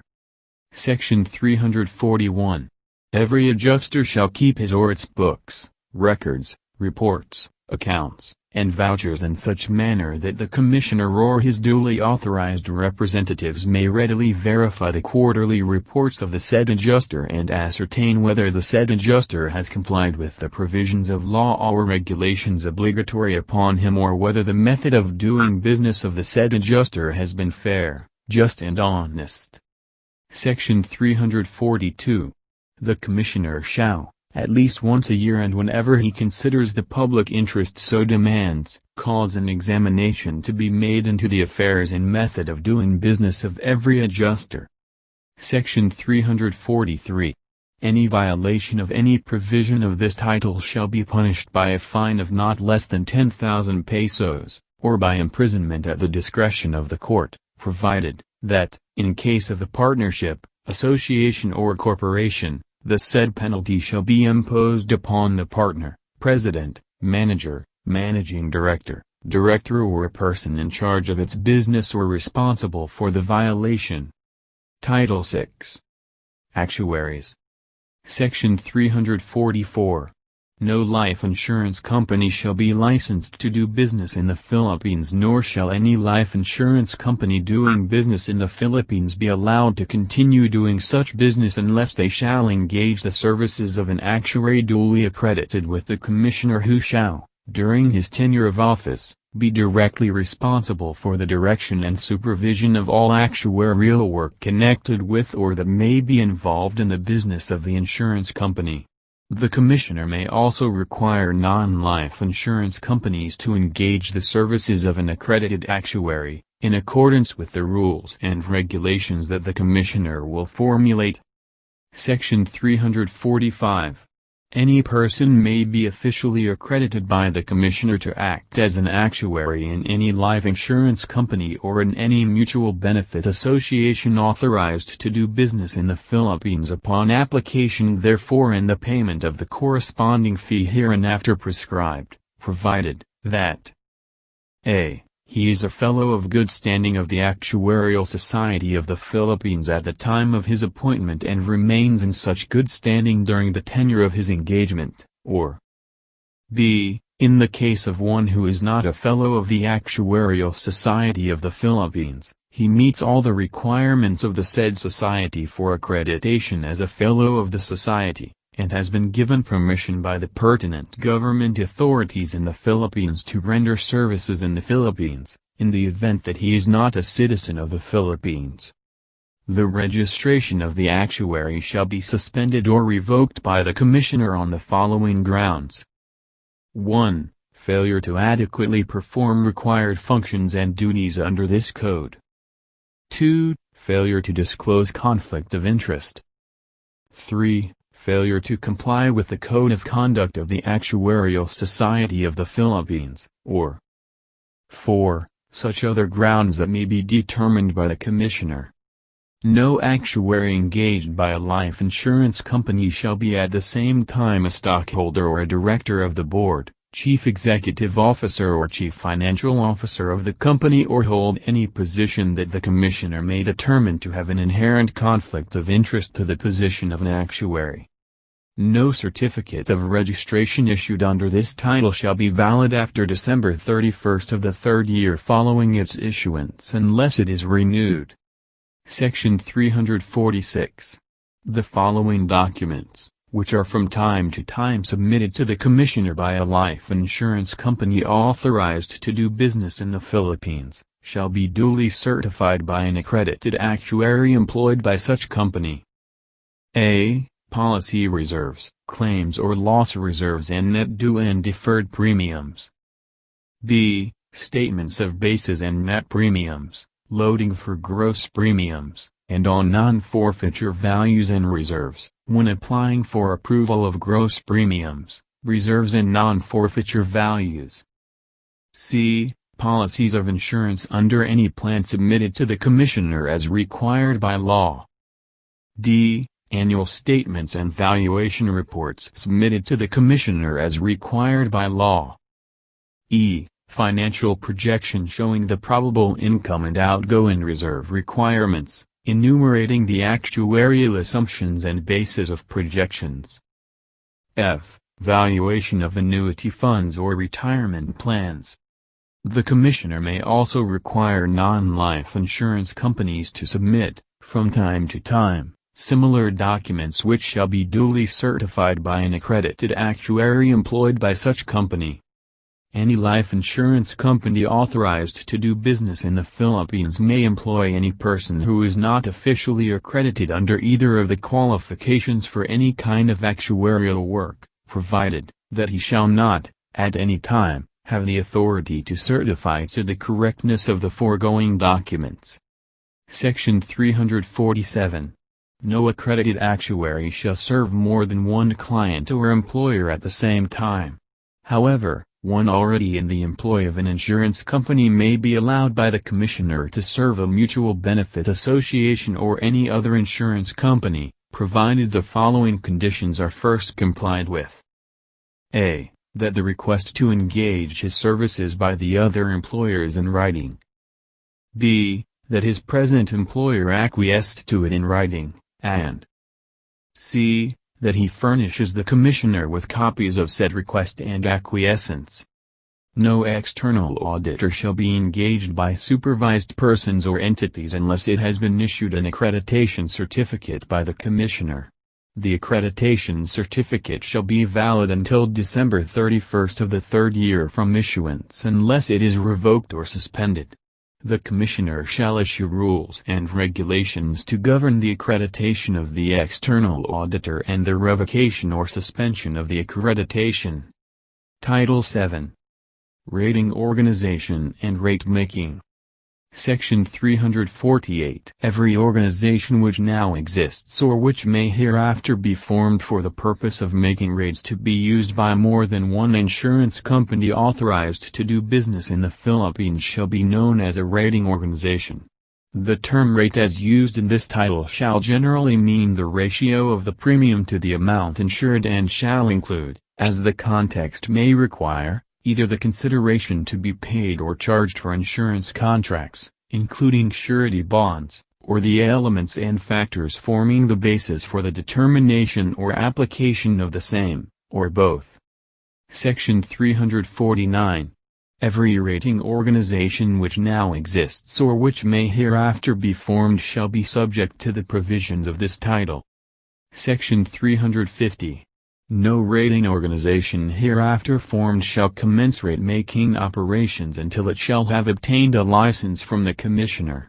Before obtaining such license, such rating organization shall file with the Commissioner a notice of its intention to commence rate-making operations, a copy of its constitution, articles of agreement or association, or of incorporation, and its bylaws, a list of insurance companies that have agreed to become members or subscribers, and such other information concerning such rating organization and its operations as may be required by the Commissioner.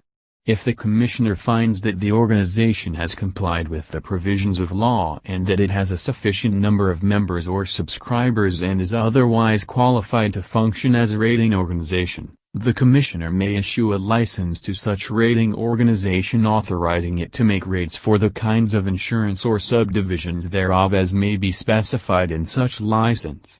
No license issued to a rating organization shall be valid after December 31st of the third year following its issuance unless it is renewed. No rating organization which now exists and is not licensed pursuant to this section shall continue rate-making operations until it shall have obtained from the Commissioner a license which he may issue if satisfied that such organization is complying with the provisions of this title. Every rating organization shall notify the Commissioner promptly of every change in a. its constitution, its articles of agreement or association or its certificate of incorporation, and its bylaws, rules and regulations governing the conduct of its business, and b. its list of members and subscribers. A member means an insurer who participates in or is entitled to participate in the management of a rating organization. A subscriber means an insurer which is furnished at its request with rates and rating manuals by a rating organization of which it is not a member. Section 351. Each rating organization shall furnish its rating service without discrimination to all of its members and subscribers, and shall, subject to reasonable rules and regulations, permit any insurance company doing business in the Philippines, not admitted to membership, to become a subscriber to its rating services for any kind of insurance or subdivisions thereof. Notice of proposed changes in such rules and regulations shall be given to subscribers. The reasonableness of any rule or regulation in its application to subscribers, or the refusal of any rating organization to admit an insurance company as a subscriber, shall, at the request of any subscriber or any such insurance company, be reviewed by the Commissioner at a hearing held upon at least 10 days written notice to such rating organization and to such subscriber or insurance company. The Commissioner may, after such hearing, issue an appropriate order. Section 352. No rating organization or any other association shall refuse to do business with, or prohibit or prevent the payment of commissions to, any person licensed as an insurance broker pursuant to the provisions of Title I of this chapter. Section 353. Rating organizations shall be subject to examination by the Commissioner, as often as he may deem such examination expedient, pursuant to the provisions of this code applicable to the examination of insurance companies. He shall cause such an examination of each rating organization to be made at least once in every 5 years. Section 354. The Commissioner may suspend or revoke the license of any rating organization which fails to comply with his order within the time limited by such order, or any extension thereof which he may grant. The Commissioner may determine when a suspension of license shall become effective, and it shall remain in effect for the period fixed by him, unless he modifies or rescinds such suspension. Section 355. Any rating organization may subscribe for or purchase actuarial, technical or other services, and such services shall be available to all members and subscribers without discrimination.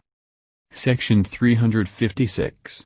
Any rating organization may provide for the examination of policies, daily reports, binders, renewal certificates, endorsements or other instruments of insurance, or the cancellation thereof, and may make reasonable rules governing their submission. Such rule shall contain a provision that in the event an insurance company does not within 60 days furnish satisfactory evidence to the rating organization of the correction of any error or omission previously called to its attention by the rating organization, it shall be the duty of the rating organization to notify the Commissioner thereof. All information so submitted for examination shall be confidential. Section 357. Cooperation among rating organizations or among rating organizations and insurers in rate-making or in other matters within the scope of this title is hereby authorized, provided the filings resulting from such cooperation are subject to all provisions of this title which are applicable to filings generally. The Commissioner may review such cooperative activities and practices, and if he finds that any such activity or practice is unfair or unreasonable or otherwise inconsistent with the provisions of this title, he may issue a written order specifying in what respects such activity or practice is unfair or unreasonable or otherwise inconsistent with the provisions of this title, and requiring the discontinuance of such activity or practice. Section 358. Every rating organization and every insurance company which makes and files its own rates, shall make rates for all risks rated by such organization or insurance company in accordance with the following provisions. A. Basic classification, manual, minimum, class, or schedule rates or rating plans, shall be made and adopted for all such risks. Any departure from such rates shall be in accordance with schedules, rating plans and rules filed with the Commissioner. B. Rates shall be reasonable and adequate for the class of risks to which they apply. C. No rate shall discriminate unfairly between risks involving essentially the same hazards and expense elements or between risks in the application of like charges and credits. D. Consideration shall be given to the past and prospective loss experience, including the conflagration and catastrophe hazards, if any, to all factors reasonably attributable to the class of risks, to a reasonable profit, to commissions paid during the most recent annual period and to past and prospective other expenses. In case of fire insurance rates, consideration shall be given to the experience of the fire insurance business during a period of not less than 5 years next preceding the year in which the review is made. E. Risk may be grouped by classifications for the establishment of rates and minimum premiums. Classification rates may be modified to produce rates for individual risks in accordance with rating plans which establish standards for measuring variations in hazards or expense provisions, or both. Such standards may measure any difference among risks that can be demonstrated to have a probable effect upon losses or expenses. Section 359. No rating organization and no insurance company which makes and files its own rates shall make or promulgate any rate or schedule of rates which is to be applied to any fire risk on the condition that the whole amount of insurance on any risk or any specified part thereof shall be placed with the members of or subscribers to such rating organization or with such insurer. Section 360. Every insurance company doing business in the Philippines shall annually file with the rating organization of which it is a member or subscriber, or with such other agency as the Commissioner may designate, a statistical report showing a classification schedule of its premiums and losses on all kinds or types of insurance business to which Section 358 is applicable, and such other information as the Commissioner may deem necessary or expedient for the administration of the provisions of this title. Section 361. Every non-life rating organization and every non-life insurance company doing business in the Philippines shall file with the Commissioner, except as to risks which by general custom of the business are not written according to manual rates or rating plans, every rate manual, schedule of rates, classification of risks, rating plan, and every other rating rule and every modification of any of the foregoing which it proposes to use. An insurance company may satisfy its obligation to make such filings for any kind or type of insurance by becoming a member of or subscriber to a rating organization which makes such filings for such kind or type of insurance, and by authorizing the Commissioner to accept such filings of the rating organization on behalf of such insurance company. Section 362. Every manual or schedule of rates and every rating plan filed as provided in the preceding section shall state or clearly indicate the character and extent of the coverage to which any such rate or any modification thereof will be applied. Section 363. The Commissioner shall review filings as soon as reasonably possible after they have been made in order to determine whether they meet the requirements of this title. When the filing is not accompanied by the information upon which the insurance company supports such filing, and the Commissioner does not have sufficient information to determine whether such filing meets the requirements of this title, he shall require such insurance company to furnish the information upon which it supports such filing. The information furnished in support of a filing may include a. The experience or judgment of the insurance company or rating organization making the filing. b. Its interpretation of any statistical data it relies upon.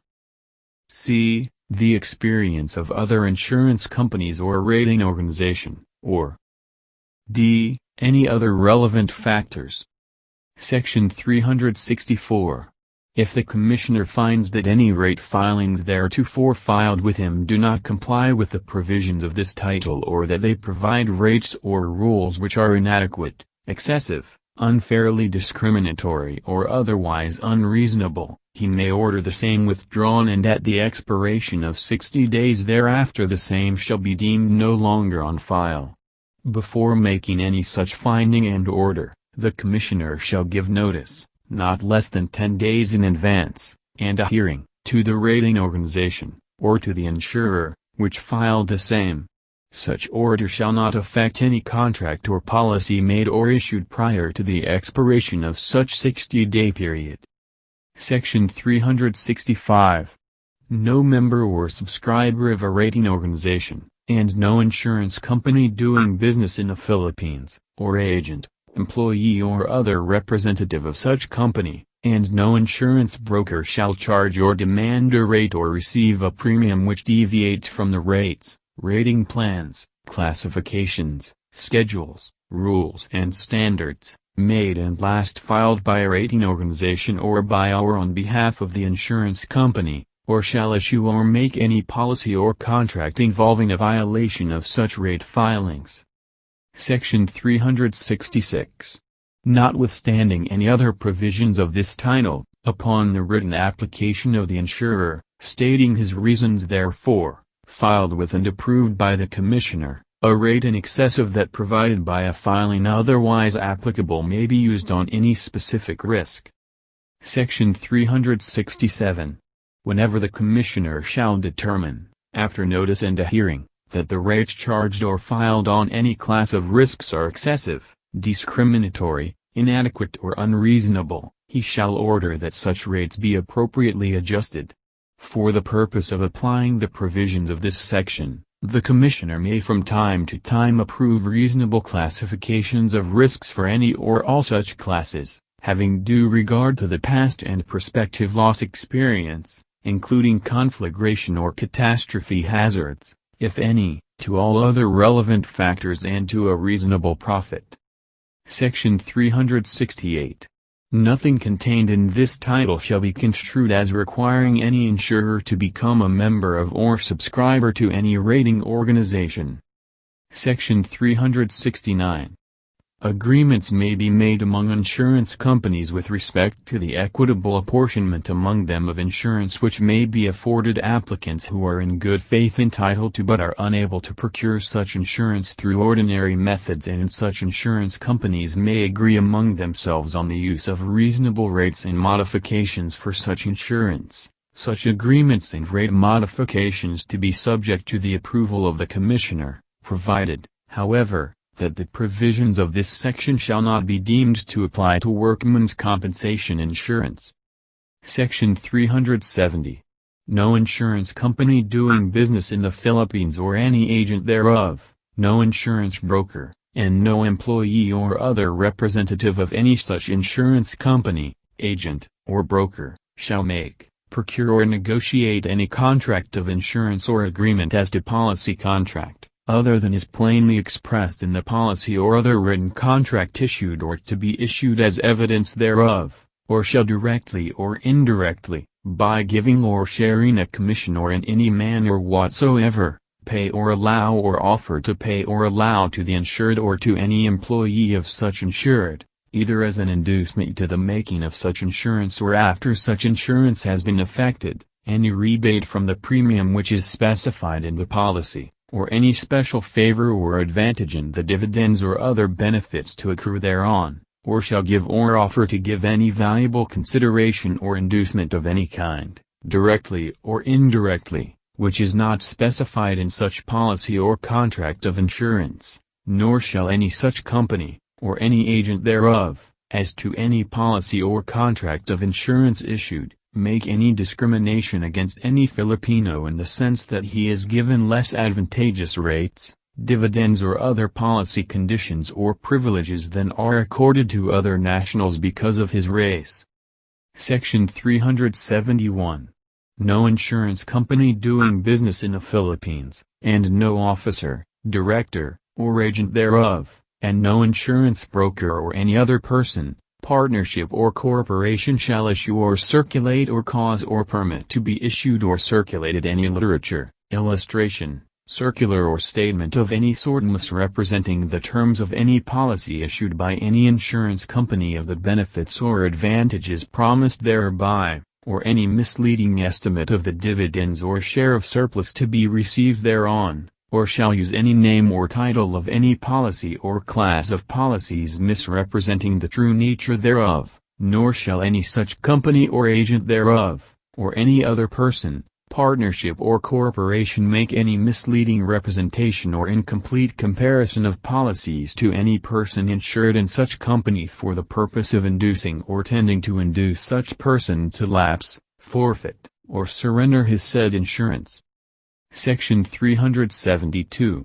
If the Commissioner, after notice and hearing, finds that any insurance company, rating organization, agent, broker or other person has violated any of the provisions of this title, it shall order the payment of a fine not to exceed 25,000 pesos for each such offense, and shall immediately suspend or revoke the license issued to such insurance company, rating organization, agent, or broker. The issuance, procurement or negotiation of a single policy or contract of insurance shall be deemed a separate offense. Title 8. Provision Comment to Agents, Brokers and Adjusters. Section 373. A license issued to a partnership, association or corporation to act as an insurance agent, general agent, insurance broker, reinsurance broker, or adjuster shall authorize only the individual named in the license who shall qualify therefore as though an individual licensee. The Commissioner shall charge, and the licensee shall pay, a full additional license fee as to each respective individual so named in such license in excess of 1. Licenses and certificates of registration issued under the provisions of this chapter may be renewed by the filing of notices of intention on forms to be prescribed by the Commissioner and payment of the fees therefor. Section 374. The Commissioner, in consultation with the duly accredited associations representing the insurance industry, shall adopt and promulgate a code of conduct to promote integrity, honesty and ethical business practices among insurance agents, distributors and other intermediaries. Title IX. Bancassurance. Section 375. The term bancassurance shall mean the presentation and sale to bank customers by an insurance company of its insurance products within the premises of the head office of such bank duly licensed by the Banco Central de Filipinas or any of its branches under such rules and regulations which the Commissioner and the Banco Central de Filipinas may promulgate. To engage in bancassurance arrangement, a bank is not required to have equity ownership of the insurance company. No insurance company shall enter into a bancassurance arrangement unless it possesses all the requirements as may be prescribed by the Commissioner and the Banco Central de Filipinas. No insurance product under this section, whether life or non-life, shall be issued or delivered unless in the form previously approved by the Commissioner. Section 376. Personnel tasked to present and sell insurance products within the bank premises shall be duly licensed by the Commissioner and shall be subject to the rules and regulations of this Act. Section 377. The Commissioner and the Banco Central de Filipinas shall promulgate rules and regulations to effectively supervise the business of bancassurance. Chapter 5. Security Fund. Section 378. There is hereby created a fund to be known as the Security Fund which shall be used in the payment of allowed claims against an insurance company authorized to transact business in the Philippines remaining unpaid by reason of the insolvency of such company. The said fund may also be used to reinsure the policy of the insolvent insurer and any solvent insurer authorized to do business in the Philippines as provided in Section 256. The fund may likewise be used to pay insured claims which otherwise would not be compensable under the provisions of the policy.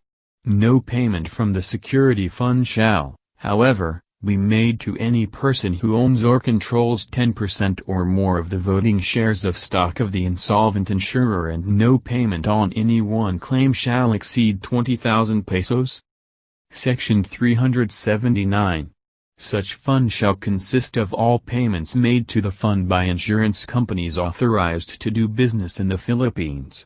Payments made by life insurance companies shall be treated separately from those made by non-life insurance companies, and the corresponding fund shall be called life account and non-life account, respectively, and shall be held and administered as such by the Commissioner in accordance with the provisions of this title. The life account shall be utilized exclusively for disbursements that refer to life insurance companies, while the non-life account shall be utilized exclusively for disbursements that refer to non-life insurance companies. Section 380.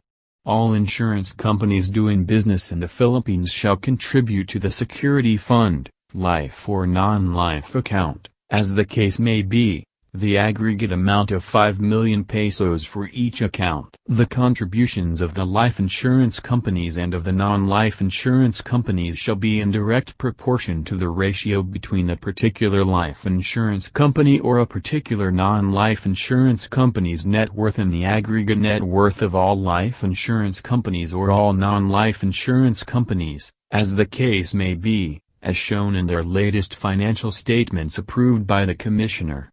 This proportion applied to the 5 million pesos shall be the contribution of a particular company to the corresponding account of the security fund. The amount of 5 million pesos in each account shall be in the form of a revolving trust fund. The respective contributions of the companies shall remain as admitted assets in their books, and any disbursement therefrom shall be deducted proportionately from the contributions of each company, which will be allowed as deductions for income tax purposes. Any earnings of the fund shall be turned over to the contributing companies in proportion to their contributions. In the case of disbursements of funds from the fund as provided in the foregoing paragraph, the life and non-life companies, as the case may be, shall replenish the amount disbursed in direct proportion to the individual company's net worth and the aggregate net worth of the life or non-life companies, as the case may be. However, in no case shall the fund exceed the aggregate amount of 10 million pesos, or 5 million pesos for each account. Should the fund, life or non-life account, as the case may be inadequate for a disbursement as provided for, then the life or non-life companies, as the case may be, shall contribute to the fund their respective shares in the proportion previously mentioned. Section 381. The Commissioner may adopt, amend, and enforce all reasonable rules and regulations necessary for the proper administration of the fund and of the accounts. In the event any insurer shall fail to make any payment required by this title, or that any payment made is incorrect, he shall have full authority to examine all the books and records of the insurer for the purpose of ascertaining the facts, and shall determine the correct amount to be paid, and may proceed in any court of competent jurisdiction to recover for the benefit of the fund or of the account concerned any sum shown to be due upon such examination and determination. Any insurer which fails to make any payment to the fund or to the account concerned when due, shall thereby forfeit to said fund or account concerned a penalty of 5% of the amount determined to be due as provided by this title, plus 1% of such amount for each month of delay or fraction thereof, after the expiration of the first month of such delay, but the Commissioner, if satisfied that the delay was excusable, may remit all or any part of such penalty. The Commissioner, in his discretion, may suspend or revoke the certificate of authority to do business in the Philippines of any insurance company which shall fail to comply with this title or to pay any penalty imposed in accordance therewith. Section 382. The accounts created by this title shall be separate and apart from each other and from any other fund. The Treasurer of the Philippines shall be the custodian of the life account and non-life account of the security fund, and all disbursements from any account shall be made by the Treasurer of the Philippines upon vouchers signed by the Commissioner or his deputy, as hereinafter provided. The monies of said account may be invested by the Commissioner only in bonds or other instruments of debt of the Government of the Philippines or its political subdivisions or instrumentalities. The Commissioner may sell any of the securities in which an account is invested, if advisable, for its proper administration or in the best interest of such account. Section 383.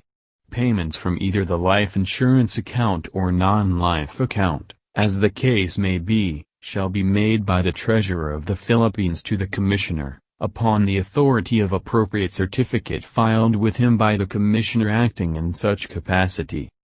Section 384.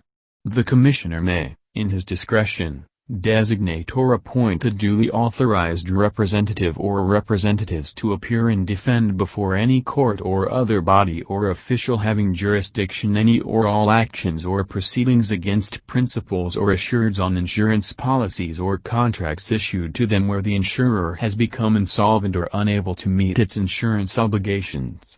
The Commissioner shall have, as of the date of insolvency of such insurer or as of the date of its inability to meet its insurance obligations, only the rights which such insurer would have had if it had not become insolvent or unable to meet its insurance obligations. For the purpose of this title, the Commissioner shall have power to employ such counsel, clerks and assistants as he may deem necessary. Section 385.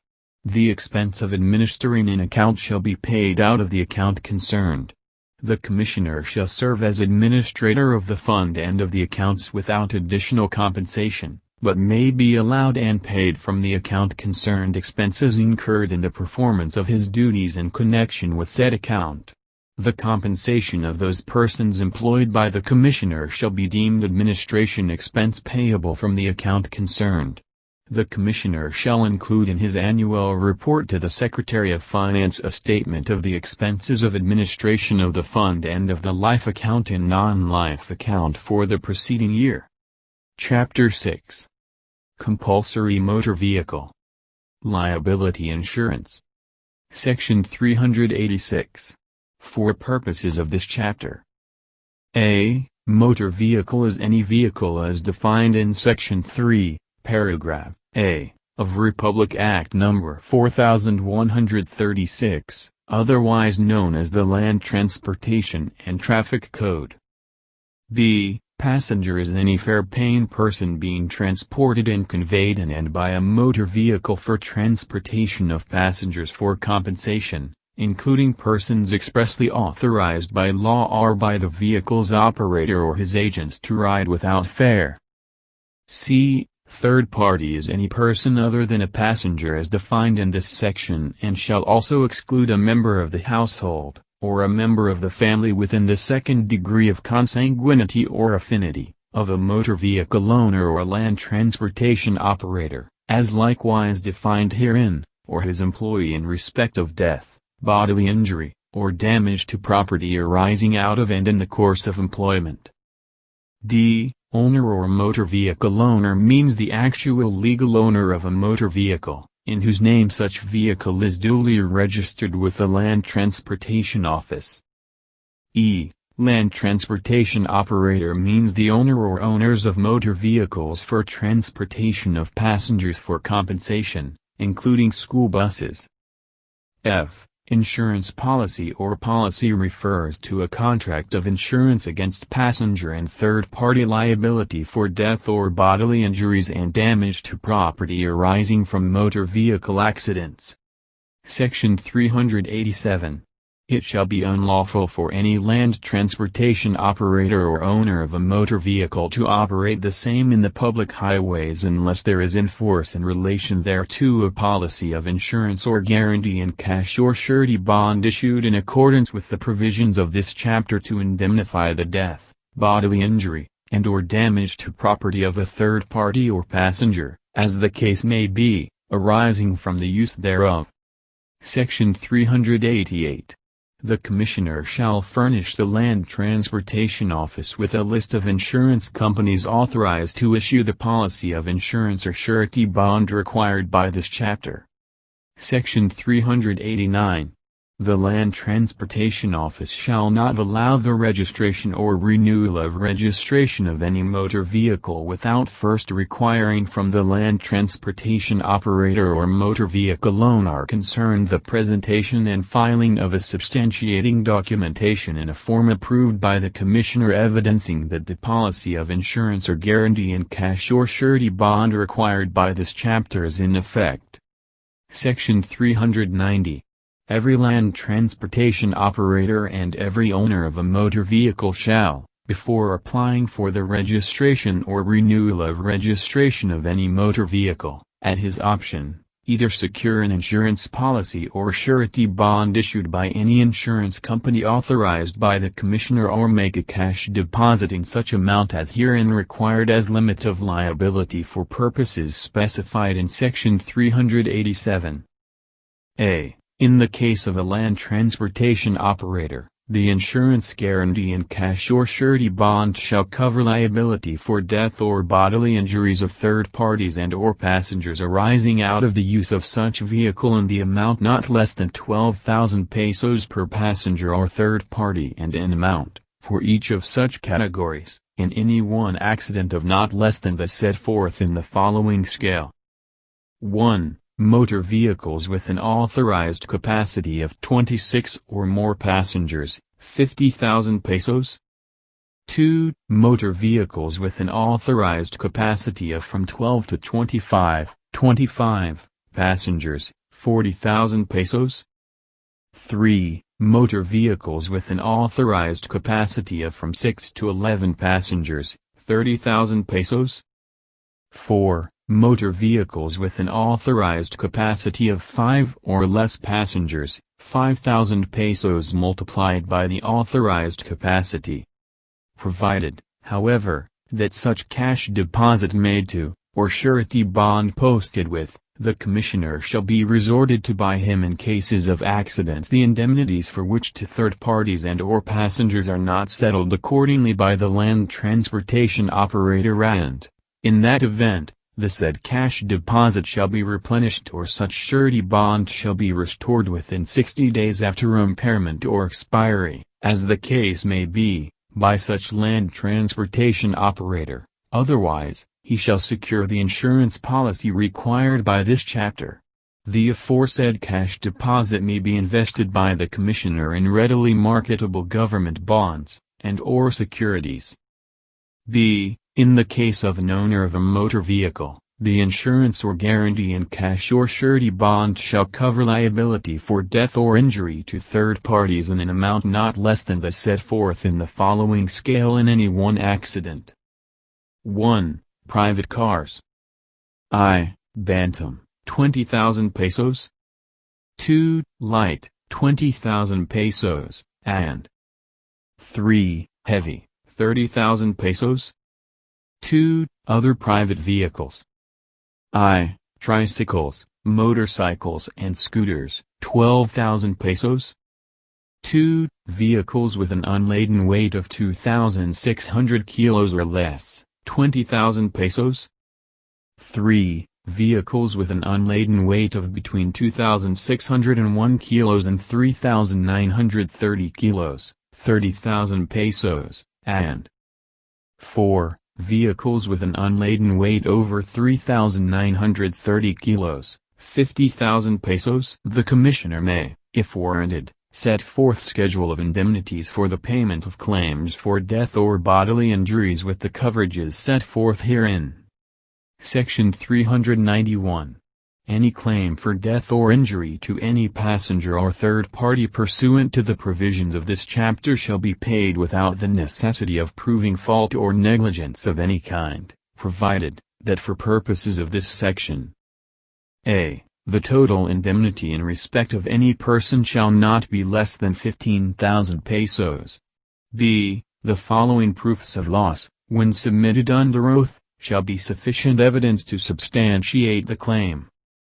1. Police report of accident, and 2. Death certificate and evidence sufficient to establish the proper payee, or 3. Medical report and evidence of medical or hospital disbursement in respect of which refund is claimed. c. Claim may be made against one motor vehicle only. In the case of an occupant of a vehicle, claim shall lie against the insurer of the vehicle in which the occupant is riding, mounting or dismounting from. In any other case, claim shall lie against the insurer of the directly offending vehicle. In all cases, the right of the party paying the claim to recover against the owner of the vehicle responsible for the accident shall be maintained.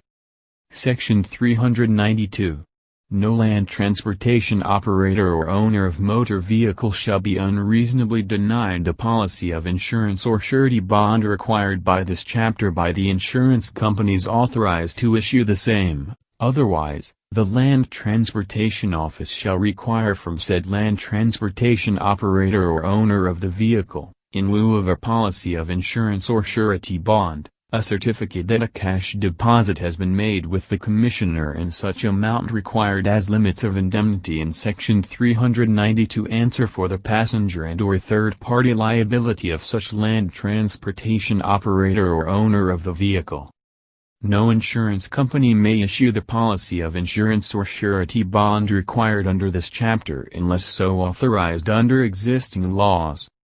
The authority to engage in the casualty and or surety lines of business of an insurance company that refuses to issue or renew, without just cause, the insurance policy or surety bond therein required shall be withdrawn immediately. Section 393. No cancellation of the policy shall be valid unless written notice thereof is given to the land transportation operator or owner of the vehicle and to the land transportation office at least 15 days prior to the intended effective date thereof. Upon receipt of such notice, the land transportation office, unless it receives evidence of a new valid insurance or guarantee in cash or surety bond as prescribed in this chapter, or an endorsement of revival of the cancelled one, shall order the immediate confiscation of the plates of the motor vehicle covered by such cancelled policy. The same may be reissued only upon presentation of a new insurance policy or that a guarantee in cash or surety bond has been made or posted with the Commissioner and which meets the requirements of this chapter, or an endorsement or revival of the cancelled one. Section 394. If the cancellation of the policy or surety bond is contemplated by the land transportation operator or owner of the vehicle, he shall, before the policy or surety bond ceases to be effective, secure a similar policy of insurance or surety bond to replace the policy or surety bond to be cancelled or make a cash deposit in sufficient amount with the Commissioner, and without any gap, file the required documentation with the land transportation office, and notify the insurance company concerned of the cancellation of its policy or surety bond. Section 395. In case of change of ownership of a motor vehicle, or change of the engine of an insured vehicle, there shall be no need of issuing a new policy until the next date of registration or renewal of registration of such vehicle, and, provided, that the insurance company shall agree to continue the policy, such change of ownership or such change of the engine shall be indicated in a corresponding endorsement by the insurance company concerned, and a signed duplicate of such endorsement shall, within a reasonable time, be filed with the land transportation office. Section 396.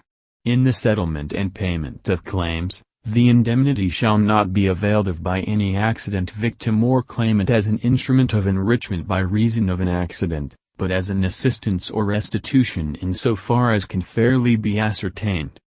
Section 397.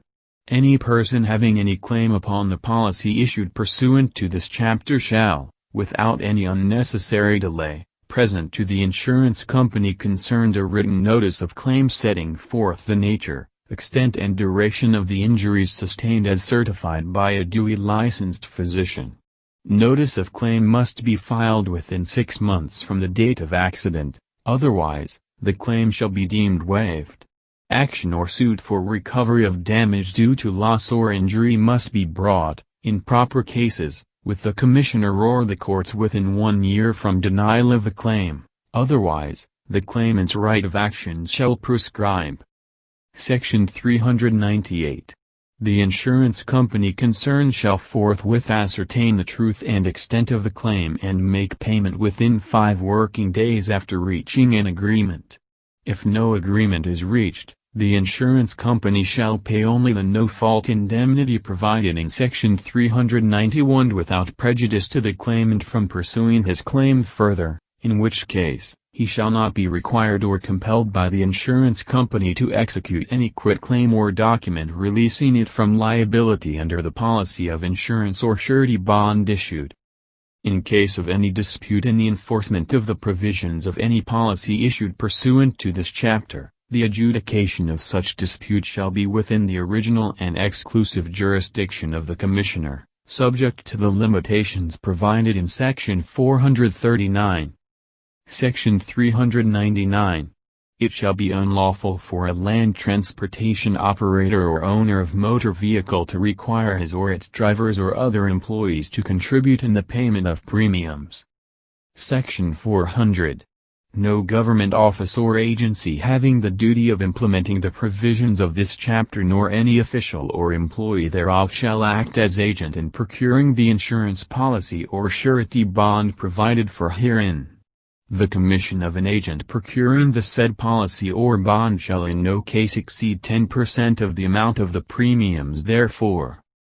Section 401. Any land transportation operator or owner of motor vehicle or any other person violating any of the provisions of the preceding sections shall be punished by a fine of not less than 500 pesos and/or imprisonment for not more than 6 months. The violation of Section 390 by a land transportation operator shall be a sufficient cause for the revocation of the certificate of public convenience issued by the Land Transportation Franchising and Regulatory Board covering the vehicle concerned. Section 402. Whenever any violation of the provisions of this chapter is committed by a corporation or association, or by a government office or entity, the executive officer or officers of said corporation, association or government office or entity who shall have knowingly permitted, or failed to prevent, said violation shall be held liable as principals. Chapter 7. Mutual Benefit Associations and Trusts for Charitable Uses. Title L. Mutual Benefit Associations. Section 403. Any society, association or corporation, without capital stock, formed or organized not for profit but mainly for the purpose of paying sick benefits to members, or of furnishing financial support to members while out of employment, or of paying to relatives of deceased members a fixed or any sum of money, irrespective of whether such aim or purpose is carried out by means of fixed dues or assessments collected regularly from the members, or of providing, by the issuance of certificates of insurance, payment of its members of accident or life insurance benefits out of such fixed and regular dues or assessments, but in no case shall include any society, association, or corporation with such mutual benefit features and which shall be carried out purely from voluntary contributions collected not regularly and/or no fixed amount from whomsoever may contribute, shall be known as a mutual benefit association within the intent of this code. Any society, association, or corporation principally organized as a labor union shall be governed by the Labor Code notwithstanding any mutual benefit feature provisions in its charter as incident to its organization. In no case shall a mutual benefit association be organized and authorized to transact business as a charitable or benevolent organization, and whenever it has this feature as incident to its existence, the corresponding charter provision shall be revised to conform with the provision of this section. Mutual benefit association, already licensed to transact business as such on the date this code becomes effective, having charitable or benevolent features shall abandon such incidental purpose upon effectivity of this code if they desire to continue operating as such mutual benefit associations. Section 404. A mutual benefit association, before it may transact as such, must first secure a license from the Commissioner.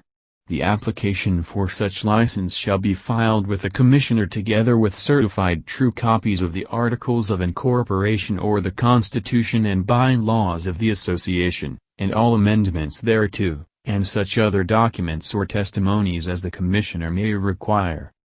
No license shall be granted to a mutual benefit association until the Commissioner shall have been satisfied by such examination as he may make and such evidence as he may require that the association is qualified under existing laws to operate and transact business as such. The Commissioner may refuse to issue a license to any mutual benefit association if, in his judgment, such refusal will best promote the interest of the members of such association and of the people of this country. Any license issued shall expire on the last day of December of the third year following its issuance and, upon proper application, may be renewed if the association is continuing to comply with existing laws, rules and regulations, orders, instructions, rulings and decisions of the Commissioner. Every association receiving any such license shall be subject to the supervision of the Commissioner, provided that no such license shall be granted to any such association if such association has no actuary. Section 405.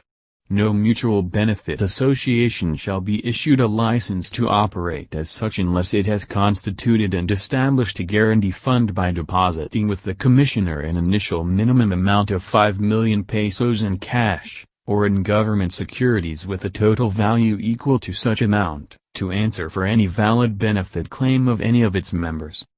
All monies received by the Commissioner for this purpose must be deposited by him in interest-bearing deposits with any bank or banks authorized to transact business in the Philippines for the account of the particular association constituting the guarantee fund.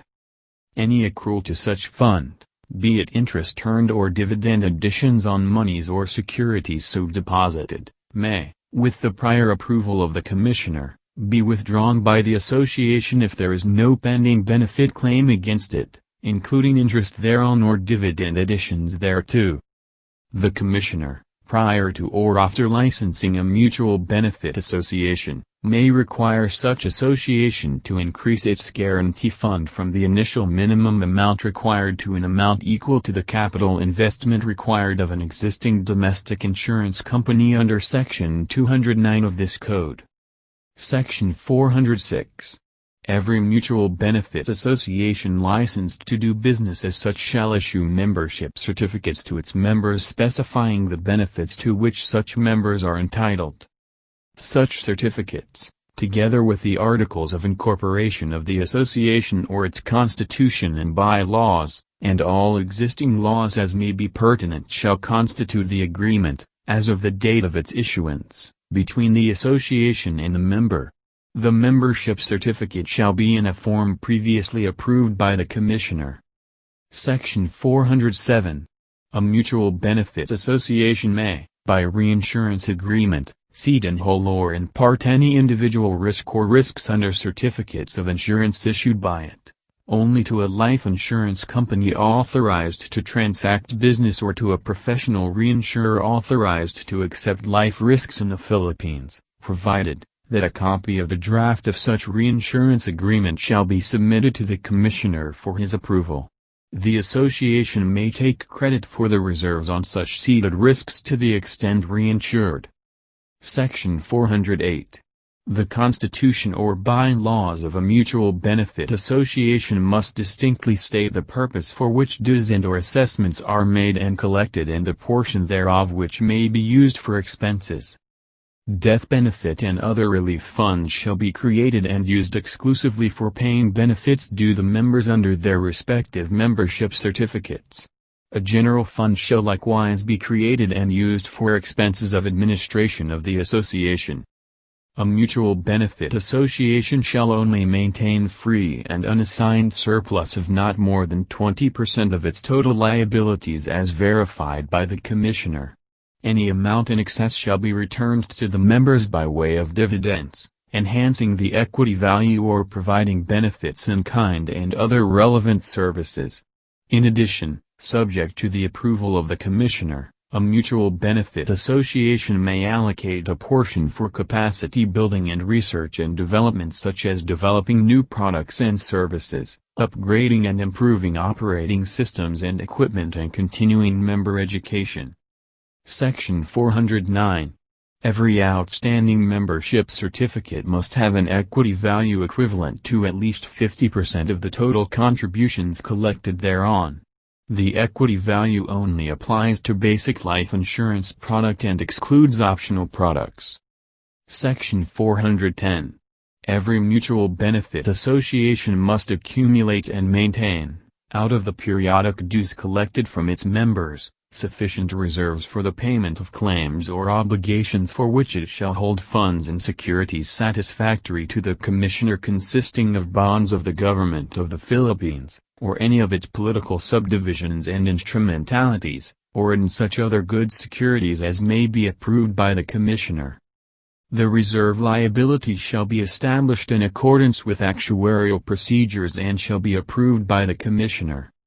The Articles of Incorporation or the Constitution and bylaws of a mutual benefit association must provide that if its reserve as to all or any class of certificates becomes impaired, Its board of directors or trustees may require that there shall be paid by the members to the association the amount of the members' equitable proportion of such deficiency as ascertained by said board, and that if the payment be not made it shall stand as an indebtedness against the membership certificates of the defaulting members and draw interest not to exceed 5% per annum compounded annually. Section 411. A mutual benefit association may invest such portion of its funds as shall not be required to meet pending claims and other obligations in any of the classes of investments or types of securities in which life insurance companies doing business in the Philippines may invest. It may also grant loans to members on the security of a pledge or chattel mortgage of personal properties of the borrowers, or in the absence thereof, on the security of the membership certificate of the borrowing members, in which event such loan shall become a first lien on the proceeds thereof. Section 412.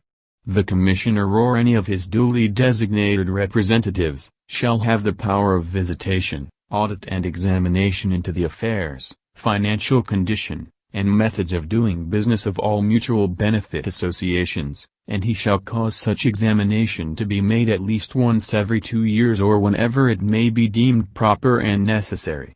Free access to the books, records and documents of the association shall be accorded to the Commissioner, or to his representatives, in such manner that the Commissioner or his representatives may readily verify or determine the true affairs, financial condition, and method of doing business of such association.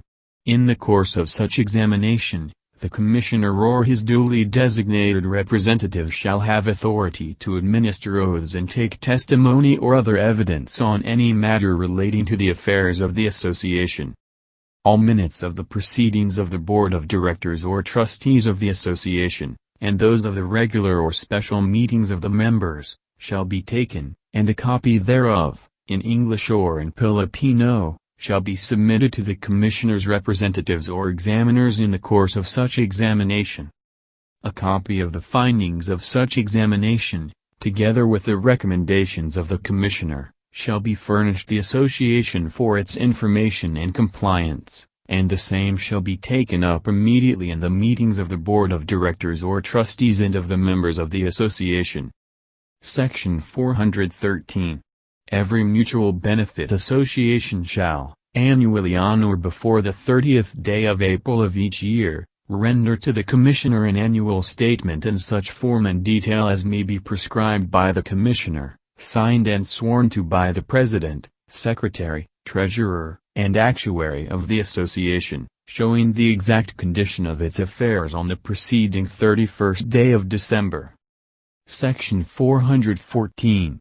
No money, aid or benefit to be paid, provided or tendered by any mutual benefit association, shall be liable to attachment, garnishment, or other process, or be seized, taken, appropriated, or applied by any legal or equitable process to pay any debt or liability of a member or beneficiary, or any other person who may have a right thereunder, either before or after payment. Section 415.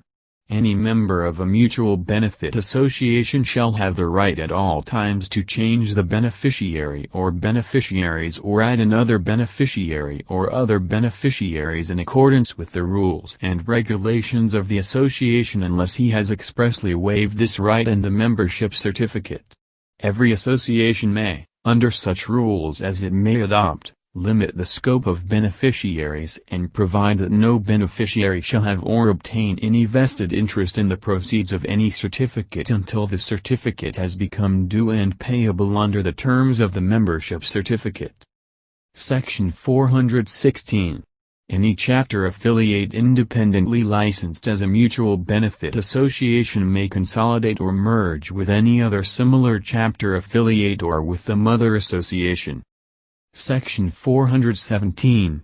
Any mutual benefit association may be converted into and licensed as a mutual life insurance company by complying with the requirements of the pertinent provisions of this code and submitting the specific plan for such conversion to the Commissioner for his approval.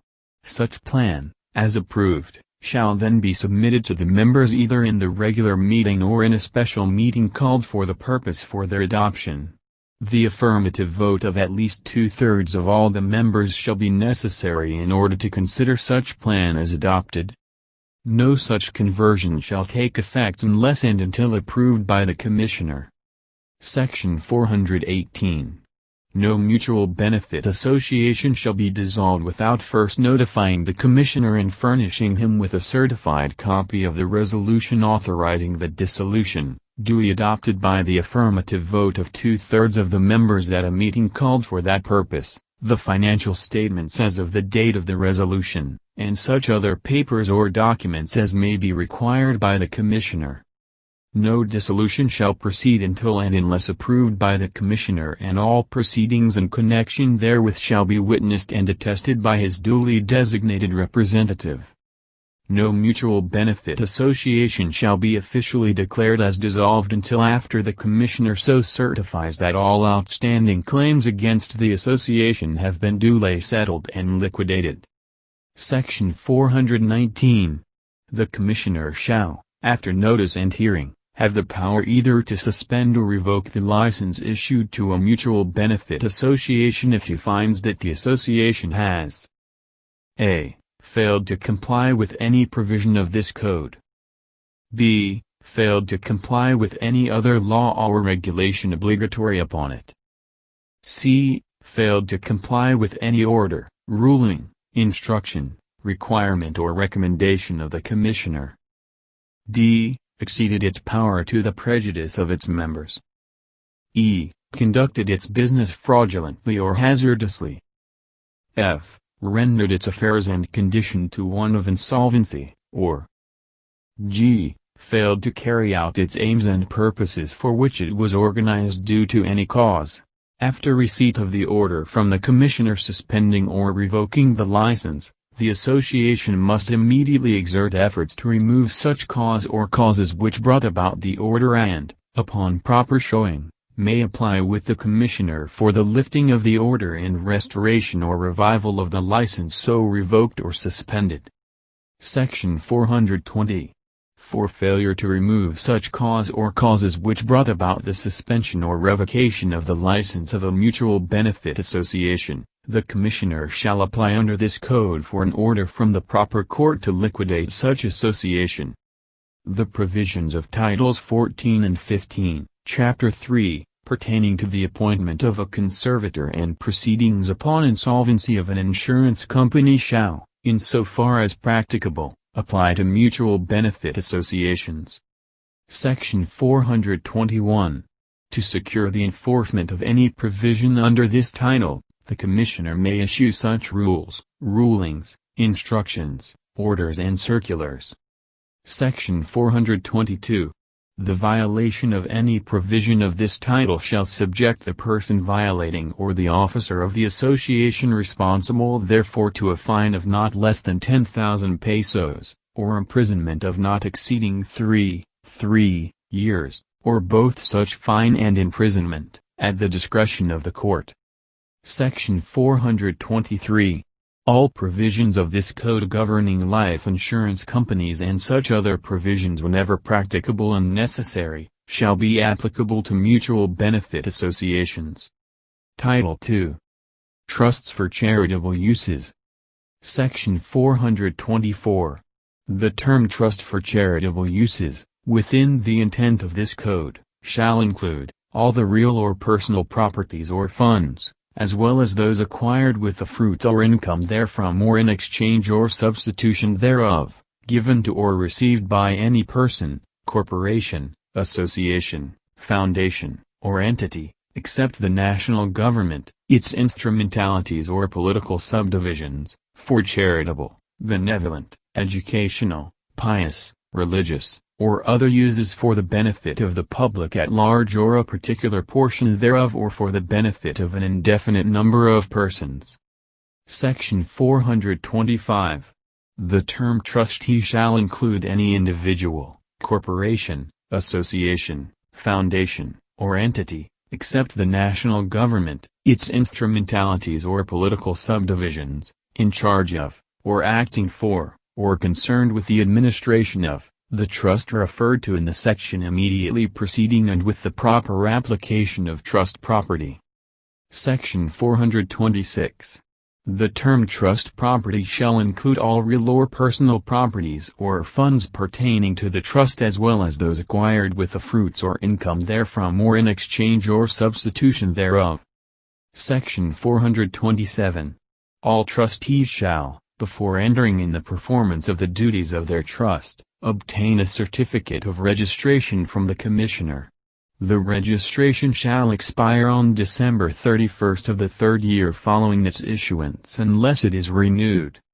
All provisions of this code governing mutual benefit associations and such other provisions herein, whenever practicable and necessary, shall be applicable to trusts for charitable uses.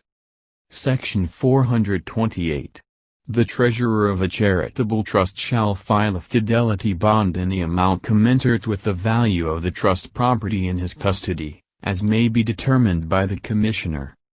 Chapter 8. Trust Business in General. Section 429.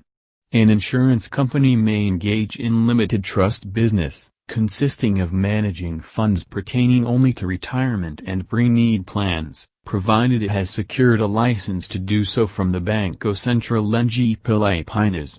This trust business shall be separate and distinct from the general business of the insurance company and shall be subject to rules and regulations as may be promulgated by the Banco Central de Filipinas in consultation with the Commissioner.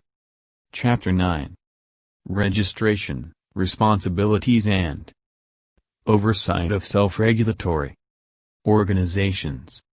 SEC 430.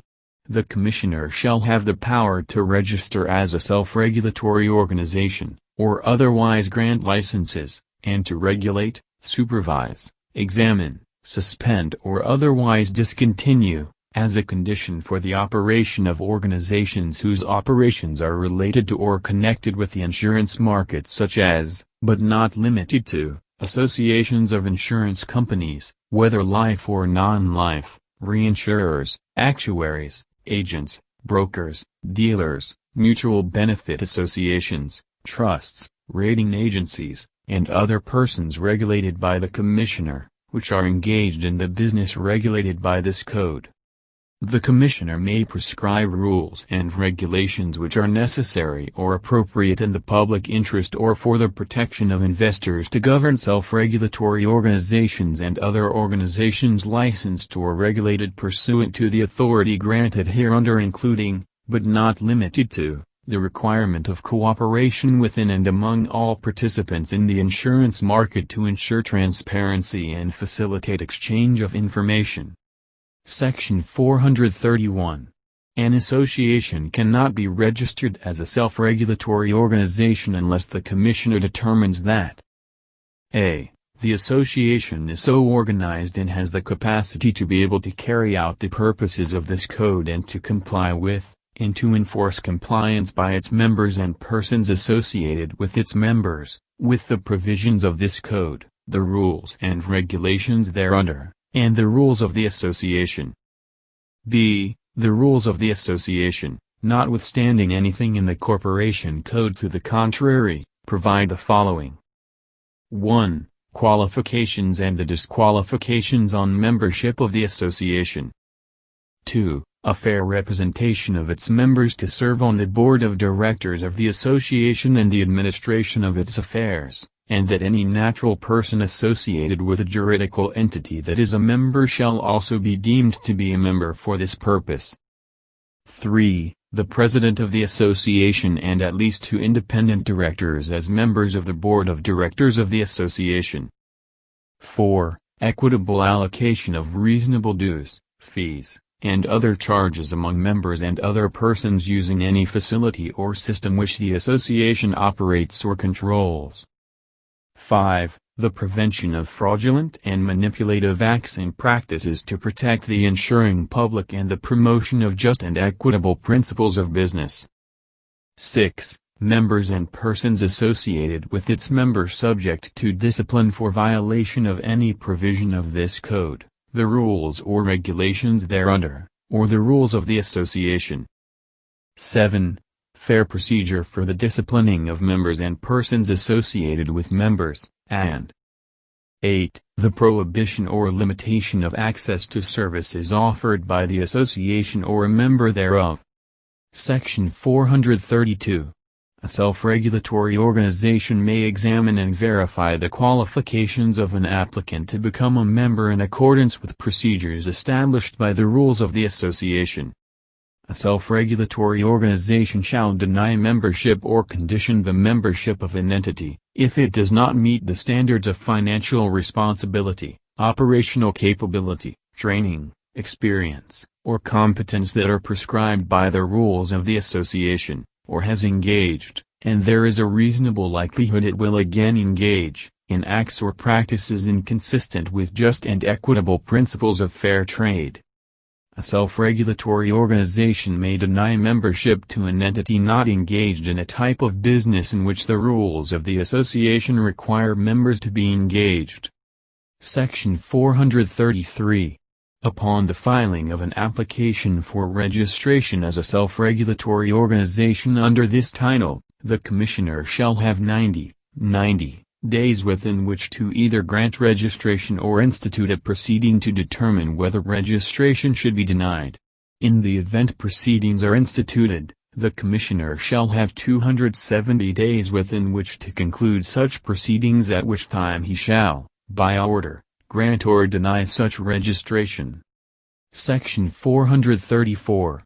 Every self-regulatory organization shall comply with the provisions of this code, the rules and regulations thereunder, and its own rules, and enforce compliance therewith by its members, persons associated with its members or its participants, notwithstanding any provision of the Corporation Code to the contrary. Section 435. Each self-regulatory organization shall submit to the Commissioner for prior approval any proposed rule or amendment thereto, together with a concise statement of the reason and effect of the proposed amendment. Within 60 days after submission of a proposed amendment, the Commissioner shall, by order, approve the proposed amendment. Otherwise, the same may be made effective by the self-regulatory organization. In the event of an emergency requiring action for the protection of the insuring public, a self-regulatory organization may put a proposed amendment into effect summarily, provided, however, that a copy of the same shall be immediately submitted to the Commissioner.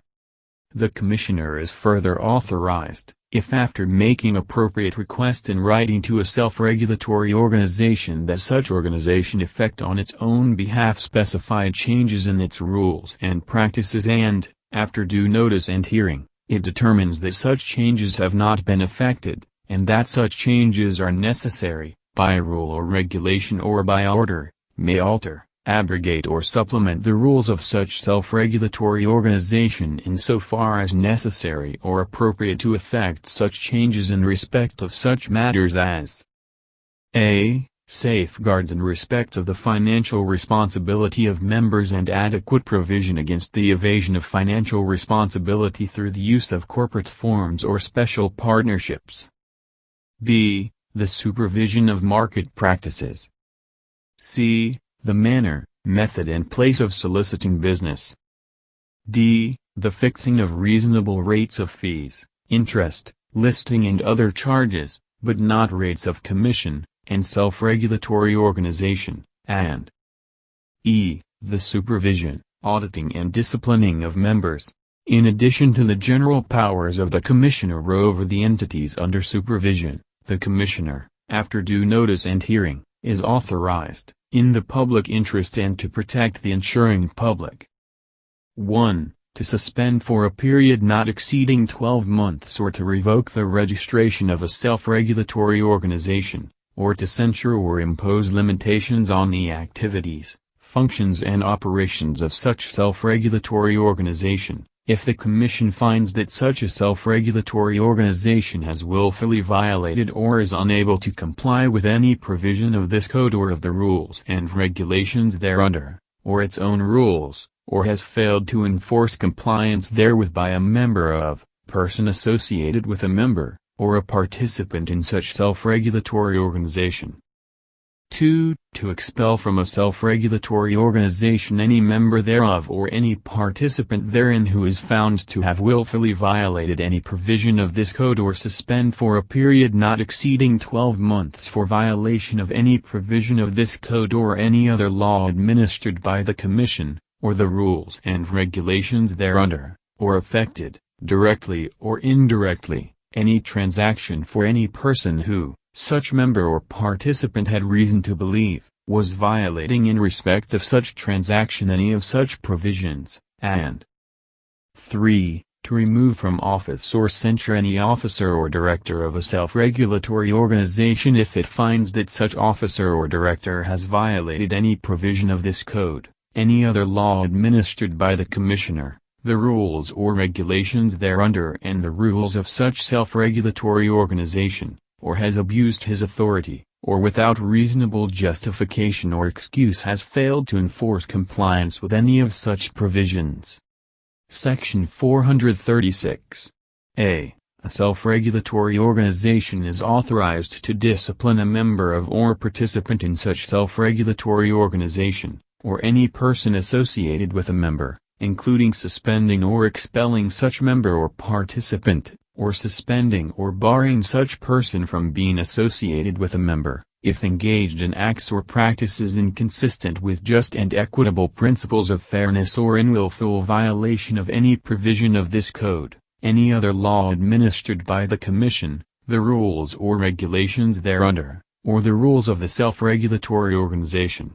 In any disciplinary proceeding by a self-regulatory organization, other than a summary proceeding pursuant to paragraph B of this section, the self-regulatory organization shall bring specific charges, provide notice to the person charged, afford the person charged with an opportunity to defend against the charges, and keep a record of the proceedings. A determination to impose a disciplinary sanction shall be supported by a written statement of the offense, a summary of the evidence presented and a statement of the sanction imposed. B. A self-regulatory organization may summarily 1. Suspend a member, participant or person associated with a member who has been or is expelled or suspended from any other self-regulatory organization, or 2. Suspend a member who the self-regulatory organization finds to be in such financial or operating difficulty that the member or participant cannot be permitted to continue to do business as a member with safety to investors, creditors, other members, participants or the self-regulatory organization, provided that the self-regulatory organization immediately notifies the Commission of the action taken. Any person aggrieved by a summary action pursuant to this paragraph shall be promptly afforded an opportunity for a hearing by the association in accordance with the preceding paragraph. The Commissioner, by order, may stay a summary action on his own or upon application by any person aggrieved thereby, if the Commissioner determines summarily or after due notice and hearing, which hearing may consist solely of the submission of affidavits or presentation of oral arguments, that a stay is consistent with the public interest and the protection of the insuring public. C. A self-regulatory organization shall promptly notify the Commission of any disciplinary sanction on any member thereof or participant therein, any denial of membership or participation in such organization, or the imposition of any disciplinary sanction on a person associated with a member or bar of such person from becoming so associated. Within 30 days after such notice, any aggrieved person may appeal to the Commissioner from, or the Commissioner on its own motion within such period, may institute review of, the decision of the self-regulatory organization, at the conclusion of which, after due notice and hearing, which may consist solely of review of the record before the self-regulatory organization, the Commissioner shall affirm, modify or set aside the sanction. In such proceeding, the Commissioner shall determine whether the aggrieved person has engaged or omitted to engage in the acts and practices as found by the self-regulatory organization, whether such acts and practices constitute willful violations of this code, any other law administered by the Commission, the rules or regulations thereunder, or the rules of the self-regulatory organization as specified by such organization, whether such provisions were applied in a manner consistent with the purposes of this code, and whether, with due regard for the public interest and the protection of investors, the sanction is excessive or oppressive. Chapter 10. The Insurance Commissioner. Title L. Administrative and Adjudicatory Powers. Section 437. The Insurance Commissioner shall be appointed by the President of the Republic of the Philippines for a term of 6 years without reappointment, and who shall serve as such until the successor shall have been appointed and qualified. If the Insurance Commissioner is removed before the expiration of his term of office, the reason for the removal must be published. The Insurance Commissioner shall have the duty to see that all laws relating to insurance, insurance companies and other insurance matters, mutual benefit associations, and trusts for charitable uses are faithfully executed, and to perform the duties imposed upon him by this code, and shall, notwithstanding any existing laws to the contrary, have sole and exclusive authority to regulate the issuance and sale of variable contracts as defined in Section 238 hereof, and to provide for the licensing of persons selling such contracts, and to issue such reasonable rules and regulations governing the same. The Commissioner may issue such rulings, instructions, circulars, orders and decisions as may be deemed necessary to secure the enforcement of the provisions of this code, to ensure the efficient regulation of the insurance industry in accordance with global best practices, and to protect the insuring public. Except as otherwise specified, decisions made by the Commissioner shall be appealable to the Secretary of Finance. In addition to the foregoing, the Commissioner shall have the following powers and functions. A. Formulate policies and recommendations on issues concerning the insurance industry. Advise Congress and other government agencies on all aspects of the insurance industry and propose legislation and amendments thereto. B. Approve, reject, suspend or revoke licenses or certificates of registration provided for by this code. C. Impose sanctions for the violation of laws and the rules, regulations and orders issued pursuant thereto. D. Prepare, approve, amend or repeal rules, regulations and orders, and issue opinions and provide guidance on and supervise compliance with such rules, regulations and orders. E. Enlist the aid and support of, and or deputize any and all enforcement agencies of the government in the implementation of its powers and functions under this code. F. Issue cease and desist orders to prevent fraud or injury to the insuring public. G. Punish for contempt of the Commissioner, both direct and indirect, in accordance with the pertinent provisions of and penalties prescribed by the rules of court. H. Compel the officers of any registered insurance corporation or association to call meetings of stockholders or members thereof under its supervision.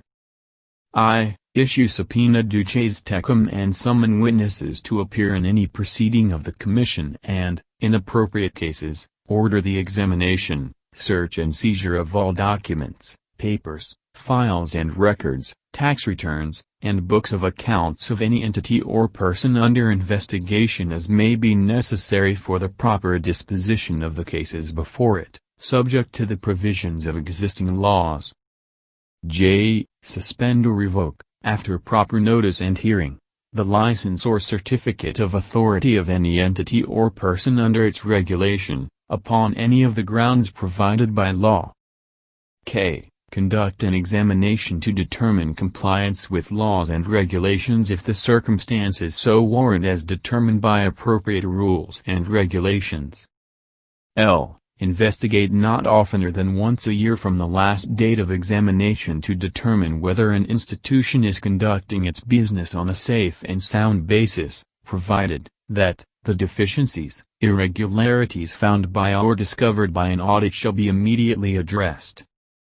M. Inquire into the solvency and liquidity of the institutions under its supervision and enforce prompt corrective action. N. To retain and utilize, in addition to its annual budget, all fees, charges and other income derived from the regulation of insurance companies and other supervised persons or entities. O. To fix and assess fees, charges and penalties as the Commissioner may find reasonable in the exercise of regulation, and p. Exercise such other powers as may be provided by law as well as those which may be implied from, or which are necessary or incidental to the express powers granted the Commission to achieve the objectives and purposes of this Code.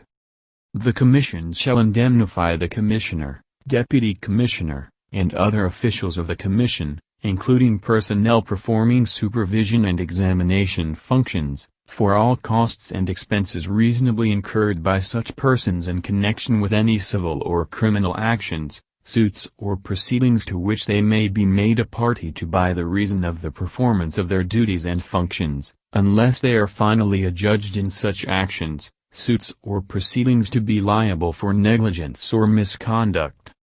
In the event of settlement or compromise, indemnification shall be provided only in connection with such matters covered by the settlement as to which the Commission is advised by external counsel that the persons to be indemnified did not commit any negligence or misconduct. The costs and expenses incurred in defending the aforementioned action, suit or proceeding may be paid by the Commission in advance of the final disposition of such action, suit or proceeding upon receipt of an undertaking by or on behalf of the Commissioner, Deputy Commissioner, officer or employee to repay the amount advanced should it ultimately be determined by the Commission that the person is not entitled to be indemnified. Section 438. In addition to the administrative sanctions provided elsewhere in this Code, the Insurance Commissioner is hereby authorized, at his discretion, to impose upon insurance companies, their directors and/or officers and/or agents, for any willful failure or refusal to comply with, or violation of any provision of this Code, or any order, instruction, regulation, or ruling of the Insurance Commissioner, or any commission or irregularities, and/or conducting business in an unsafe or unsound manner as may be determined by the Insurance Commissioner, the following: a. Fines not less than 5,000 pesos and not more than 200,000 pesos, and b. Suspension, or after due hearing, removal of directors and/or officers and/or agents. Section 439. The Commissioner shall have the power to adjudicate claims and complaints involving any loss, damage or liability for which an insurer may be answerable under any kind of policy or contract of insurance, or for which such insurer may be liable under a contract of suretyship, or for which a reinsurer may be sued under any contract of reinsurance it may have entered into, or for which a mutual benefit association may be held liable under the membership certificates it has issued to its members, or the amount of any such loss, damage or liability, excluding interest, costs and attorney's fees, being claimed or sued upon any kind of insurance, bond, reinsurance contract, or membership certificate does not exceed in any single claim 5 million pesos. The power of the Commissioner does not cover the relationship between the insurance company and its agents, brokers, but is limited to adjudicating claims and complaints filed by the insured against the insurance company.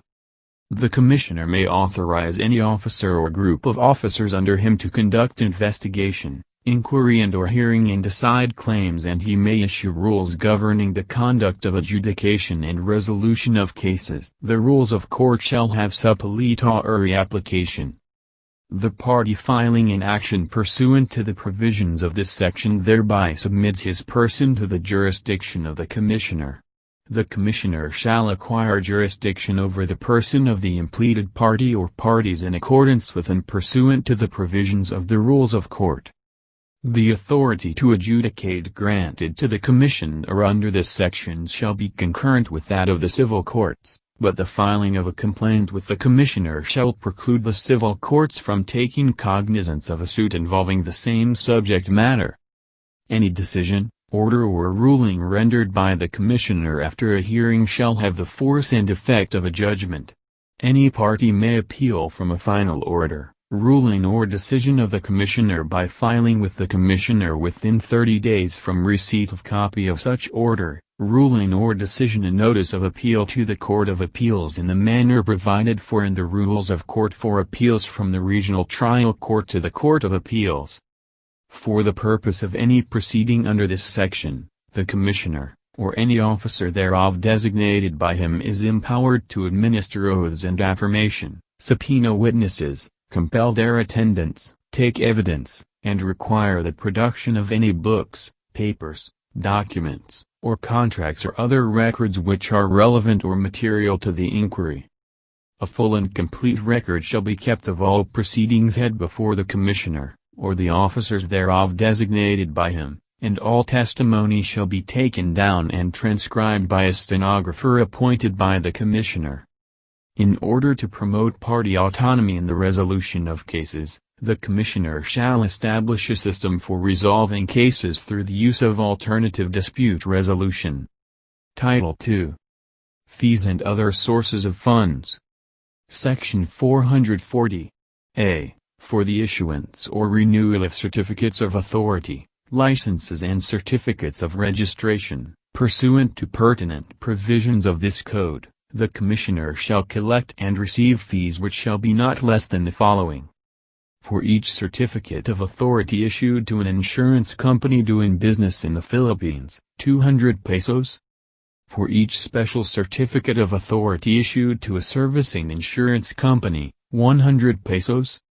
For each license issued to a general agent of an insurance company, 50 pesos. For each license issued to an insurance agent, 25 pesos. For each license issued to an agent of variable contract policy, 25 pesos. For each license issued to an insurance broker, 100 pesos. For each license issued to a reinsurance broker, 100 pesos. For each license issued to an insurance adjuster, 100 pesos.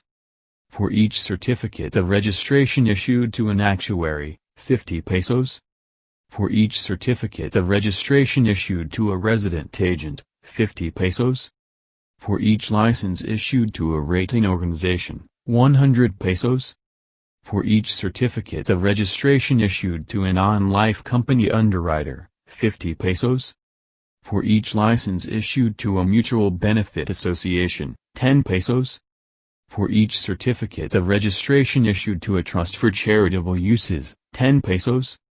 All certificates of authority and all other licenses, as well as all certificates of registration, issued to any person, partnership, association or corporation under the pertinent provisions of this code for which no expiration date has been prescribed, shall expire on the last day of December of the third year from its issuance and shall be renewed upon application therefor and payment of the corresponding fee, if the licensee or holder of such license or certificate is continuing to comply with all the applicable provisions of existing laws, and of rules, instructions, orders and decisions of the Commissioner. B. For the filing of the annual statement referred to in Section 229, the Commissioner shall collect and receive from the insurance company so filing a fee of not less than 500 pesos, provided that a fine of not less than 100 pesos shall be imposed and collected by the Commissioner for each week of delay, or any fraction thereof, in the filing of the annual statement. For the filing of annual statement referred to in Section 413, the Commissioner shall collect and receive from the Mutual Benefit Association so filing a fee of not less than 10 pesos, provided that a fine of not less than 10 pesos shall be imposed and collected by the Commissioner for each week of delay, or any fraction thereof, in the filing of the annual statement. C. For the examination prescribed in Section 253, the Commissioner shall collect and receive fees according to the amount of its total assets, in the case of a domestic company, or of its assets in the Philippines, in the case of a foreign company, not less than the amount as follows. 1. 2 million pesos or more but less than 4 million pesos, 400 pesos. 2. 4 million pesos or more but less than 6 million pesos, 800 pesos. 3. 6 million pesos or more but less than 8 million pesos, 1,200 pesos. 4. 8 million pesos or more but less than 10 million pesos, 1,600 pesos. 5. 10 million pesos or more, 2,000 pesos.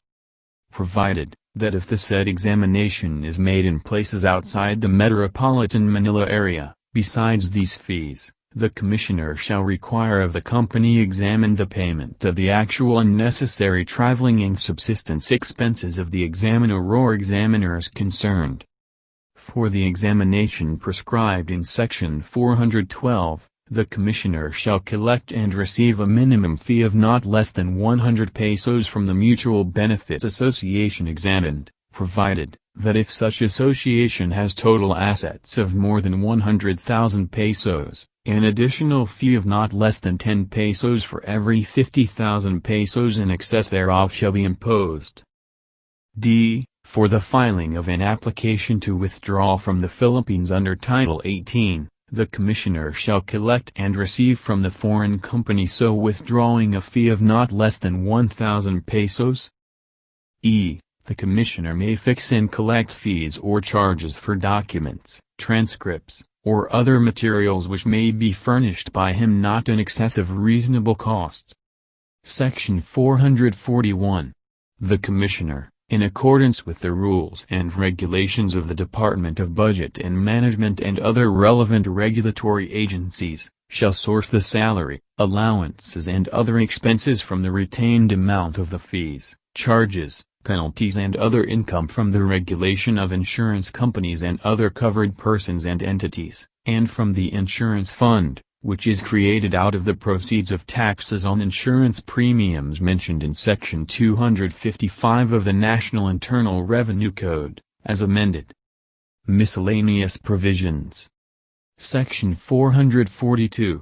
Any person, company or corporation subject to the supervision and control of the Commissioner who violates any provision of this code, for which no penalty is provided, shall be deemed guilty of a penal offense, and upon conviction be punished by a fine not exceeding 200,000 pesos or imprisonment of 6 months, or both, at the discretion of the court.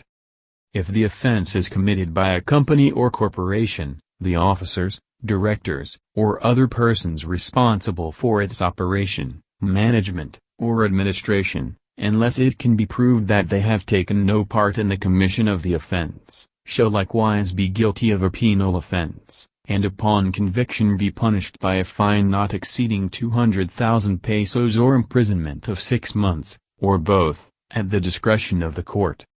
Section 443. All criminal actions for the violation of any of the provisions of this code shall prescribe after 3 years from the discovery of such violation, provided that such action shall in any event prescribe after 10 years from the commission of such violation. Section 444. Any person, partnership, association or corporation heretofore authorized, licensed or registered by the Commissioner shall be deemed to have been authorized, licensed or registered under the provisions of this code and shall be governed by the provisions thereof, provided, however, that where any such person, partnership, association or corporation is affected by the new requirements of this code, said person, partnership, association or corporation shall, unless otherwise herein provided, be given a period of 1 year from the effectivity of this code within which to comply with the same. Section 445. Transitory Provision. Renewal of existing licenses, certificates of authority or accreditation which will expire on June 30, 2013 shall be valid until December 31, 2015. Thereafter, renewal shall be filed on the last day of December every third year following the date of expiry of the license, certificate of authority or accreditation. Section 446. Repealing Clause. Except as expressly provided by this code, all laws, decrees, orders, rules and regulations or parts thereof, inconsistent with any provision of this code shall be deemed repealed, amended or modified accordingly. Section 447. Separability Clause. If any provision of this code or any part hereof be declared invalid or unconstitutional, the remainder of the law or other provisions not otherwise affected shall remain valid and subsisting. Section 448. This code shall take effect 15 days following its publication in a newspaper of general circulation. Approved.